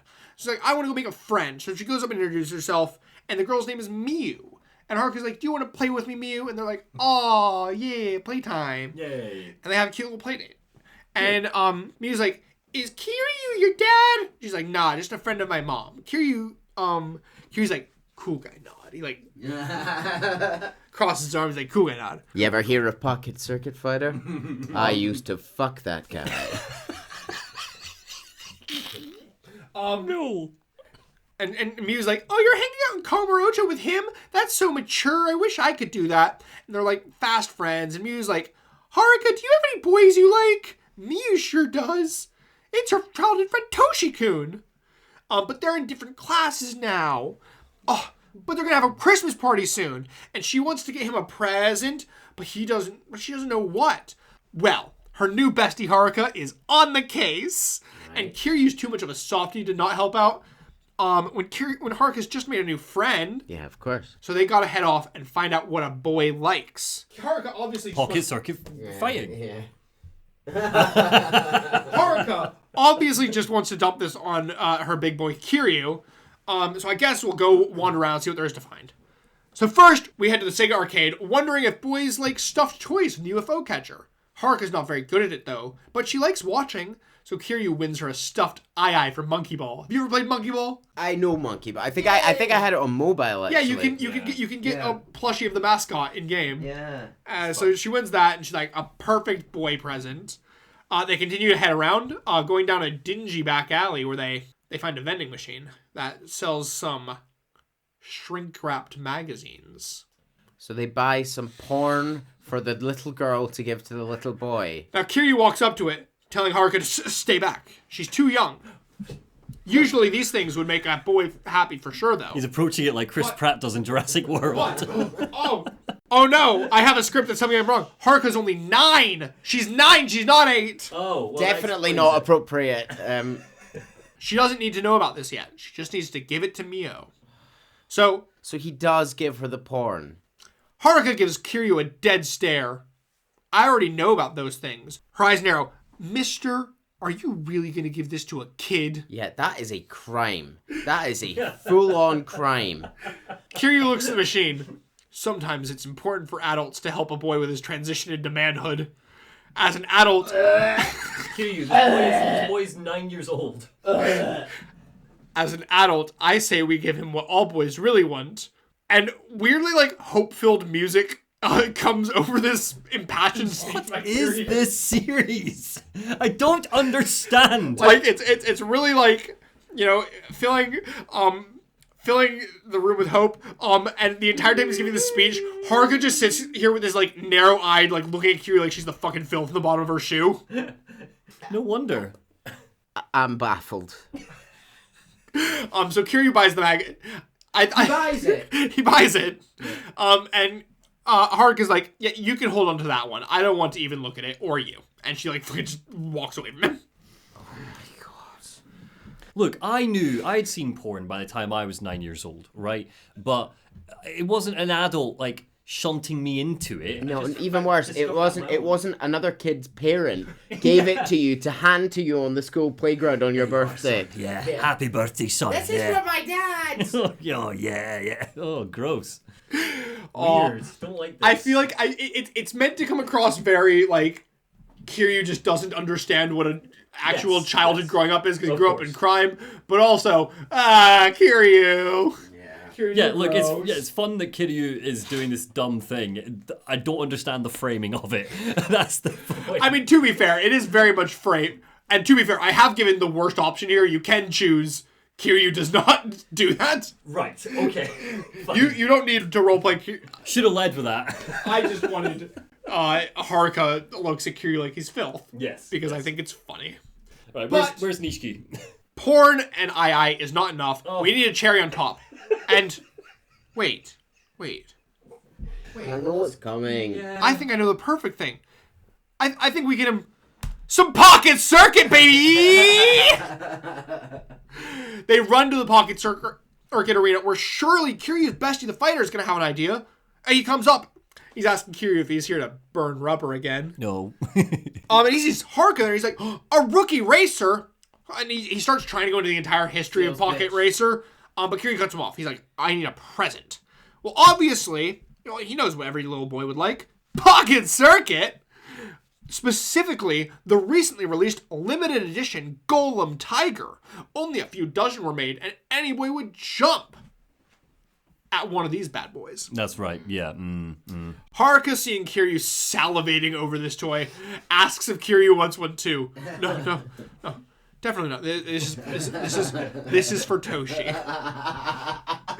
I have a feeling Toshi will be getting a foil-wrapped magazine tomorrow, and Kiryu will be down an alley playing with this new tiger rhino. The fighter's happy to part ways with his limited edition Golem Tiger, but only if Kiryu can beat him in a race! Yay. Whoa! It's a fight for the ages. The fighter's years of experience coming through in his newly customized car. But Kiryu is truly the master of slot cars, claiming victory once again. Yes. The fighter parts ways with the car. Haruka thrilled that they found a present a boy would love. Yeah. Kiryu says. He leans into the fighter's ear. Hey, do you have any more of the limited edition models? Sadly, it's the last one. Kiryu's poor heart. But wait, maybe he might get cheered up after all. Oh. Because a new challenger approaches. Majima wants to play some Pocket Circuit. I was waiting for Pocket Circuit Majima. I knew he was going to be in this game. I'm so happy. Majima... I've skipped a lot of the Majima. Majima, like, you do any minigame, Majima could approach you during any minigame. From crane games to Sega arcade games to Pachinko to Go. Majima will play you in literally any minigame of this. But yeah, Pocket Circuit, he wants to fight you. And then you crush him, and Majima doesn't understand the spirit of customization. He gets like, what he was told was like the best car, and he's like, I'm gonna win. No, you can't do that. You can't just buy your way to... I know, he doesn't believe in the heart of the cars. You don't get it, Majima. You don't get Pocket Circuit.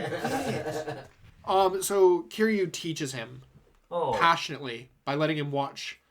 It's a hard thing to do in front of your ex-boyfriend, to have your new squeeze doing the hobby that they're all there together. that he introduced him to. Look at Pocket Circuit Fighter just like looking away. He's like, I'm Looking into the middle distance, pained. Just ignoring it. I won't. Well, of course he's doing a dance. So they head back to Miyu. And she loves these present ideas, but of course, and they kind of give her the choice of all three, but she ultimately settles on giving him the Pocket Circuit car.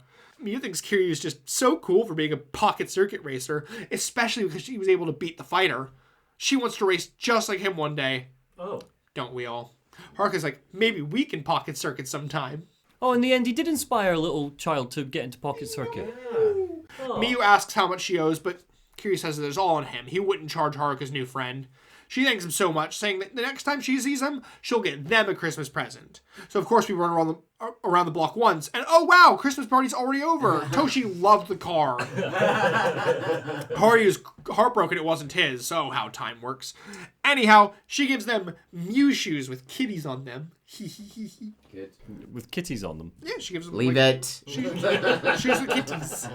Haruka and Kiryu sit after Miyu leaves them, Haruka asking if Kiryu's ever gotten a present from a girl before. Sadly, he's not much of a ladies' man. How sad, Haruka says. Fucking wonder. You're wandering around alleys buying porn and distributing it to school kids. Can't seem to meet a nice girl. And she says, I'll give you a present next time, mister. I do love, she calls him mister through like the entire game. Yeah. Like she never calls him Kiryu. She's like, I'll get you a present, mister. He's like, Thanks. If you could make sure it's porn, that would be great. Anyway, I don't like plot, so how else are we going to distract ourselves? Maybe some karaoke with Haruka? Oh, that is adorable, to be fair. Haruka sings the karaoke and Kiryu just like claps along and he cheers on in the background. This is how anytime you have a multi-person karaoke, you never play the person doing the karaoke, you always play Kiryu. So if Kiryu's not singing, you can see there's like claps and maracas and cheers. Amazing. So he like just cheers in the background and sometimes he like joins in to sing along with her. It's adorable. Yeah, I'm bought in. I love this. This is adorable. Yeah. And he's like, you're pretty dang good. You can make a career out of that, maybe. Kiryu still doesn't want to see Nishiki, though. This is the second time that someone has made a joke around Haruka about her being like an idol or an actor. So presumably by game 6, she's like on the big screen or something. So Kiryu doesn't want to see Nishiki. But hey!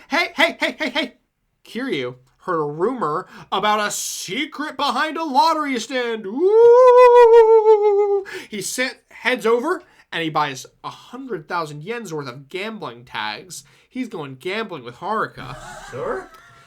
He heads up to the lottery stand, and the wall behind it rumbles as a secret passage opens in the wall. This is just Kiryu as a bad dad at the side quest. Take her to the Colosseum next. Yeah, Let's fuck do it. some fighting. You know what? walks Introduce over her to Kazuma. Kiryu walks over with Haruka, and it's one of those walls that like spins with them on it, and they like spin to the other side. Hey, Haruka, ever tried cocaine? They walk in where they find several men kneeling around a mat, betting on the outcome of dice. It's a dice parlor. Right. The dealer looks at Kiryu. Sir, you have a child. And Kiryu goes, we're on a field trip. That a problem? Yes. Yes, it is. We have a sir. license to uphold. And the guy kind of, yes, the license for the place behind the spinning wall. Well, I don't know. It could just be a gimmick. And the guy kind of looks at him and he like cocks that thing and he's like, no, it's fine, but we don't do kids discounts. The man grabs the dice and cup and he throws the dice in the cup and slams it on the mat. Call your bets. Haruka immediately, even, she knows what she's doing. What, Haruka, what sort of childhood have you had? Is this the orphan situation where she's like a 35-year-old woman who looks like a little girl? There's like a lot of... He looks around and she's smoking and going, snake eyes!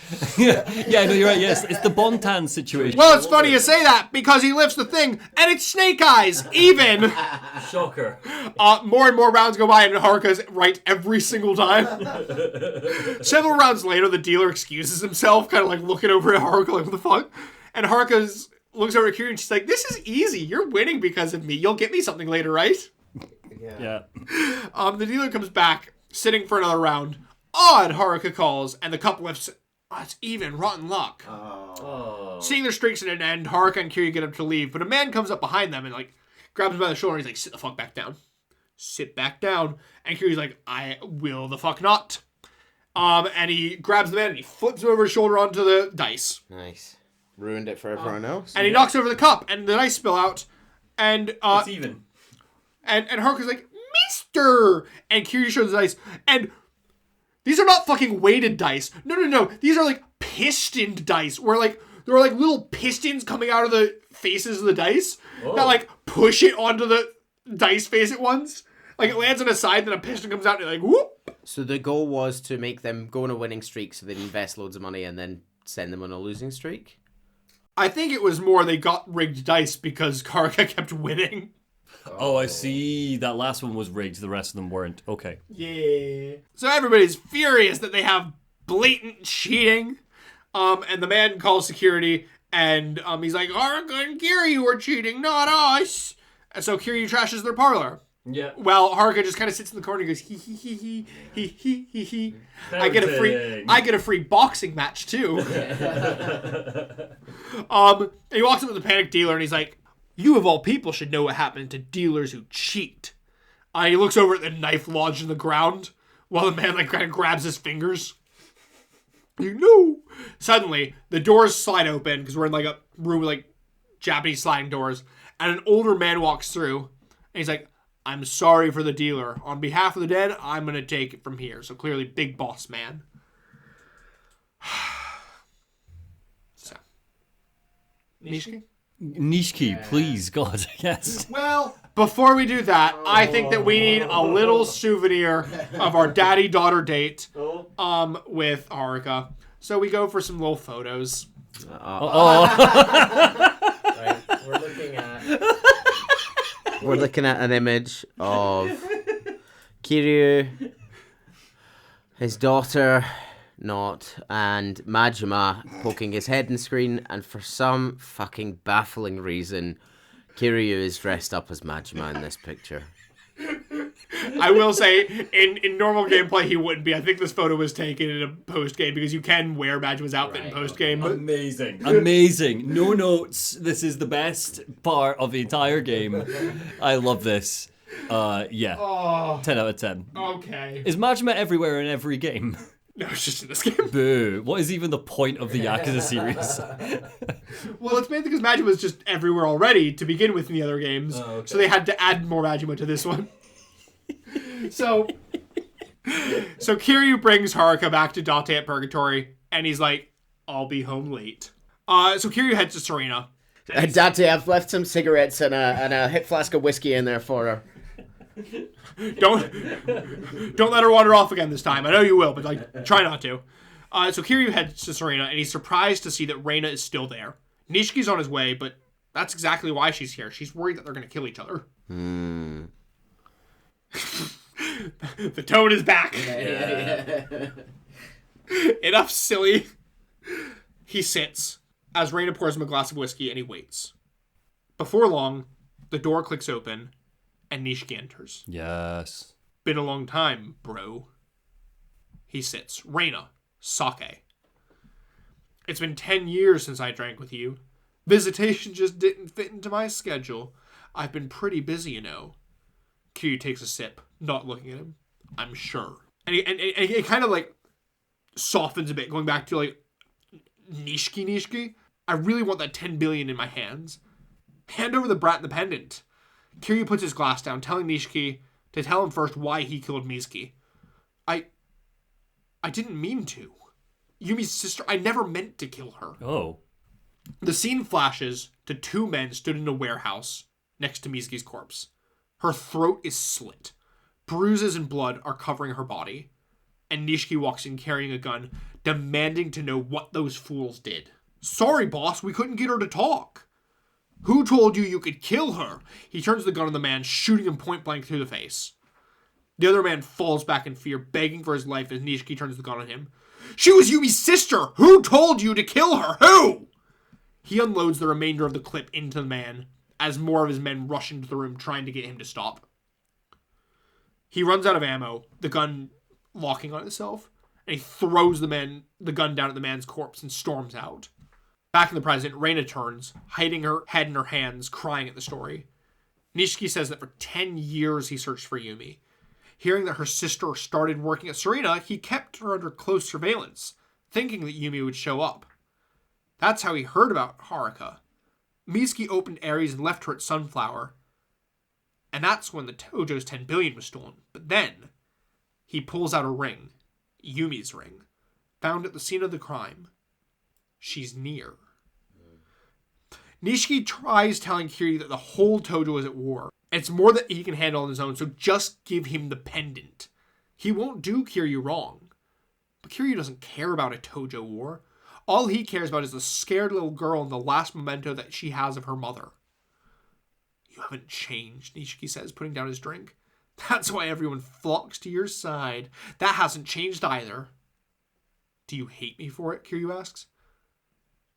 I don't even know. But in the end, I betrayed you. And the old man too. I shot him. I can't go back now. Turns out that shot back at the beginning of the game, we see a video, or we see a flashback of Nishiki on a building opposite the Tojo clan with a sniper rifle. Is it supposed to be implied there that he purposefully missed his heart, but he shot him? Or was he trying to kill Kazuma? Nishiki looks down at his hands, saying that they were shaking as he pulled the trigger. Okay. Fuck. Oh my god. Kiryu gets up, hurling a punch into Nishiki's jaw, Reina shouting at them to stop. Kiryu demands to know why, but Nishiki simply says that he's not dead yet. Besides, he has Shinji with him. He throws a phone receiver at him, and from it we hear Shinji's voice.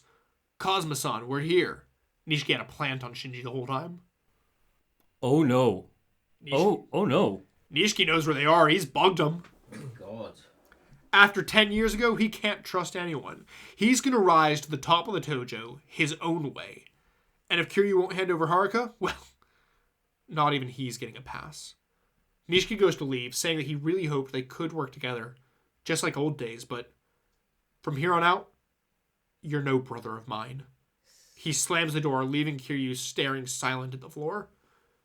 Nishiki walks out of the bar, one of his men coming up, asking if they're still going through with the plan. Yeah, Nishiki sighs. Do it. Nishiki's men rush the bar, swords at the ready. Kiryu slams their faces into the bar, puts bottles to their eye, trashes Reina's bar for the 100th time. Standard stuff. Out back, a crowd of men are gathering. A man comes flying through the back door of Serena, sailing over the fire escape into the crowd below. Kiryu walking out behind him, looking down. Well, if this is how it's going to be. A moment later, Kiryu walks out of the alley, leaving only a sea of bodies in his wake. Chapter end. Where's Haruka through all of this? Purgatory with Date. Okay. Haruka's fine. She's over at Purgatory with Date. But Nishiki knew about the mole. Yeah, no, Nishiki knew the whole time that Shinji was just there to watch him. Is there any coming back for Nishiki? I don't know. And I think with this little moment of rising tension, this might be where we leave it off for this part. Oh, no. No, yeah, fair enough. I know. Well, it's been a long episode. It has been a lot. Going from the whiplash of all that silly fun Haruka to that. So, Nishiki, before we sign off then, just thoughts about Nishiki. I find it a little bit difficult to fully comprehend that after effectively just hearing some colleagues badmouth him, he's fallen down this spiral. It was his own men not respecting him. His own man basically telling him he didn't have any control over him, stamping his head into the dirt. Right. It was fucking. It was his sister. It was what's his name? Hang on up. Let me refer to my notes. I keep thinking Wilson Fisk. It was Shimano saying to him. It was everyone telling him that Kazuma was just waiting for Nishiki for Kiryu to come back so that he would overtake him. Yeah. It's interesting because Nishiki as a villain, as our presumably our antagonist for this game now, this kind of seems to be solidified there, is very captivating. And to go back on what I said earlier about Yakuza 0, I don't know if I would feel as captivated if we hadn't gone. That's what you said. Yeah. I also think that you wouldn't if you weren't playing Kiwami, because remember, all these flashback cold opens weren't in the original Yakuza 1. Why? Oh wow! So yeah, those were added. So he's just some guy that you used to know, maybe. That's basically all it is in the original Kiwami. Is you were told he's your brother, but by the time that you actually play the game, the only actual scene you've had of them being brothers were those Yumi's birthday party moments at the start of the game. Wow. And then he just betrays you, and he's just kind of a villain. I feel like Kiryu's next step should be a sensible next step should be just to contact any other Yakuza member in the Tojo clan and be like, listen, Nishiki's behind it all, he's organizing hits, don't trust his family, you all need to come together to kick his ass and take him down. I mean, I don't think they care, though, because none of them care who did it, they just care who's going to get the 10 billion first. They're not going to prioritize resources into taking down Nishiki. What's that going to do? That's not going to get them any closer to getting the 10 billion. I just feel like he's showing himself to be a substantial threat, and he is assassinating leaders. Yeah, I think if you kill the head of the Tojo, you've got surely everyone's got to go, right, we'll deal with this first. I get the feeling, though, that Kazuma and Shimano, at minimum, almost certainly know it was him who did it. Well, and Kazuma's in hiding right now, I guess. Shimano's a total piece of shit with no honor. Yeah. And Kazuma is always playing his own game, so you don't know what it's going to be until the end, what ends he was working towards. So there's not really anyone left to hold the Tojo accountable or to act on behalf of the Tojo. I'm fascinated and it's a good place to stop because I'm fascinated to find out what Kiryu's next step is. Now, I'm gonna put down money right now. It's gonna be a little dumb. A little silly goofy, maybe. Right, I'm gonna go and get Haruko, and we're gonna go walk into Tojo HQ. Is it maybe going to include Majima? Yes. Cool. Right. Well, if we're going to say goodbye, then we're going to say goodbye. Thank you, everyone. Thank you very much for listening. Thank and you. we will see you in part 2 of Yakuza. Part 1. Part 2 of part 1. Part 2 of Game 1. Yeah. Of Kiwami 1. Yeah. Okay, you're all just confusing the listeners now. This is Yakuza 1. We have just done part 1. We will see you in part 2. See you later. Yeah. Bye. Bye. Part 1, part 2.